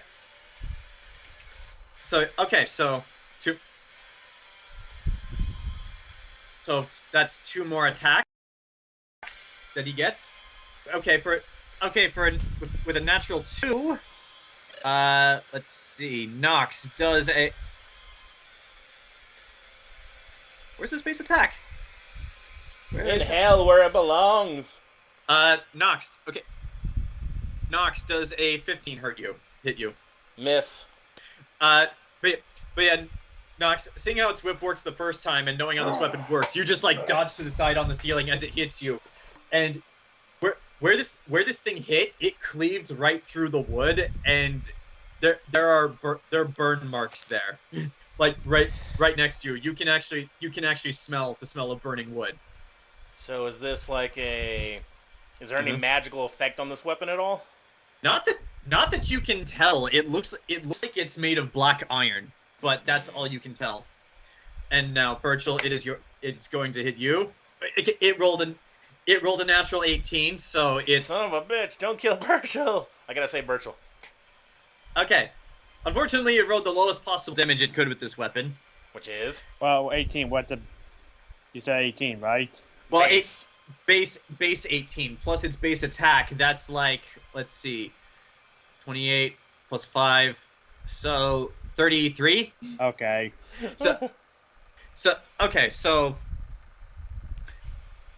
Okay, so you take 12 points of damage, and you're already bleeding, so that effect does not stack.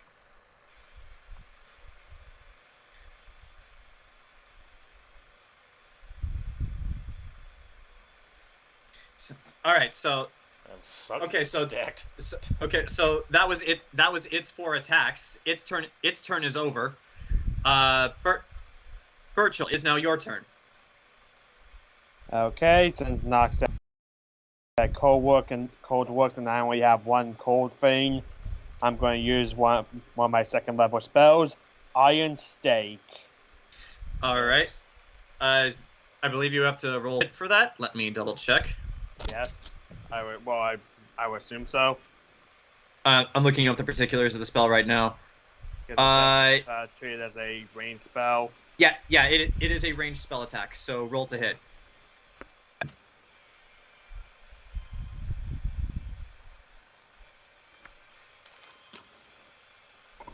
Oh, does 23 hit? No. Well, it hits, but like the iron just shatters upon contact with its flesh. It does nothing. Shit. Okay, so I'm useless in this fight. Got it. You haven't tried to hit it with your sword. Yeah. But yeah, you still have movement. I would like to point out that you can get behind this bar if you want to. Okay, you're gonna do that? Yeah. Alright, okay, so you're just gonna run over and dump behind the bar. That's it for you guys for right now.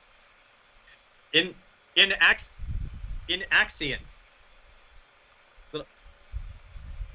Little Red rolled the highest initiative.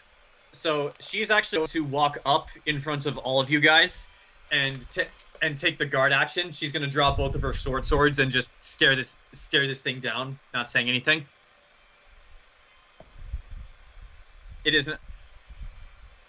And following her turn, it is now Pyrrha's turn. Pyrrha is... How far can she move?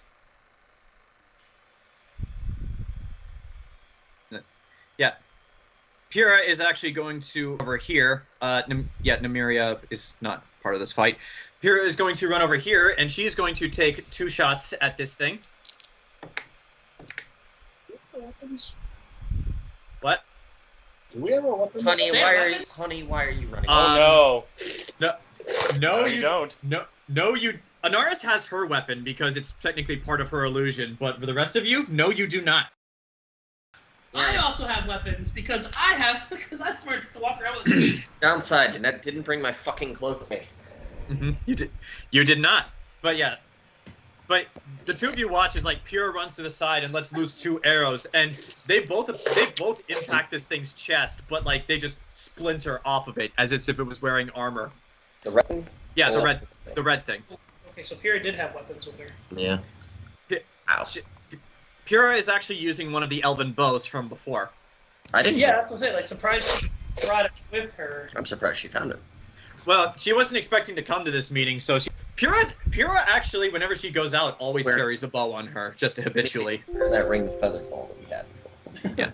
I don't remember who took it. Okay. I have 4 of those. Yeah. Give them up. It doesn't matter. Whatever. Okay. It doesn't matter. And now for the rest of you, it is now the Scarlet Knight's turn. They unfortunately do not get to attack this turn because you watch as as soon as those green barbed devil things start to appear, you watch as they all start to surround you guys, move to engage them, and Enzo, remember those vials of holy water they all went and got? Mm-hmm. You watch as they pop the corks on those and then just douse their swords with them. Yeah. That is unfortunately their action, so they can't do much of this.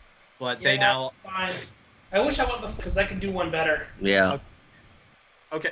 All right. Anaris. Okay, Anaris, it is now your turn, and you actually share a turn with Hattori. So, while you're doing whatever it is you're going to do, Hattori. Yeah. Hattori is actually. Hattori is actually going to look to you, Lita, and he's not going to say anything, but he's just saying, he's just looking at you saying, "What do I do?" Don't die. I'll tell him what to do on my turn.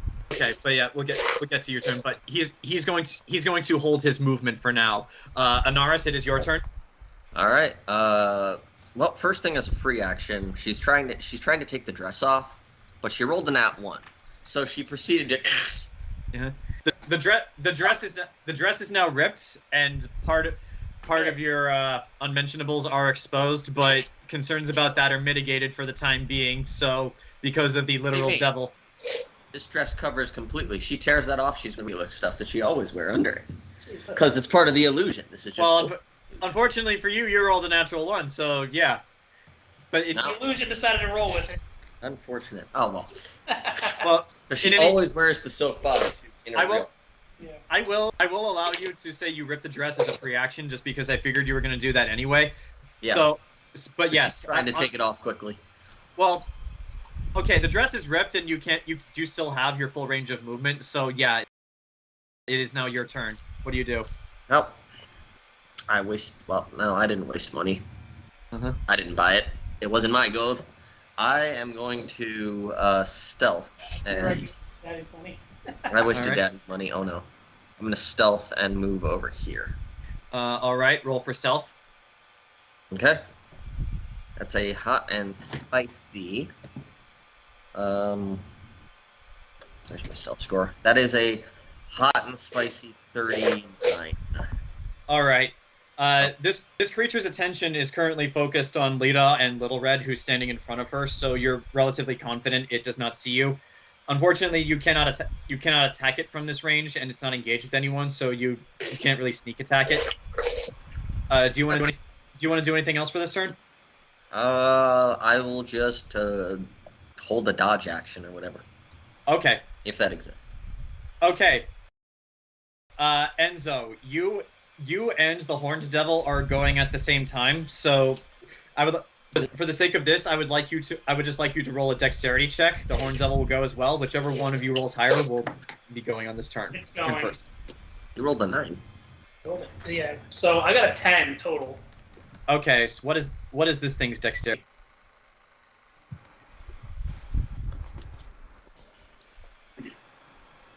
He actually no, there's his dex. His dex is stupidly high. He rolled a 13. So yeah, that was surprising. He actually rolled really low, but it's thanks to a stupidly high bonus that he gets to attack. Yes. You know what? This is perfect. Allow the devil to get closer to me. Please allow this. Actually, like before, he's not going to get close to you because he's just going to take out his chain whip, crack it once, and then because Little Red is standing in front of him, he's just going to go for her. Oh, wonderful. I love meat shields. It's like, let's see, so, what is Little Red's AC? Pop first.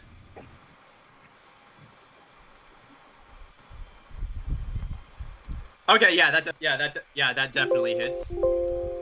So, rolling for damage. Okay, so that is that. So okay, so she takes 16 points of damage, and like with Burchill and Nox before, she is bleeding. Wonderful. minus 16. That I'll just put that for now. That is the devil's first attack. For its second attack, it's a. Can it hit? Actually, I'm gonna roll for luck for this. Okay, yeah. And it can't hit Lita because Little Red and Enzo are standing in front of her. However, Enzo, it can hit you, so it is going to attack you next. That is a natural 1. So what I'm going to say happens is this, because it's too far away for you to counterattack it. What you do is like it is perfectly within my range. No, yeah, not physically. Yeah, not physically. You cast spells as counter. But yeah, what it does is like it goes to like swing its chain whip at you. Like you dodge, and before it can retract it back, you just step on the whip. It is hot to the touch, like fire. Perfect. Natural element. Now it is going to have to roll a strength action and waste one of its attacks to recall it back. Roll a strength check. Yeah. Enzo, check. Oh. Yeah, it succeeds. Oh. What'd you roll? How? How do you suck so much? Dude, it's because I'm fucking I have a charisma -1. and wisdom are one of the only stats that matter. I have a -1 in strength. Well, he rolled an 18, so he pulls the. No, this wasn't a contest of strength. We learned this last time. Well, regardless, like no effort. He just pulls this thing back, almost tripping you, almost, but not quite.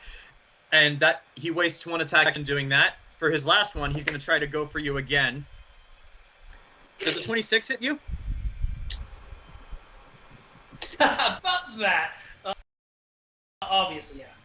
All right, so. There's no way. Okay, so Enzo, you take 22 points of damage, and you are also bleeding. That was the Horn Devil's turn. It is now your turn. I was waiting for you to come back. Now it's my turn to play. Mm-hmm. And you know what? I looked around like, how many of our group here are spellcasters? 3. Yo. Huh? 3 spellcasters. 3 spellcasters? Okay. I'm going to cast one of my new spells because Enzo doesn't take the fact that he was useless lying down. And he's going to do something very fun. Where is it? Which one was it? It was... I'm going to cast the spell, Planeslayer's Call. What is it? The magic of your allies in the area becomes more potent against outsiders. Choose one alignment. I'm going to choose evil. And against outsiders with that alignment, and I'm also going to order the subtype of devil. They get a +2 bonus per on caster level checks to what is it? Darn, that's not as good. Never mind. Do any of the other spell? Yes, I'm going to do the other spell. Sanctify. Sanctify weapons. So a 20-foot radius spread around me for 14 rounds. I choose evil. I choose the devil evil outsider, and all manufactured weapons in the area now bypass the defense rating of devils. Okay. That's actually really good because this thing does have a natural immunity to items that are not blessed. So. Yep. So everything in a 20-foot radius from me, including all of these guys right here, and everyone else, including Anaris, can now hit it. All right. For the sake of this, we're gonna put this winged symbol on you, just to say because it's radiating off of you. Yep. So I guess with that being said, are you going to stay where you are? Yeah, I've got no reason to move. All right. So that was Enzo's turn. Lita, it is now your turn. You do not have your rifle. You do not have your sword. You do not have any of your weapons on you. The only thing you have is your spells and the 2 things on your back. Question. Yes. Where's the hotel? The hotel is actually this building right here, right behind you. Right. So,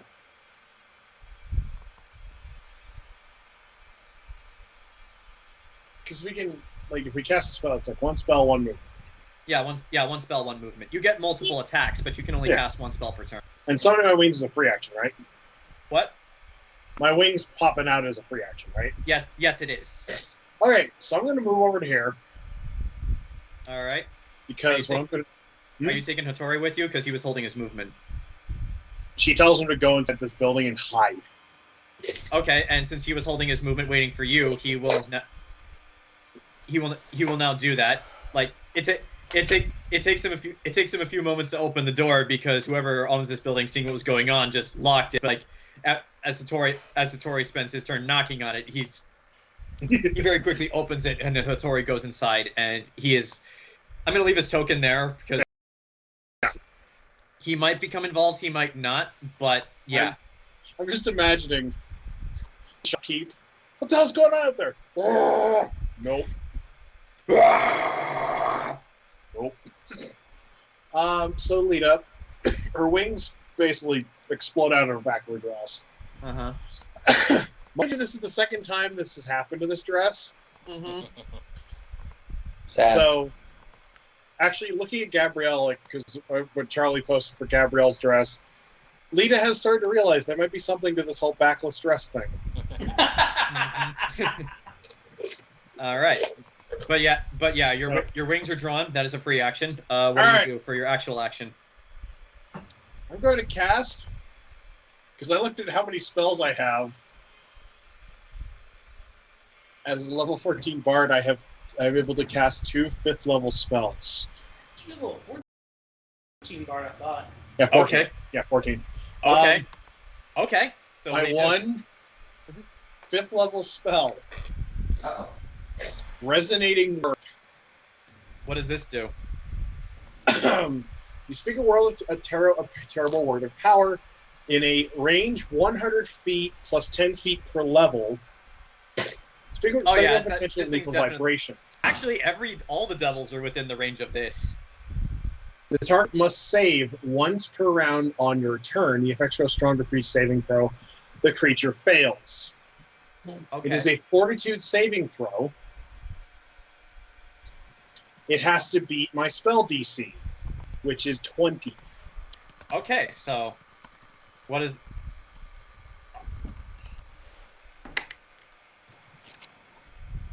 Okay. First off, what do you say as your resonating word?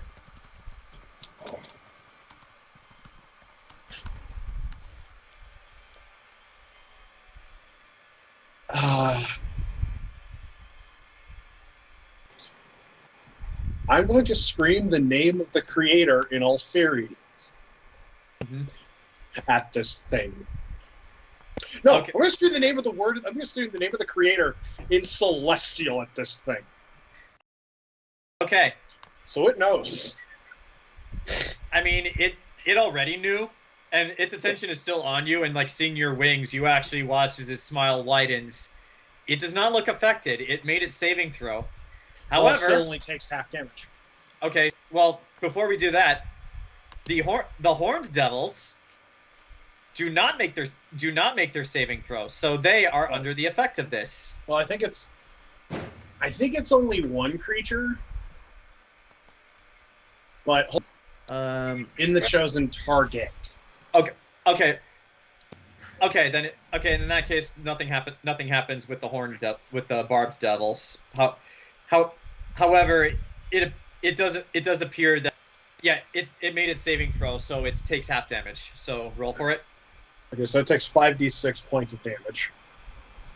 Actually, wait a second. This is okay.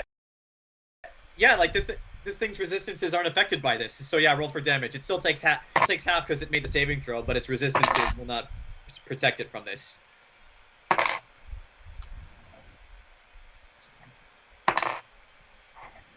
Do you round up or down? Round up. It takes 11 points of damage. Mm-hmm. And since it succeeded, it is not staggered. But on its next turn, it has to make a. Hold on, let me see. Hold on, I gotta check this. A2. Let's see. I have the spell up. I can see what it does. Hold on. Yeah. So it has to do it again on the next. Okay. So, is this a concentration? No, it's not a concentration. Nope. Okay, so it is now the Barbed Devil's turn, and they are currently engaged with the Scarlet Knights, so they are going to roll to attack them. And they rolled for dumbass. The Scarlet Knights, having learned from their previous encounter and having 30 of their friends killed, like they know what they're dealing with now. So like, despite how quick these things are and like how their barbs was ducking and weaving as they dodge all these things' attacks as they fight. That's it for the Barbed Devils. Gabrielle, it is now your turn. You are last on the initiative order. That was a long time to get to me. Okay. Well, you rolled a natural one, so like that's how it happens. I'm sorry, unfortunately. No. I know. I was just like, oh wow. Okay.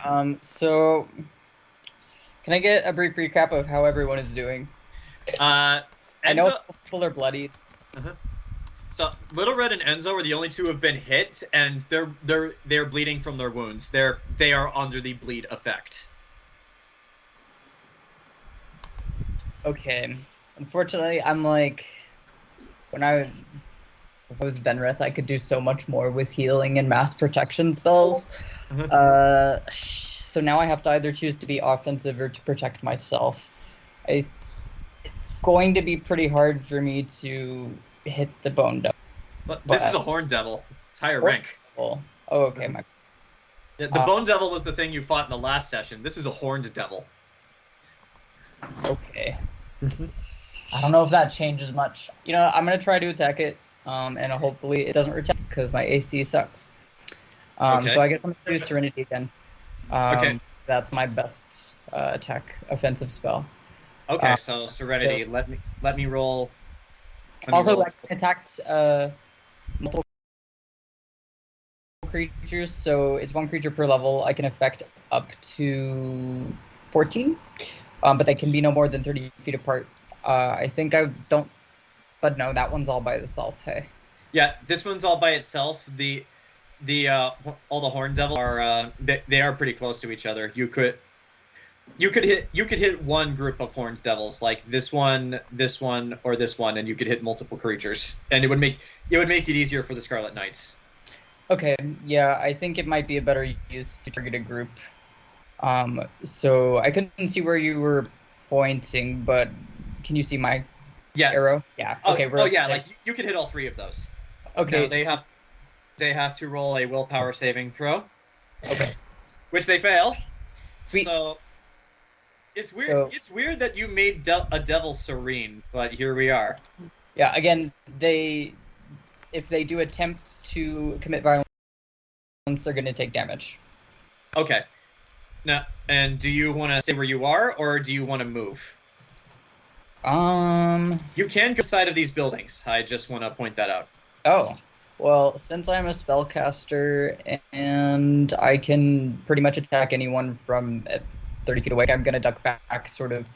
Are there like windows or like an awning or anything? Oh yeah, this building has windows. Okay, so I'm going to step back in the building and kind of duck behind where I can't be seen, but I'm going to continue sort of peeking out so I can keep track of what's going on. That's cool. Okay. But yeah, like literally you just jump through a window to get to here. Sounds good. All right. I think okay. So that is the end of the initiative order. We are now back to the sanctuary party, where Olgierd, who has just walked into the casino, is going to, without hesitation, walk up to the Horned Devil, and unleash great vengeance and furious anger upon it. And as it does, both Nox and Burchill, both of you hear resonating from his sword, "Yes! Feed me its blood!" So, Okay, so for the first strike, the Olgierd goes to swing. The Horn Devil blocks it with his chain whip. Oh, that one definitely hits. This is a weapon for Olgierd, so I need to see what the damage actually does. Okay. Okay, so it's my D10.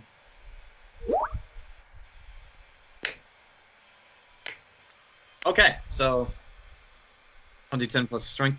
Okay, so he does that much damage to this one for the first attack, and this being a devil, it is immune to the sword's effect, so I'm not gonna bother to roll for that. That is another. Wait a minute, hold on. Olgierd had a very particular ability when he was regular Olgierd. I need to check something. Crits on a natural 18, which he rolled, so that is a crit.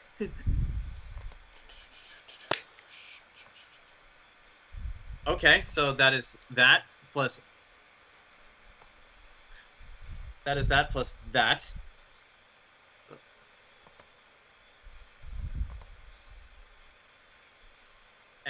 And for Olgierd's last attack, that is a natural 1, so the devil gets to counterattack with the claw swipe, which Olgierd nimbly dodges. So the two of you watch as Olgierd von Everec, well, someone wearing the skin of Olgierd von Everec, just walks up to this devil and just starts laying into it. And Nox, it is now your turn. Before you can actually take any actions, however, you take. Oh yeah, we're bleeding. You take 2 points of bleed damage. Okay. Mm-hmm. Yeah, for the moment, the Horn Devil is distracted by Olgierd. All right, yeah, just give me a second. I'm looking this whole time. I'm trying to figure out what would be best to turn you into. All right, so Burchill.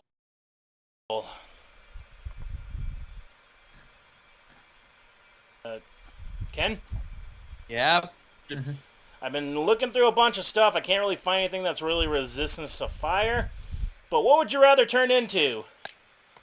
I can turn you into an Androsphinx, a Besk, a Blood Ape, a Chimera. Wait, maybe the Chimera. I'd rather not be transformed.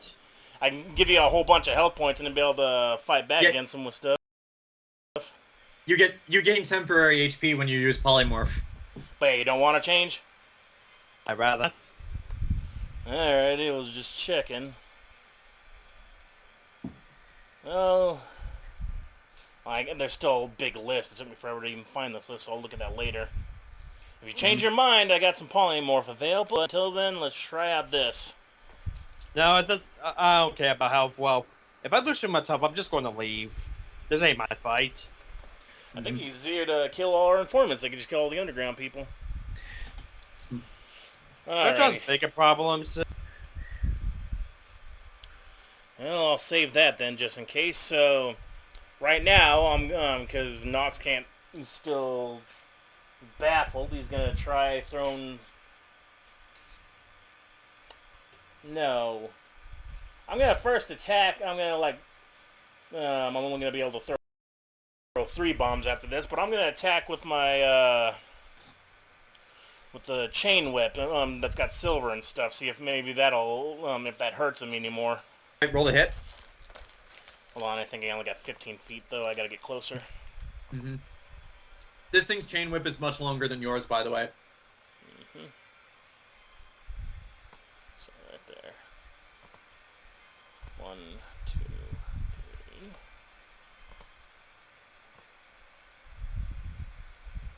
Nope, one more. Get right here. I'm gonna swing out with that, I guess. Let's see if it silver does anything.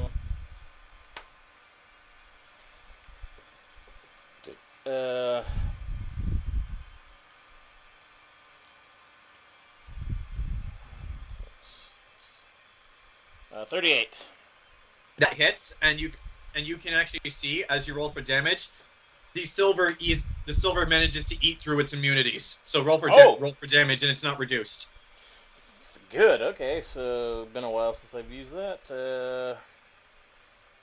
So yes, you've confirmed silver works. There we go. Okay. Well, it's not much damage, but it's still better than nothing. Oh, okay.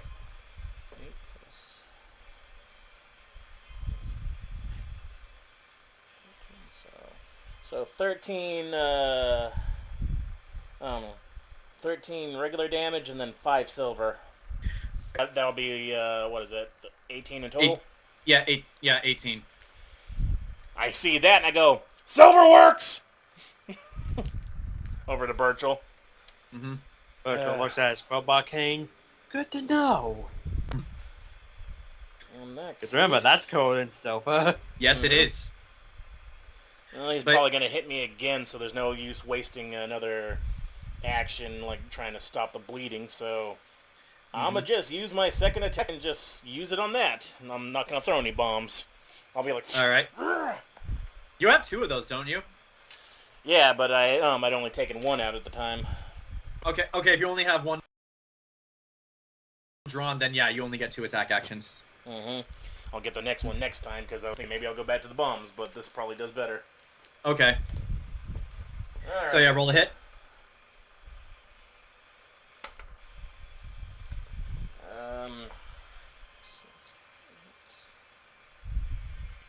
Hmm.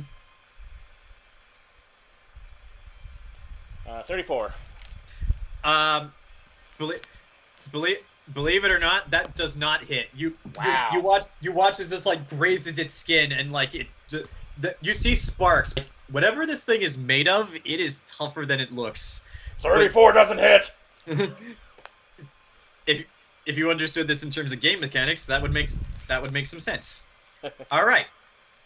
It is now the Horned Devil's turn, and Nox, because both Nox and Burchill, you watch as like it looks like a very slow process, but it looks like this thing is starting. The wounds it sustained already, it's starting to heal them. Nox, you recognize this. We'll do this. This is a form of regeneration. Son of a bitch. So, however, it is very slow, but even with that, it's going to take 2 attacks at Olgierd. Be our meat shield, Olgierd.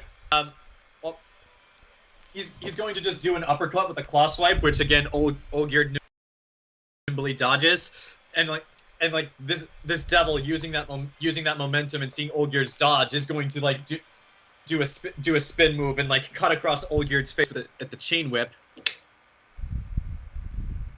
Which actually does quite a considerable damage to Olgierd. You watch as this chain whip cuts across his face right here and leaves a really nasty scar. However, interesting thing, both of you can see, there's a very clear wound there. Olgierd's not bleeding. And Well, he's wearing a meat suit. Yeah, he just takes this and then just slowly turns his head to look back up at this creature. But yeah, that's 2 attacks. One is going to go for Nox, the other is going to go for Burchill. Nox, the attack misses you. Like again, it hits the ceiling next to you. That was very close. And Burchill, he misses you as well. But only because he hit the bar and didn't actually see where you went. So the attacks missed you both. Burchill, it is now your turn, and before your turn technically begins, you take bleeding 6 points of bleed damage. But yeah, you are up. All right. We're just going to hop over the bar and with his cane, of course, with the sharp point, just try to hit this creature like in down on the thigh or something. Sure, go roll for an attack. Are you dual wielding? I mean, sure, why not? Because you still have the other Von Everett sword, so like you can use. if you're dual wielding, you get four attack actions, 2 with the cane and 2 with the sword. So yeah, roll for 4 attacks. And because you have the feats, you do not suffer any. Do you have to roll for all 4 individually, or? Yes, you do have to roll for all 4 attacks individually. So first attack, you said the crowbar, so we'll call this a crowbar. Roll Does to hit. Does 29 hit? No. You try to hit it, but it takes the hit like a champ. Roll for your second attack with your sword. 29 doesn't hit. Yeah, 34 didn't hit this thing, dude. I can't. That means a cloud cannot hit this thing at all. I can give you stuff to improve you. I can give you stuff to help. What's your base attack? What's your base attack? 14. I have to roll a nat 20 in order to hit this thing. I can't do anything. I can turn you into something. If it's can hit it. 35. Okay. Nobody can hit it. I can. Yeah, if that's the case, I'm fucking leaving. I can't do it. No, I can't. I have a fight plus 10. Okay, so you're gonna use remaining movement to go back over here? No, not go back over here. I'm leaving this. I'm leaving this building. I can't fight this thing. That's No, this is not balanced, dude. Well, gee, that's a wonder if this is what happens when you split the party. No. That's not Even good if DMing. no, that's not what. No. He can't even hit Anyway. it at all. No, this has nothing to explain the party, dude. No one's if we were all together, this wouldn't change the fact that I can't hit this thing. Yeah, I can only barely it's in hit the that city, thing by so it's rolling not high. All right. it's gonna kill everyone here. But actually, I could turn you into something that could hit it. But that's why I've been looking through this list so frantically. Can you turn it into a dread? Even if Like I a had rest- my gun, the highest I can roll without a nat 20 is a 34. Yeah, no, this is bullshit, Roll a dude. 34. Yeah. I can roll I only get a plus 10 to hit. Wait a second. What's your strength? My strength plus 1. Oh. Okay. Yeah. And it doesn't have that. Okay, so like. Yeah, I'm It's gonna literally turn impossible to hit this thing. Yeah, I only hit it twice because I have a thing for throwing bombs. Let's see, how often can I hit it with my chain if that's the case? So 20. doing math, you could actually doing the math. You could, if you roll high, you could hit it. It's not impossible. It's just very difficult. No, if it's 34, I have to roll a nat 20 to hit it then. Mhm. If it's All right. 34 Yeah. to hit, I have to roll a nat 20, and that's only a 5% chance. I cannot hit this thing. Yeah, I gotta get like a 15 and above.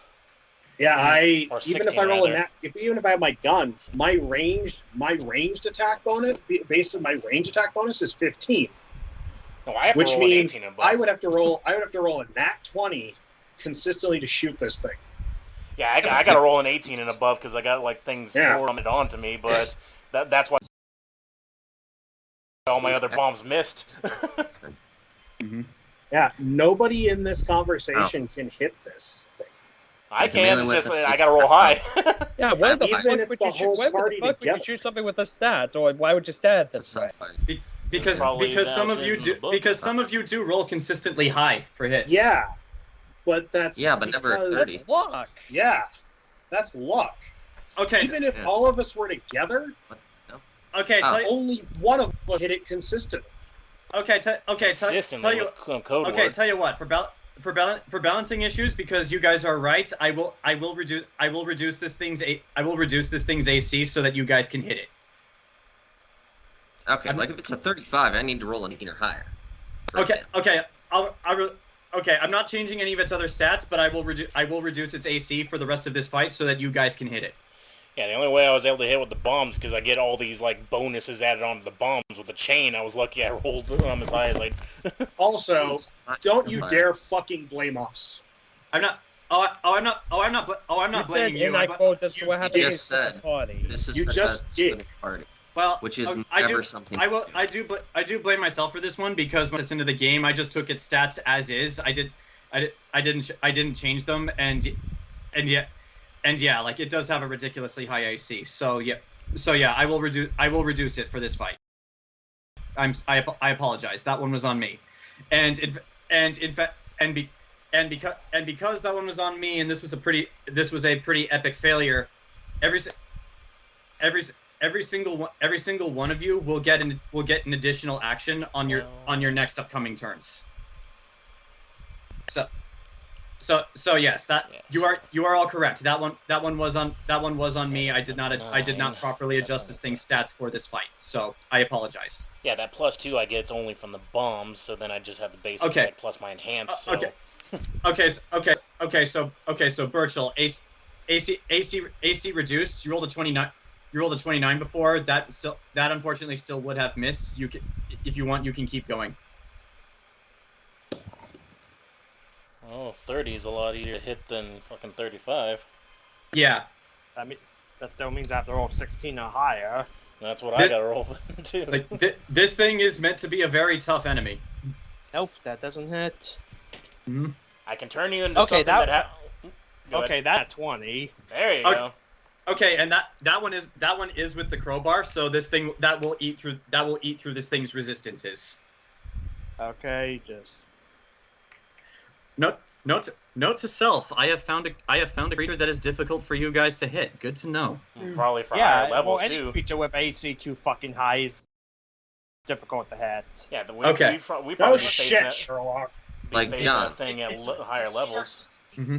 Wait, CR16? No, it's a C. That's it. Yeah, it's Okay. CR16, so we'd have to be a level of 16 for it to pose an equal challenge. And we're what, 14? Yeah. And Really? that's like for a group of 2 people. That's like a whole party.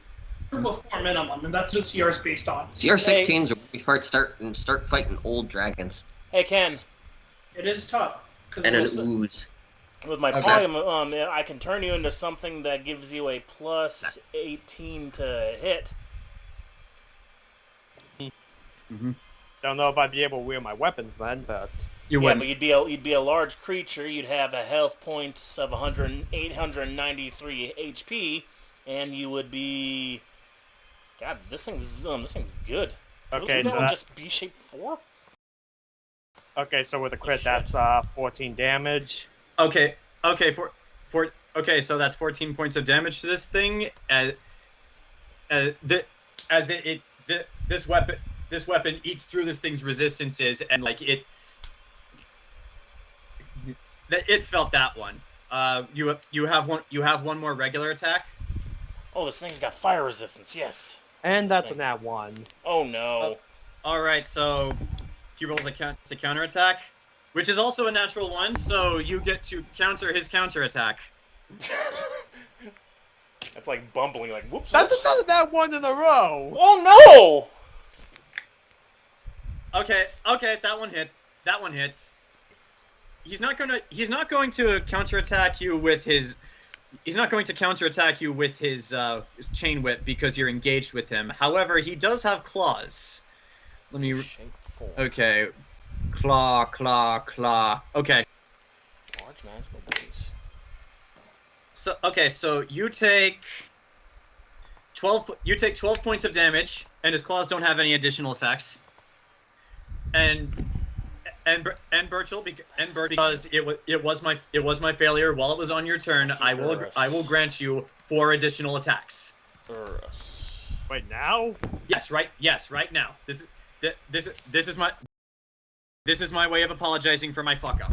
I am sorry. That one was my bad. What is this thing? That's pretty good. That's a 25, so that won't hit. 26, that won't hit. And this thing would have actually been something. Okay, I rolled 11 to 12 to 13. What the fuck? Huh.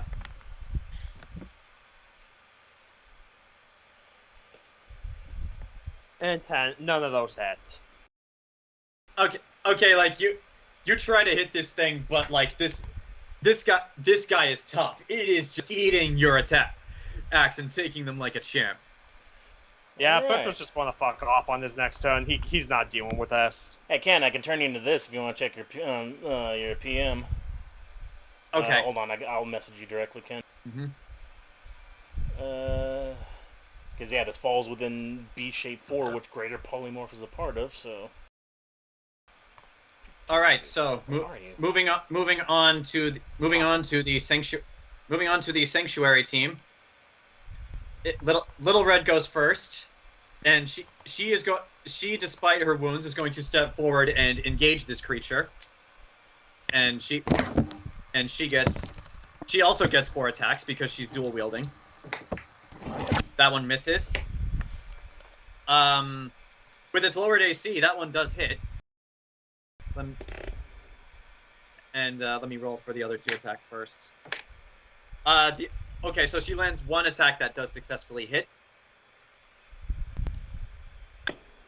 Okay, not very much in terms of damage. There we go. Now I'm back to you guys. Okay.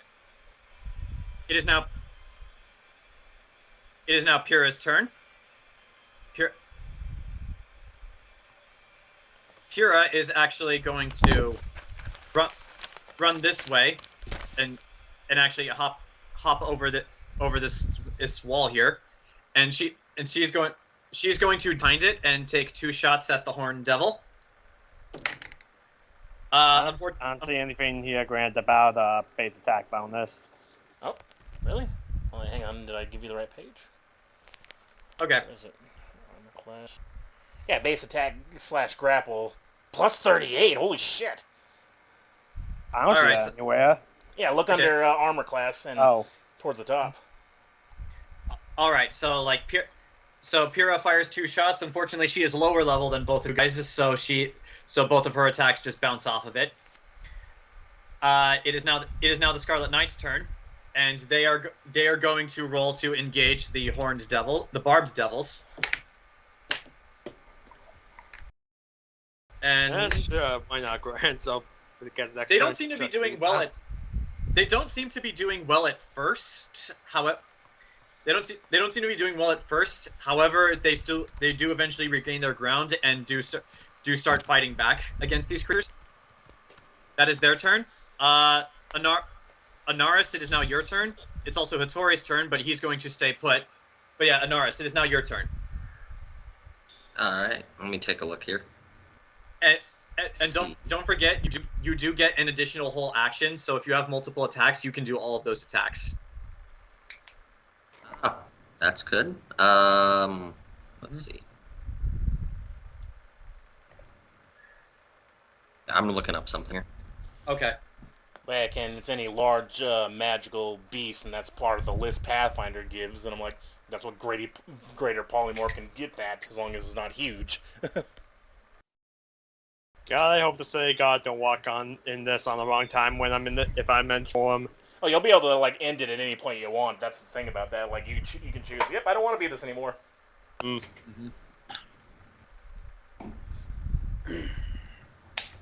Just looking up something quickly here. I'm just gonna bad move. All right. Yeah, I was looking for something in Pathfinder, like what resists fire and what's big, something that's large, something that resists fire and can hit. And I'm like, oh, here's this thing. There's like a whole list of these Pathfinder things, magical beasts. What's your bonus thingy? Because I was in range when it happened. There's no defense. There's no defense resistance now. Oh, no defense resistance. So yeah, like whatever resistances it has to non-holy weapons or anything else, you just eat through it because of the effect of Enzo's spell. First one is a 29 to hit. 29 unfortunately does not hit this creature. It is much tougher looks. Okay. However, I will give you an additional attempt to sneak attack it, which I would not normally do, but I fucked up before, so yeah, you can try again. Good. Yep. Let's see. 29 again. Unfortunately, Anaris, this thing is tougher than the bone. Unfortunately, Anaris, this thing is tougher than the bone devils. So you're gonna need to hit this thing harder. Oh, well, that was my first attack, and the extra one that you gave me. I'm going to try a second attack with the lower attack bonus because, well, Sure. It's engaged, so it's flanked. Yeah. Nope, that'll miss as well. Okay. Okay, so you miss. Mhm. It is now Enzo and the. Do you want to stay engaged with it, or do you want to move? I will just stay engaged with it. Okay. Enzo, I need you to roll a dexterity check for me again because you share a turn with the Horn Devil. Just you win. Okay. I roll unless he rolls a natural one. He's not gonna. I'm not gonna beat him. All right. So the Horn Devil is going to use its first action to reach out and grab Little Red. But okay, so he reaches out to grab Little Red, but she actually just ducks backwards and slices the thing across its hand with her sword, dealing quite a considerable amount of damage. Which one's Little Red? Engaging it. This one? Yeah. Oh, I'm going to use Opportunist. What does that do? Once per round, the rogue may make an attack of opportunity against an opponent who's been struck for damage in melee by another character. Well, she struck for damage yet. It tried to hit her. Oh, but I thought she hit it. Well, she did hit. Oh, she did hit it for a counterattack. So yes, that the effect still applies. Go right ahead. All right, and I'm gonna basically roll to hit it with the attack of opportunity in a sense. Yeah, and this will count as a sneak attack because it is an attack of opportunity. Yeah. Well, he's flanked, so yeah. So that's plus that. That is a 33 to hit. That does hit. Roll for damage, and this does count as a sneak attack because it is engaged. I'm also gonna shock the shit out of it with the Cestus. Okay. D4. I always forget the Cestus has an attack. If you want to do her shit while I'm calculating damage. Okay. Well, the Horn Devil does still have its actions, so he's going to continue. So failing that, he's going to swing his chain whip at you, and you. Why did I throw my die? Okay, you watch as the chain whip glows red hot for a second as it comes down to strike you. And 96. Does a 32 hit you? Yes. Okay, so That hits her. Stop getting hit by 32. okay, so first off, for the damage of the chain whip, that you take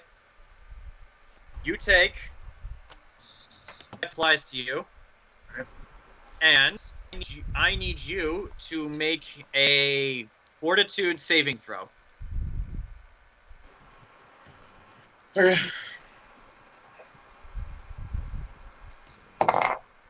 22. You just barely beat the DC. Like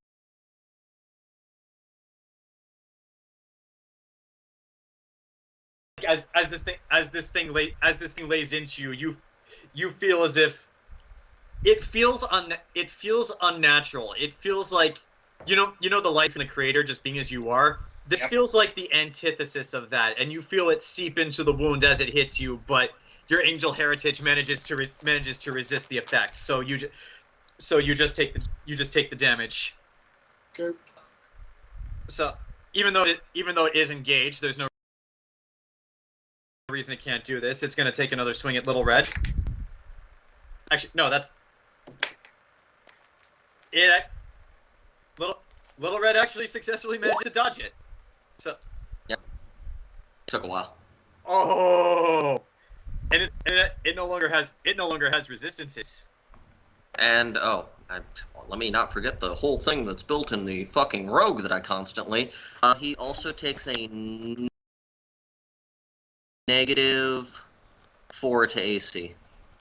Okay. Against attacks made by me. So the all attacks made. No, he makes a total negative 4 to all attacks. Okay, so everyone plus 4 to hit him in a sense. So yes, you have further reduced his AC. We'll actually say for the sake of this, you actually run up its back and manage to punch off one of its horns. There we go. Okay, and that actually looked as if it hurt this creature quite a lot. So. Oh, so it's 100 fucking damage. That's a lot of damage. All right, so Some might say. So it is for its last attack. It's gonna go for you again, Enzo. And does a 26 hit you? Ask that question again. Everyone. It's everyone. Well, except for me. Does a 26 hit you? I know, yes. The answer is yes. There's no way the dude can't hit me unless he rolls, again, a 1. Okay. A potion. Okay, so that is you take 20 points of damage. You're already bleeding, so the effect doesn't stack. Now, before we get to your turn, you take 10 points of bleed damage. You actually rolled really high for that. So, it is now your turn. I am not bloodied still. I am still above the bloodied level. Okay, I will allow you to cast 2 spells this turn because of my fuck up with the AC. Oh no, Okay. you made a mistake there. It's my policy. You're fine. I'll take it. So if I make a mistake, the rest of you guys get bonuses to everything you do. That's. I know. So again, I'm gonna feel in the power of God and anime on my side. Oh God. Uh-huh.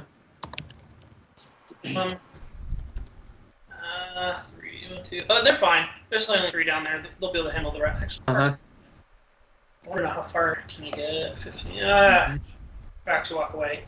If I walk away, it'll actually suffer for a little bit. Oh, but he's 20 feet in range too. Perfect. Okay, this works out wonderfully. So as I look to see the guy, I go to cast my next spell. Sacred Space. What does this do? The spell sanctifies an area with heavenly power. The DC to resist spells or spell-like abilities with the descriptor or channeled energy that damages evil outsiders increases by 2. Evil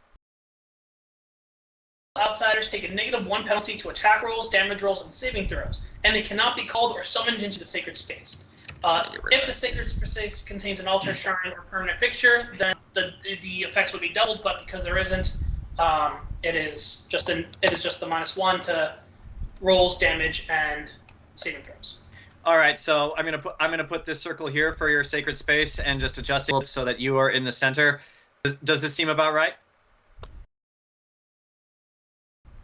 Let me pull up the window again. Let's see. It basically includes. It basically hits all the mics too. Okay. Off the bottom. Well, Yeah, basically. We'll say that they're in the area of effect. I mean, I'll try to make a new circle. Give me a second. But yes, that is your spell, and because of my fuck up, you get to cast another spell if you so choose. Now, Lita, you get to feel something a little weird tingle in the air. Mm-hmm. It's a tingle. I cast the spell Eagle Soul. All right. There's actually a song by a heavy metal band I really like that's called Eagle Soul. In Celestial, Enzo shouts out. It's like when he sounds like he's talking to an angel, and what it is Enzo is shouting out, beseeching an outsider to come and bestow him power to kill a devil. Mm-hmm. See, Lita would be the only one who could understand this. Lita's just kind of go, fuck? So what is the effect of this spell? When you cast a spell, you beseech a good-aligned outsider for their aid against evil, which devils are evil outsiders. The outsider infuses a small portion of its own power into you, making a powerful force for good.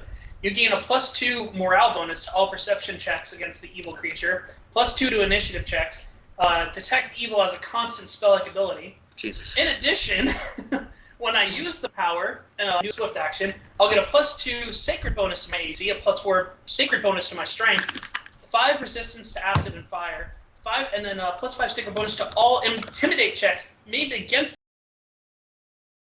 evil creatures. I get the fast healing 2 ability, and any critical rolls of the evil creature are automatically confirmed, but since we don't do the confirmation, it's fine. Alright, so... Okay, Lita, through magic you don't entirely understand, you feel as if you are somehow giving power to Enzo. It's a very weird feeling. It's a very weird feeling. It's like he's sucking on your. It's like he's sucking on your soul with a straw. Ignore what I typed, then. Ignore what I typed. You look back at Enzo, and all of a sudden he's just wraithed in light and positive energy. Wait. Which, by the way, what does what mean? Never mind. This will be fun. All right, so yeah, it feels weird, Lita. It feels like Enzo is sucking on your soul with a straw. I drink your shake. But Enzo, do you want to move? No, I'm going to stand here for a moment. By the way, this spell lasts for an hour.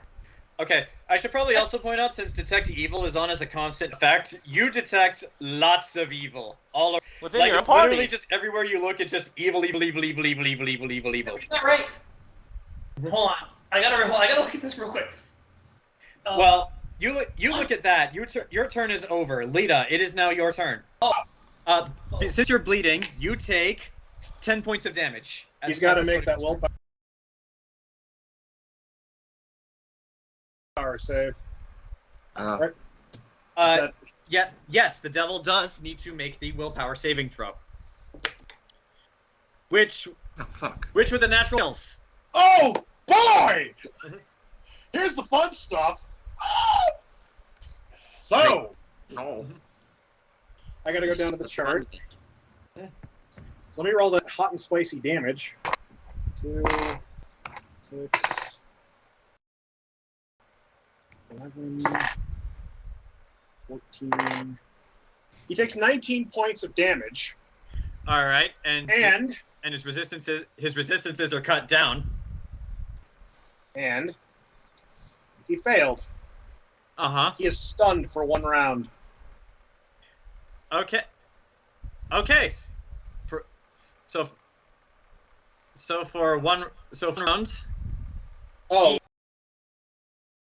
It gets it gets better. A stunned creature drops everything it held. Can't take actions. Takes a -2 penalty to AC. Oh. Loses bonus to AC, if any. And attackers receive a +4 on attack rolls to perform combat maneuvers against a stunned opponent. All right. So Okay, so it drops its chain whip. I should probably point out it might take a considerable strength check from every single person here to try to lift this thing, because it is big. Like I said, it's scaled to its height. Rowan could do it, but Rowan's not. Probably. Rowan's not here. Yeah, but Rowan's not. Yeah, Lita, that was just the effect of the previous spell you had cast. It is now your turn, and like I said before, because of your fuck up this turn, I will allow you to cast 2 spells if you so choose. Oh, believe me, I will. So I'm going to actually advance a little closer to cast one of my spells. I basically will, for flavor's sake, I go up into the air about 10 feet. I cast Castigate. What does this do? You compel the target to beg for forgiveness. It has to make a willpower save against this. So that is it has to beat a save. Okay, I'll roll that right now. Okay, will. What is your will saving throw? It unfortunately it rolled a 20, so it beats this. That's okay. It's shaken for 1 round. It's both stunned and shaken. Yes, and with the shaken, the creature takes a penalty on attack, saving, skill checks, and ability checks. On top of the -1 it already has. On top of the -1. Okay. Just for flavor, what do you say to this thing to hate it?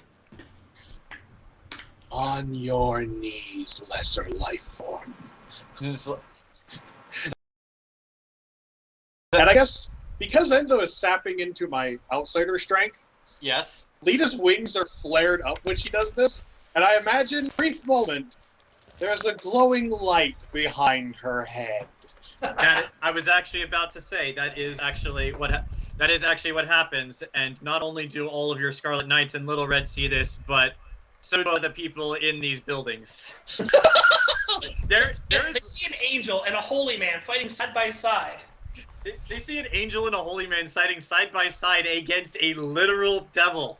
Like, literally, because this is what the scriptures describe this thing like, so... To add to the flavor of this castigation, on your knees, lesser life form, in the name of God. All right, so... It doesn't say anything in response to that. However, it did resist the initial saving throw, but it is shaken. That is your first spell. Do you wish to cast a second? Yeah. Oh, indeed I do. I'm going to drop immediately, and upon me striking the ground with a landing, I'm going to cast in a 15-foot cone burst at this thing. Thundering Drums. All right.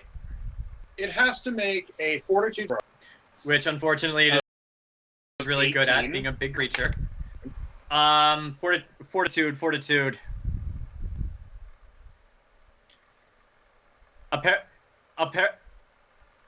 Apparently, karma is coming back to bite me for my fuck. It rolled the only thing it possibly could have to fail the saving throw. Which was? Boom, baby!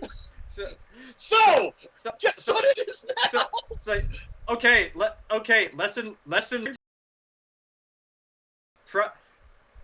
Don't just throw creatures into encounters with their base stats. Make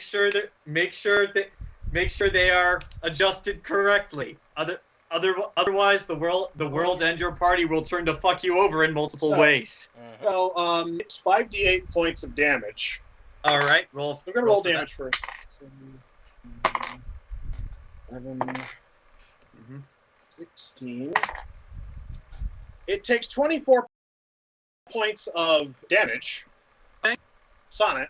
This is a sonnet, and is knocked prone. All right. This thing is prone. Get out the way. So it has a -4 penalty on melee attack rolls, cannot use ranged weapons, and the prone defender, it gains +4 to its armor class by considering all the... Yeah. But you guys have already fucked it. That's against a +4 against range attacks, a -4 penalty to AC attacks against melee. All right. And standing up is a move equivalent action that provokes an attack of opportunity. The Anaris standing right over it. So I just imagine this thing falls to the ground. And imagine Anaris just all... It's like in Toy Story 4. It's just all Anaris just...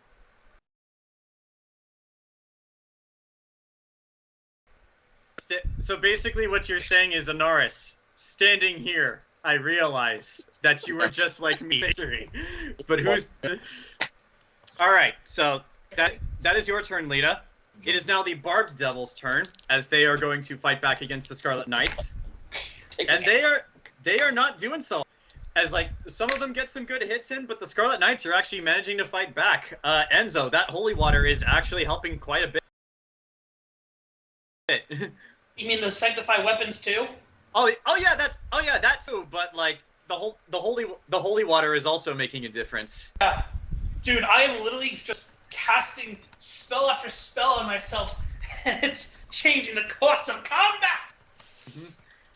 But yes, Gabrielle, it is now you feel empowered by a priest of the Church of Eternal Fire, which is something you never once thought would happen in your life, but here you are.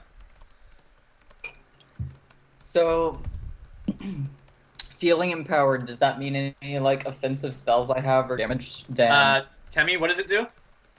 So sanctified weapons basically means that any physical attack you do against an outsider will bypass any defense resistances. However, currently the big devil is shaken, stunned, and a -4 to AC. So hitting it with a nice big old chunky spell is going to do a lot of damage. -6 to AC. Sorry, -6. Again, I don't have that good of spells, so I think I might just be better off shooting it with a gun. So unless there's a buff that's specific to spellcasting, Well, Don't worry, that'll come on the next rotation. Because I got one of those Yeah. too. It's also got a -2 to all saving throws, mm-hmm. and Minus 3 all saving throws because of mine. Mhm. Because Yeah. I had one, so Yep. minus 3 saving throws as well. -3 saving throws.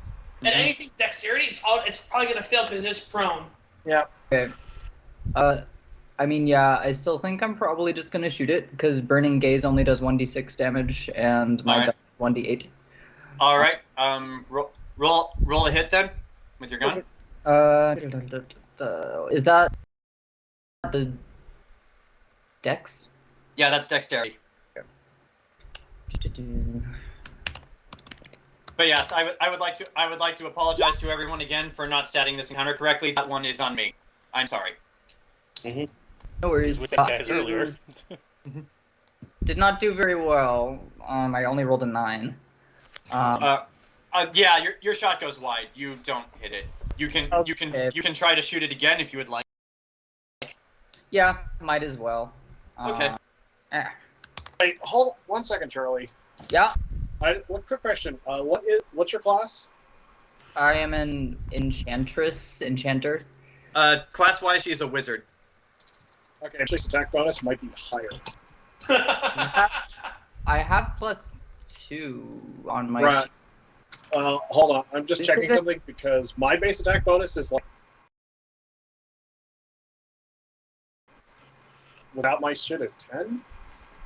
So yeah, you get a plus. Okay, never mind. Okay. I appreciate you checking. I didn't put a lot of points into offensive attacks. And I was just checking because I was like, wait. Okay, again.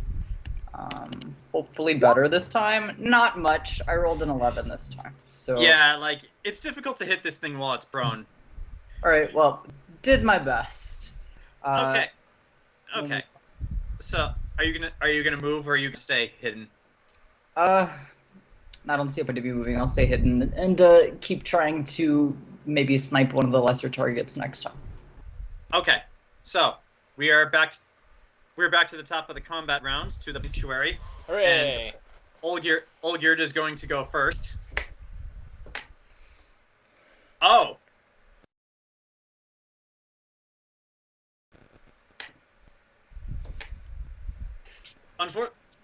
Unfortunately for Olgierd, he only hit him once. Be our meat shield. He rolled a natural 20. Okay. So and his weapon actually has an ability that it does when it scores a crit. Free ice cream? Not quite.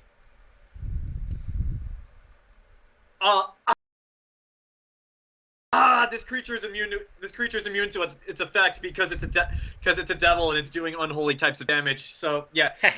So yeah, the devil still takes damage, but he doesn't take the effect of the weapon. So let's roll for that. Okay. Let's see. So that is that plus that's that plus that. So it's going to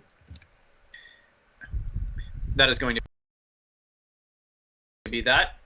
So that was Olgierd's turn. Nox, it is now your turn. All right, so Ken, do I got permission to give you this? I did give you it. Yeah. All right, seeing as how tough this thing is, I looked to Burchill. You take 10 points of bleed damage, by the Oh way. shit! Yeah, I forgot about bleed. I run over, or basically I flip my wings or whatever, do my big jump, gonna get over here, and I look at Burchill. I went down this, fuck him up, and I'm gonna. If you want to sacrifice one of your attack actions, you can feed it to him, and the effect will take place immediately, so Burchill won't lose any actions on his turn. And I will feed him the greater, the greater polymorph potion. And I'm going to turn him into the same Brachirius, which falls under the great B-shaped 4, which is what greater polymorph can do. It is a large wolf Looking like, All right. Did I post the picture? Here, I'll show you the picture. All right. Well, Paste. I just changed Burchill's size to the creatures, and I don't have a picture for this, so we're just gonna use your token, Burchill. Here we go. Looks like that. He's large, and I gave him all the stat blocks that was in the Pathfinder list of magical beasts. All right. Burchill, grow! Okay, so Burchill, you are now a giant wolf. Nox, I'll actually count that as your extra action for your turn because I fucked up the stats for this thing. So you still have a full turn of all of your attacks and all of your actions. Which I'm going to use to back the fuck up and stop that bleeding, because I'm about to let this wolf boy go wild. All right, so because Burchill was engaged with this thing when you do this, it is going to take an attack of opportunity. Okay. Actually, yeah, it's going to use its claw to hit you, which does a 24 hit. Yeah, that hits. Dang. That's 18. That's 18 points of damage. Woo! Its claws do not have any additional effects. 18, Okay. you say? Hold on. Yeah. Okay, but so- I'm gonna stop that bleeding now. I'll use the rest of my turn to like put my guts back in. Okay, you need to make a heal check for me. Oh, I can do that. I can just down one of my my healing potions. Then does that count? No, this is a healing check, not a heal. Oh, the check. Okay. Yeah, because this is a specific effect of this creature's weapon. It's not something that you can just fix by taking a potion. Gotcha. So plus 5. Okay. So what does heal fall under? I believe there's a medicine check somewhere on this. Yeah, whatever. I'll just do whatever it says on the thing. 21. Unfortunately, that is not enough. Like this is not a normal wound. So, you're not a. This thing is even, and you have minor regenerative properties. This thing is even affecting you. Well, I'm gonna have to use a health potion eventually because that's as high, practically one of the highest rolls I can get with that. Okay. Also, just looking. Yeah. Okay. Yeah. Heal is a skill that some characters have, but not all. Yeah, I only got just the basic heal, so I'm like, okay, let's see if I can stop it. I guess not. But Okay, yeah, either so- way, I'm gonna let Burchill go to town because. So are you going to hold your second? You still have that. I thought I was giving Burchill his medicine. Was that? No. Remember, you gain an additional action because I fucked up and started this encounter incorrectly. So I gave everyone additional actions. Oh. Your turn happens before everyone made me realize that. So you're getting yours now. Well, I guess I'll with Burchill there, so no splash damage. I'll just try to slice it with my chain. Roll to attack. Oh, fuck me. Natural 1. Okay. It is Damn it. unfortunate. It is unfortunate. Unfortunately, you were unfortunately too far for it to counterattack you. However, let's try this. Okay, Nox. Here's what happens. You fly away and like try to chain. It grabs your chain with its fist and then just yanks you back down onto the floor. You are now right here, and you are considered prone. Fuck him up, Burchill! All right. Before birds proceed to fuck this creature up, it is now its turn. It is first off. It is going to swing at Olgierd with its chain whip. Take our blows, Olgierd. Hits both times. This isn't actually Olgierd. What's the name of his real demon? Let's call him Dan. I mean, he's never revealed his name to you guys, so you can call him whatever you want. His name is Daniel. And yeah, like before, you watch as like his attacks clearly cut him, but he's not bleeding. God damn, he's damaging the meat suit. So, but yeah, that's that. Nox, since you're prone, and this is technically a bonus to hit you. Ah, fuck. He rolled a natural 6, which unfortunately, because of his bonus to hit you, with everything else, he still does. What does that come out to though? Yeah. In total, Yeah. 27. Yeah, that hits. Damn it. Actually, no. Hold on. Spike chain. Where's your base attack? Actually, no, 21, 26. Actually, not 27. Still hits. Yeah. Okay. So yeah, you take 22 points of damage from the skin. Nox is not having a good day. Yeah. And Burchill, seeing what just happened to you, this creature is going to use its claw and like try to grapple onto you, and it's going to try to keep you. This is a grapple check. Roll. I need you to roll a strength check for me, and you have to beat its strength score. And you are rolling for the strength of the creature you are now. So apply its strength. I have a stats here. Okay. So what did it roll, John? What did you roll first? 68. Yep. 68. Believe it or not, it rolled a 34, so you beat it. This thing falls under beat 4. I checked. Okay, now Burchill, it is your turn. You are a giant polar bear wolf creature. Well, it says my full attack is 2 claws in the beak. I'm gonna go with that. Also, I believe, does it say this creature has multi-attack? Mm-hmm. Well, it says its full attack is this action. Yeah, 2 claws and a bite. Okay, so then, yeah, you do that twice. So first claw, let's see. Doing the math here.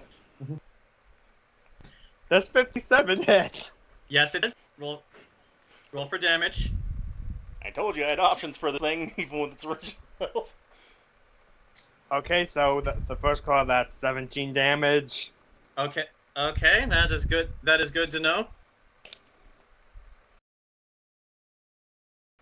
Okay, yeah, that second claw hits. Uh-huh. Because that's Okay.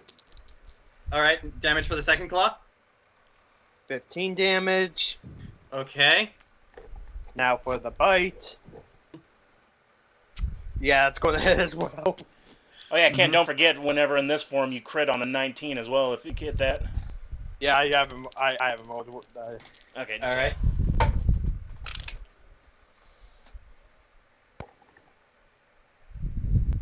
And the bite, that'll be 14 damage.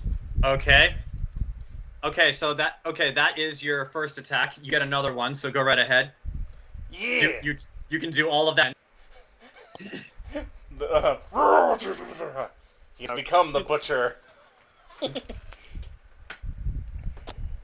Okay, that's 59, so that's going to hit. Yeah, roll for damage.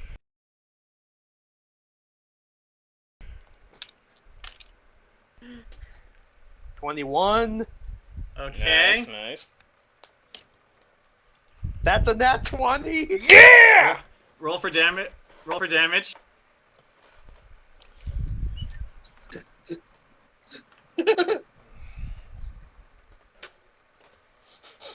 I can't do this math in my head. It's like that scene of Homer Simpson beating the shit out of the Hamburglar. 38. Hey, Burchill. How do you want to do this? Yeah! Any of y'all ever play Bayonetta? Mm-hmm. Yes. This Burchill with its claw is gonna swipe the screen up in the air, it'll hit the ceiling, bounce back down in the mop. Just completely tear this thing apart. As you do this, you throw it up into the ceiling. You actually grab it by its neck and bash it on the ground again and again and again. Oh no, he's not bashing the ground. He's munching on this thing till it splits in half. Whoa. Okay. So as you're devouring this thing, you're too pissed off to notice this. Nox, you actually notice as Burchill is tearing into this thing, you watch his body just suddenly and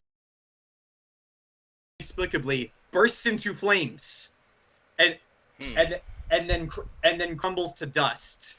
and Burchill before you had the taste of what smelled like very irony, very sulfury meat in your mouth, but that burns to ash too, as all you can taste as this thing just disappears from lane is nothing but ash. We killed its corporeal body. All right. I say at this point, Burchill turns back, it probably with ash in his mouth. In a very comedic fashion, the ash actually comes out of your mouth. It tastes disgusting. Yeah, I look at Burchill and I hold up a thumb. I went, "Damn, son." All right. Now So, imagine popping one of these when you go to fight Randall. I don't think that'd be legal. no, it's That's heat very hard potions to during the convince fight. And also, I think it'd be very hard to convince the church that this is science. Yeah. But yeah, also, do you have any one-liners, Ken, after like spitting the ash out? No, I'll just go with comedic coughing. And I'll just hold up the thumb like, yeah. Alright, so Wait, what was Dan or our Demon Dan's reaction to that? he showed no reaction whatsoever. Ah, that's normal. People turning into giant wolf bears. But yes, back in Sanctuary, Little Red is going to go first, as this thing prone, like with great vengeance and furious anger for the death of her former comrades. She's going to run up a thing and sink both of her blades into its chest.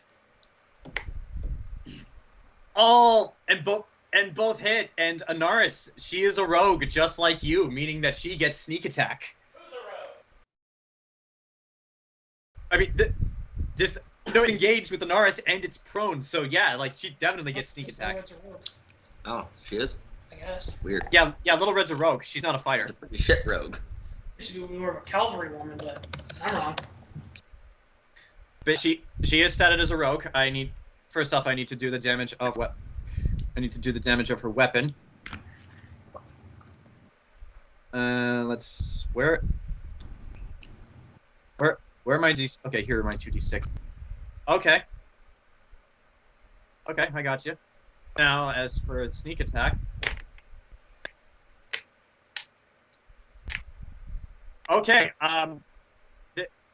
to all of you, this thing lets out a hellish piercing scream that like shakes all of the nearby windows in this entire city. It is impossible not to hear. This goes far and this goes wide. But yes, that is Little Red. That is Little Red's turn. Kira is actually seeing this. She's going to hop on back over this thing and just walk a little closer with her bow drawn, just in case. It is now the Scarlet Knight's turn.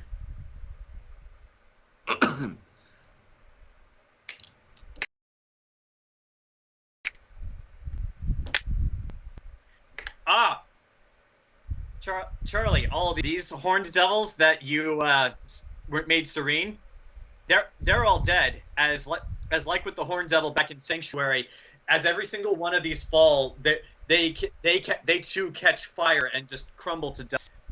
One of these ones here actually dies, and so does this one here.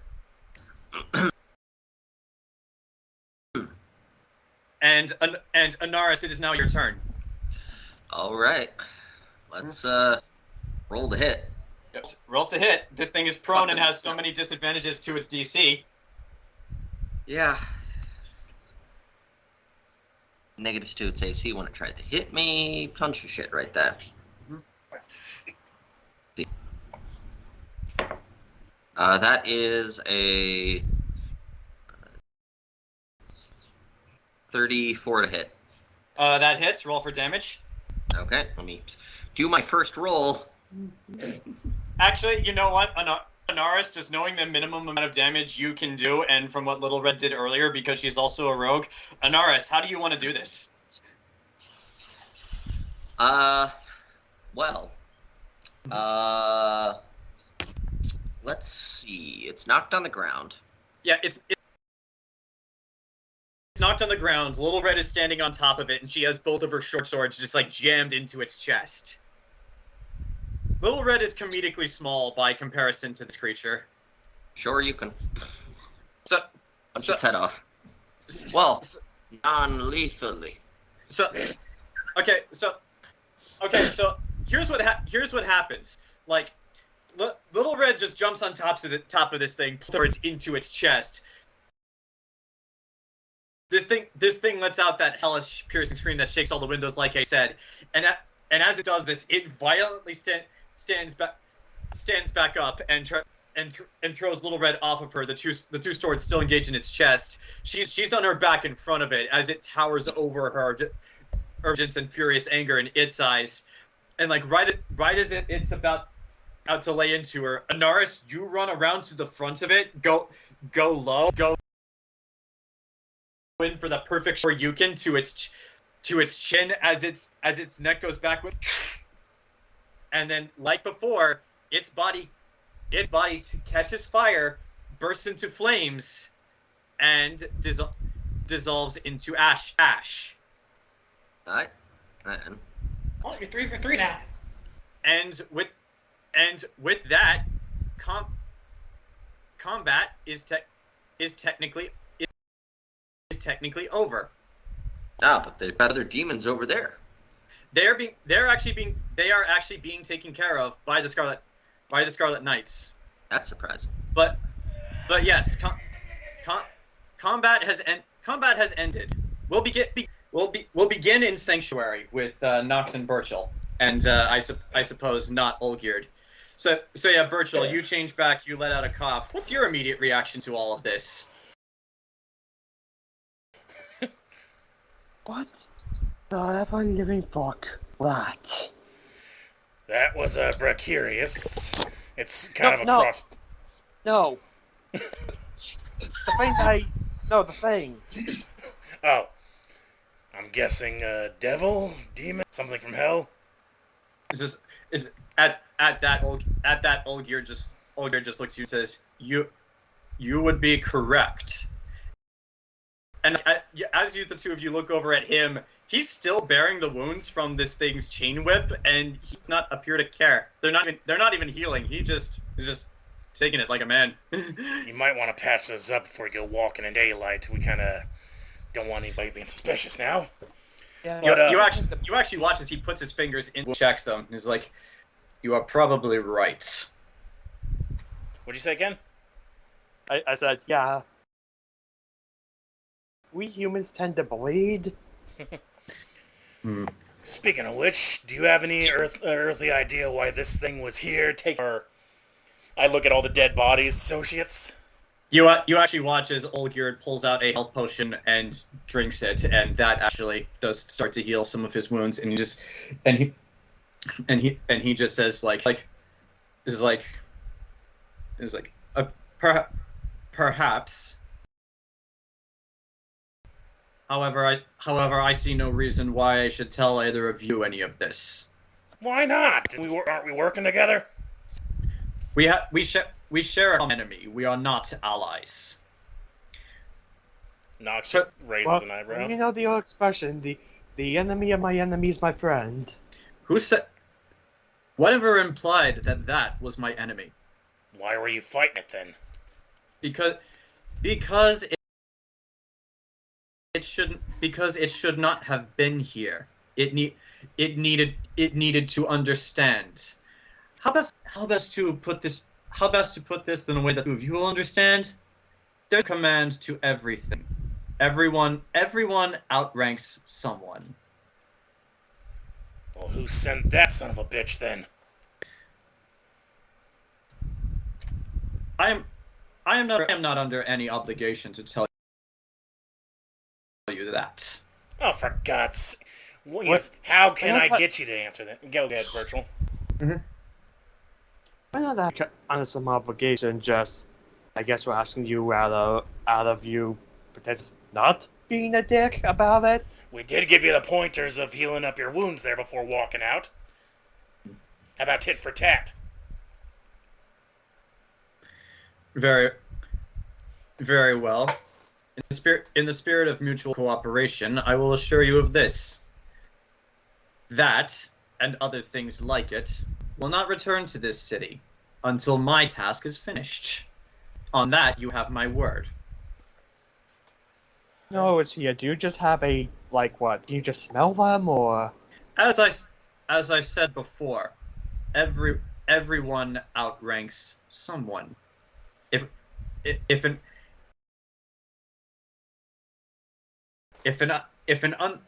underling acts without proper authorization from its superior, is it not that superior's obligation to see to it and see that proper punishment is administered? Devil magic, got it. So you command these things. Maybe not that one in particular, but in general. I am of a higher rank than it. I am not its direct commander, no. But as I said, everyone is someone's superior. Everyone is some superior. That is all. That is all that you need to know. In the meantime, I am going to assume that the that you work with has secret tunnels out of this place. We have at most, I would say, 30 seconds before the city guard and perhaps those people you call witch hunters come bursting through the tap and demand to know what's going on. Perhaps it would be in our best interest to leave this building. Yes, that's vamoose. Yep. All right. So using these secret tunnels that are in the basement of the casino that the underground has installed, you and Olgir, still messed up, you make your way out of this, and you actually do notice that while all that commotion was going down, the archive room was cleaned out, and so was the Pepe Silvia wall, like that all the members were doing while you guys were fighting this creature. Good. So that's been taken care of. Meanwhile, in Aion, the fight has just ended. The fight has just ended. What is your reaction to all of this? Fuck. This was expensive. Ha. Who's hurt? I asked to all the people in attendance. A lot of your Scarlet Knights are actually hurt. By the way, your wings are still out and you're still glowing, by the way. Yeah. We know she's pregnant. She doesn't have to keep glowing that long. Yes. I am, as I found out, gonna be like this for 14 hours. Oh god. Wait, Enzo's pregnant too? Yes. For the next 14 hours, yes, Enzo is pregnant. I cast pregnancy. Holy energy. I'm going to use actually soothing performance. All right, what do you play as part of your soothing performance? Where do bad folks go when they die? They don't go where the angels fly.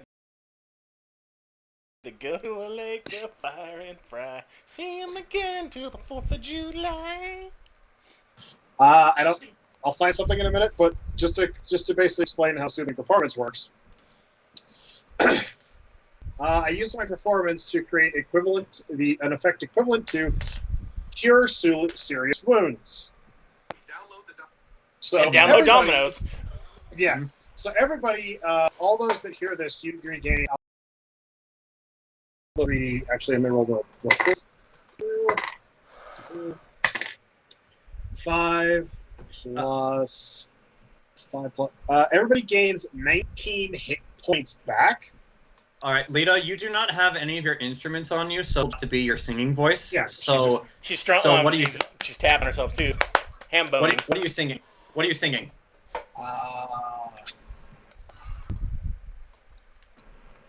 Give me a minute. This is gonna take a second. Little babies don't say a word. Word.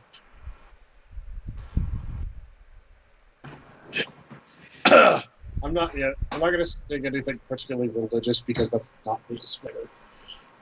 They're crazy. Huh.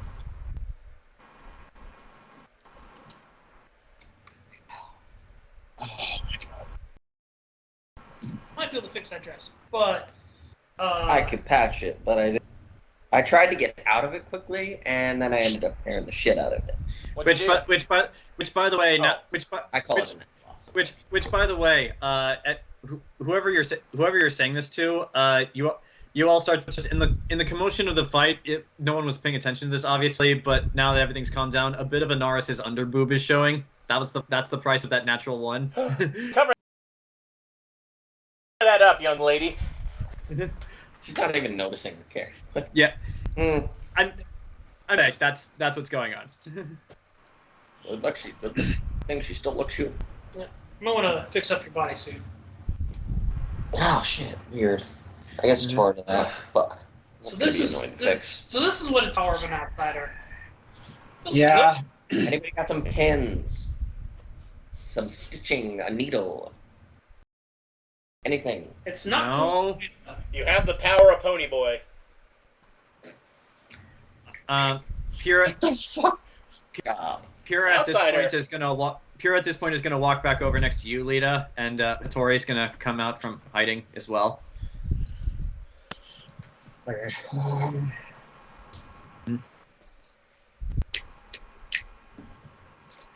All right, so that worked. I was very happy that all the spells I specifically asked the creator to help me get helped us defeat the devil. And now we're gonna have to fight ice element. Now you have no fire. There we go. This is what Lita sings. Nice. So Lita, Which one is it? and it's actually kind of fitting singing rain. Oh, have you ever seen the rain? Because if any one of you ever walked up to me, put a gun to the back of my head, and said, "Name your favorite American band," it's CCO. Credence. All right. Wait. So, Lita, as you break out, still in your angel form, as you break out singing this song, you watch as surrounding you, all of your Scarlet Knights turn their attention towards you as they feel as if their wounds are healing. All of your party is looking at you. More people start coming out of the surrounding buildings and their homes to witness what just happened, and they see you singing, and your voice resonates not just with your party and your allies, but all of them too. But careful, these people are angry. Because soothing performance also cures. It removes fatigue, sickened, and shaken conditions. Oh, thank you, because I was definitely sickened once this was gonna Yeah. happen. Once this goes I away. feel like she's doing a lot for you, but I feel nothing. All right. So as your soothing performance winds down to a close, I gotta help you. you guys eventually return to your hotel room. After all the Get- cheers and people stop. get- Go town. Actually, you guys get a good night's sleep, and believe it or not, the hotel actually insists that you guys do not need to pay for your visit because of the actions you and your group take to defeat those devils. It's like, unfortunately, even despite some of their best efforts, some more of the Scarlet Knights were learning that you lost 30 last time, and you only lost like 1 or 2 this time. Those are a bit more acceptable losses now, especially now that you know how to fight these creatures. But one of them was Jeffy. I Yeah. just like to point out, Lita would meet with all the Scarlet Knights. Uh-huh. And they ever said this is an acceptable loss? Her word. No, they didn't say that. That's what I'm saying. I'm just saying by comparison to before. Well, because Lita's attitude would be no loss is acceptable. All right. So Not Except because for Maximilian. fuck it. you guys get some sleep. You guys do not actually have to pay a single cent for your stay in the hotel. I am curious. Upon your return trip back to Sanctuary, what's your justification for the staff of weather control and the blink cloak? Oh, and Anaris, did you ever tell Lita about the dimension door cloak? Yes. Lita, do you want to spend 10,000 of your own gold to get a cloak that allows you to use the spell dimension door? Yeah. Okay, so how do you justify the staff of weather control, the cloak of blink, and the cloak of dimension door to the border patrol? That ain't magic. What the fuck are you talking about? It's They were clever. gifts. They are diplomatic gifts from Duke of Axion and the Emperor himself. Roll a charisma check.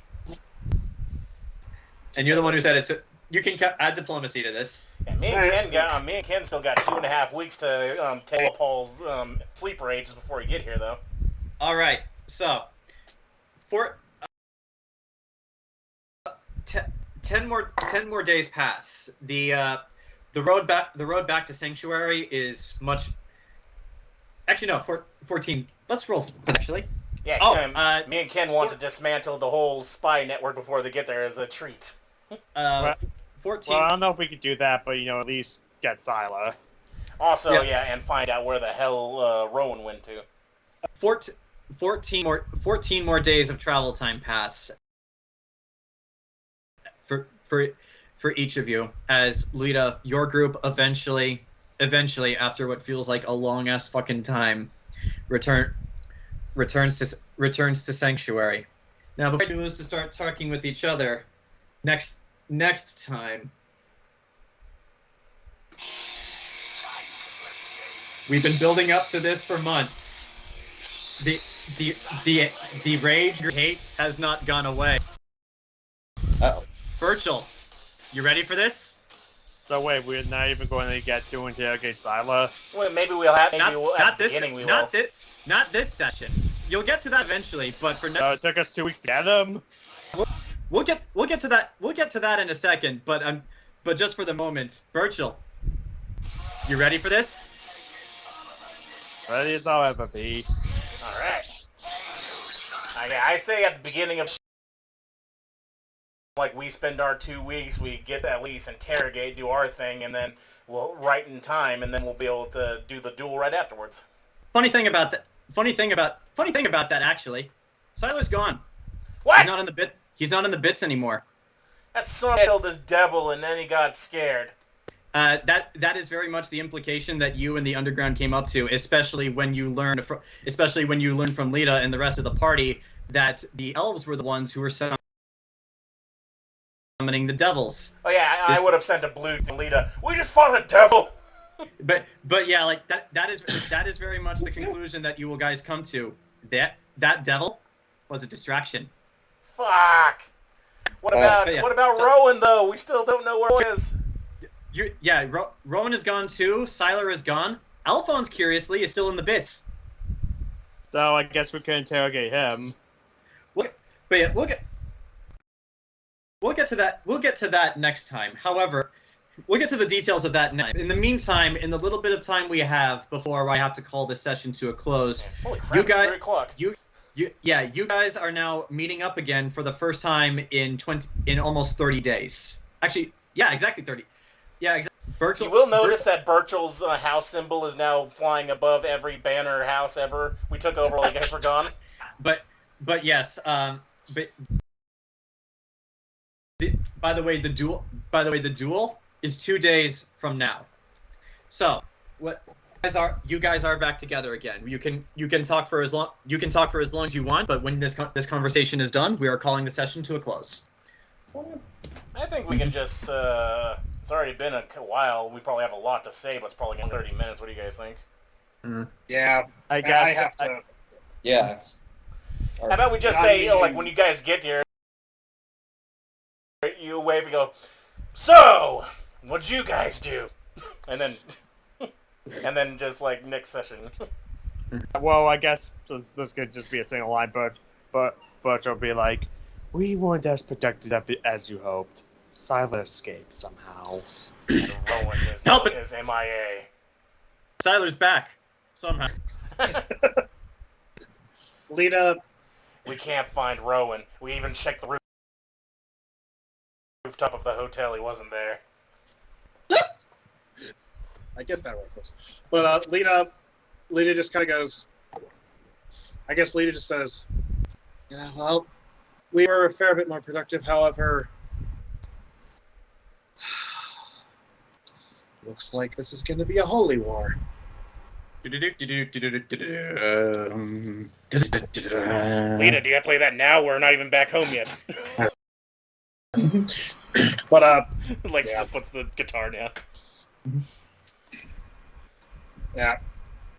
All right, yeah. Like, should we just call it there? And if we have anything else to say, just do it at the beginning of next session. Yeah. All So I gotta go right. pick up my glasses. Yeah, and Lita will probably want to talk to Little Red about some stuff. We And we the can- Knights. we can do solo sessions if you guys want for like okay. So Burchill's duel is in 2 days from when you guys get back. We have the first day and then the second day, which is when the session is going to begin, because you guys will be planning all of your stuff for Burchill's duel the day before it. Does that make any kind of sense? Yeah, it makes sense to me. So yeah, if you guys want solo sessions to talk about stuff, like I'll give you guys 1 day of solo sessions. But in the Hopefully, if me and Burchill couldn't find what's his face or Rowan, then spend my time tormenting Roth. And Interesting thing, by the way, Roth was actually the one who was called in to investigate what happened in the casino.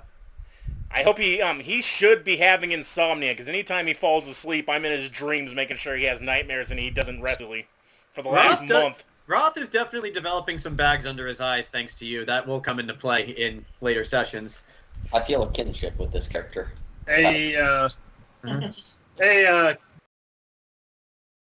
Burchill.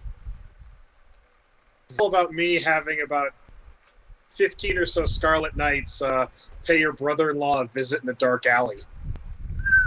Oh, really? Wait till at least the day of the duel. All right. And so, as we draw this session to a close, as a preview for next time, like Burchill dies.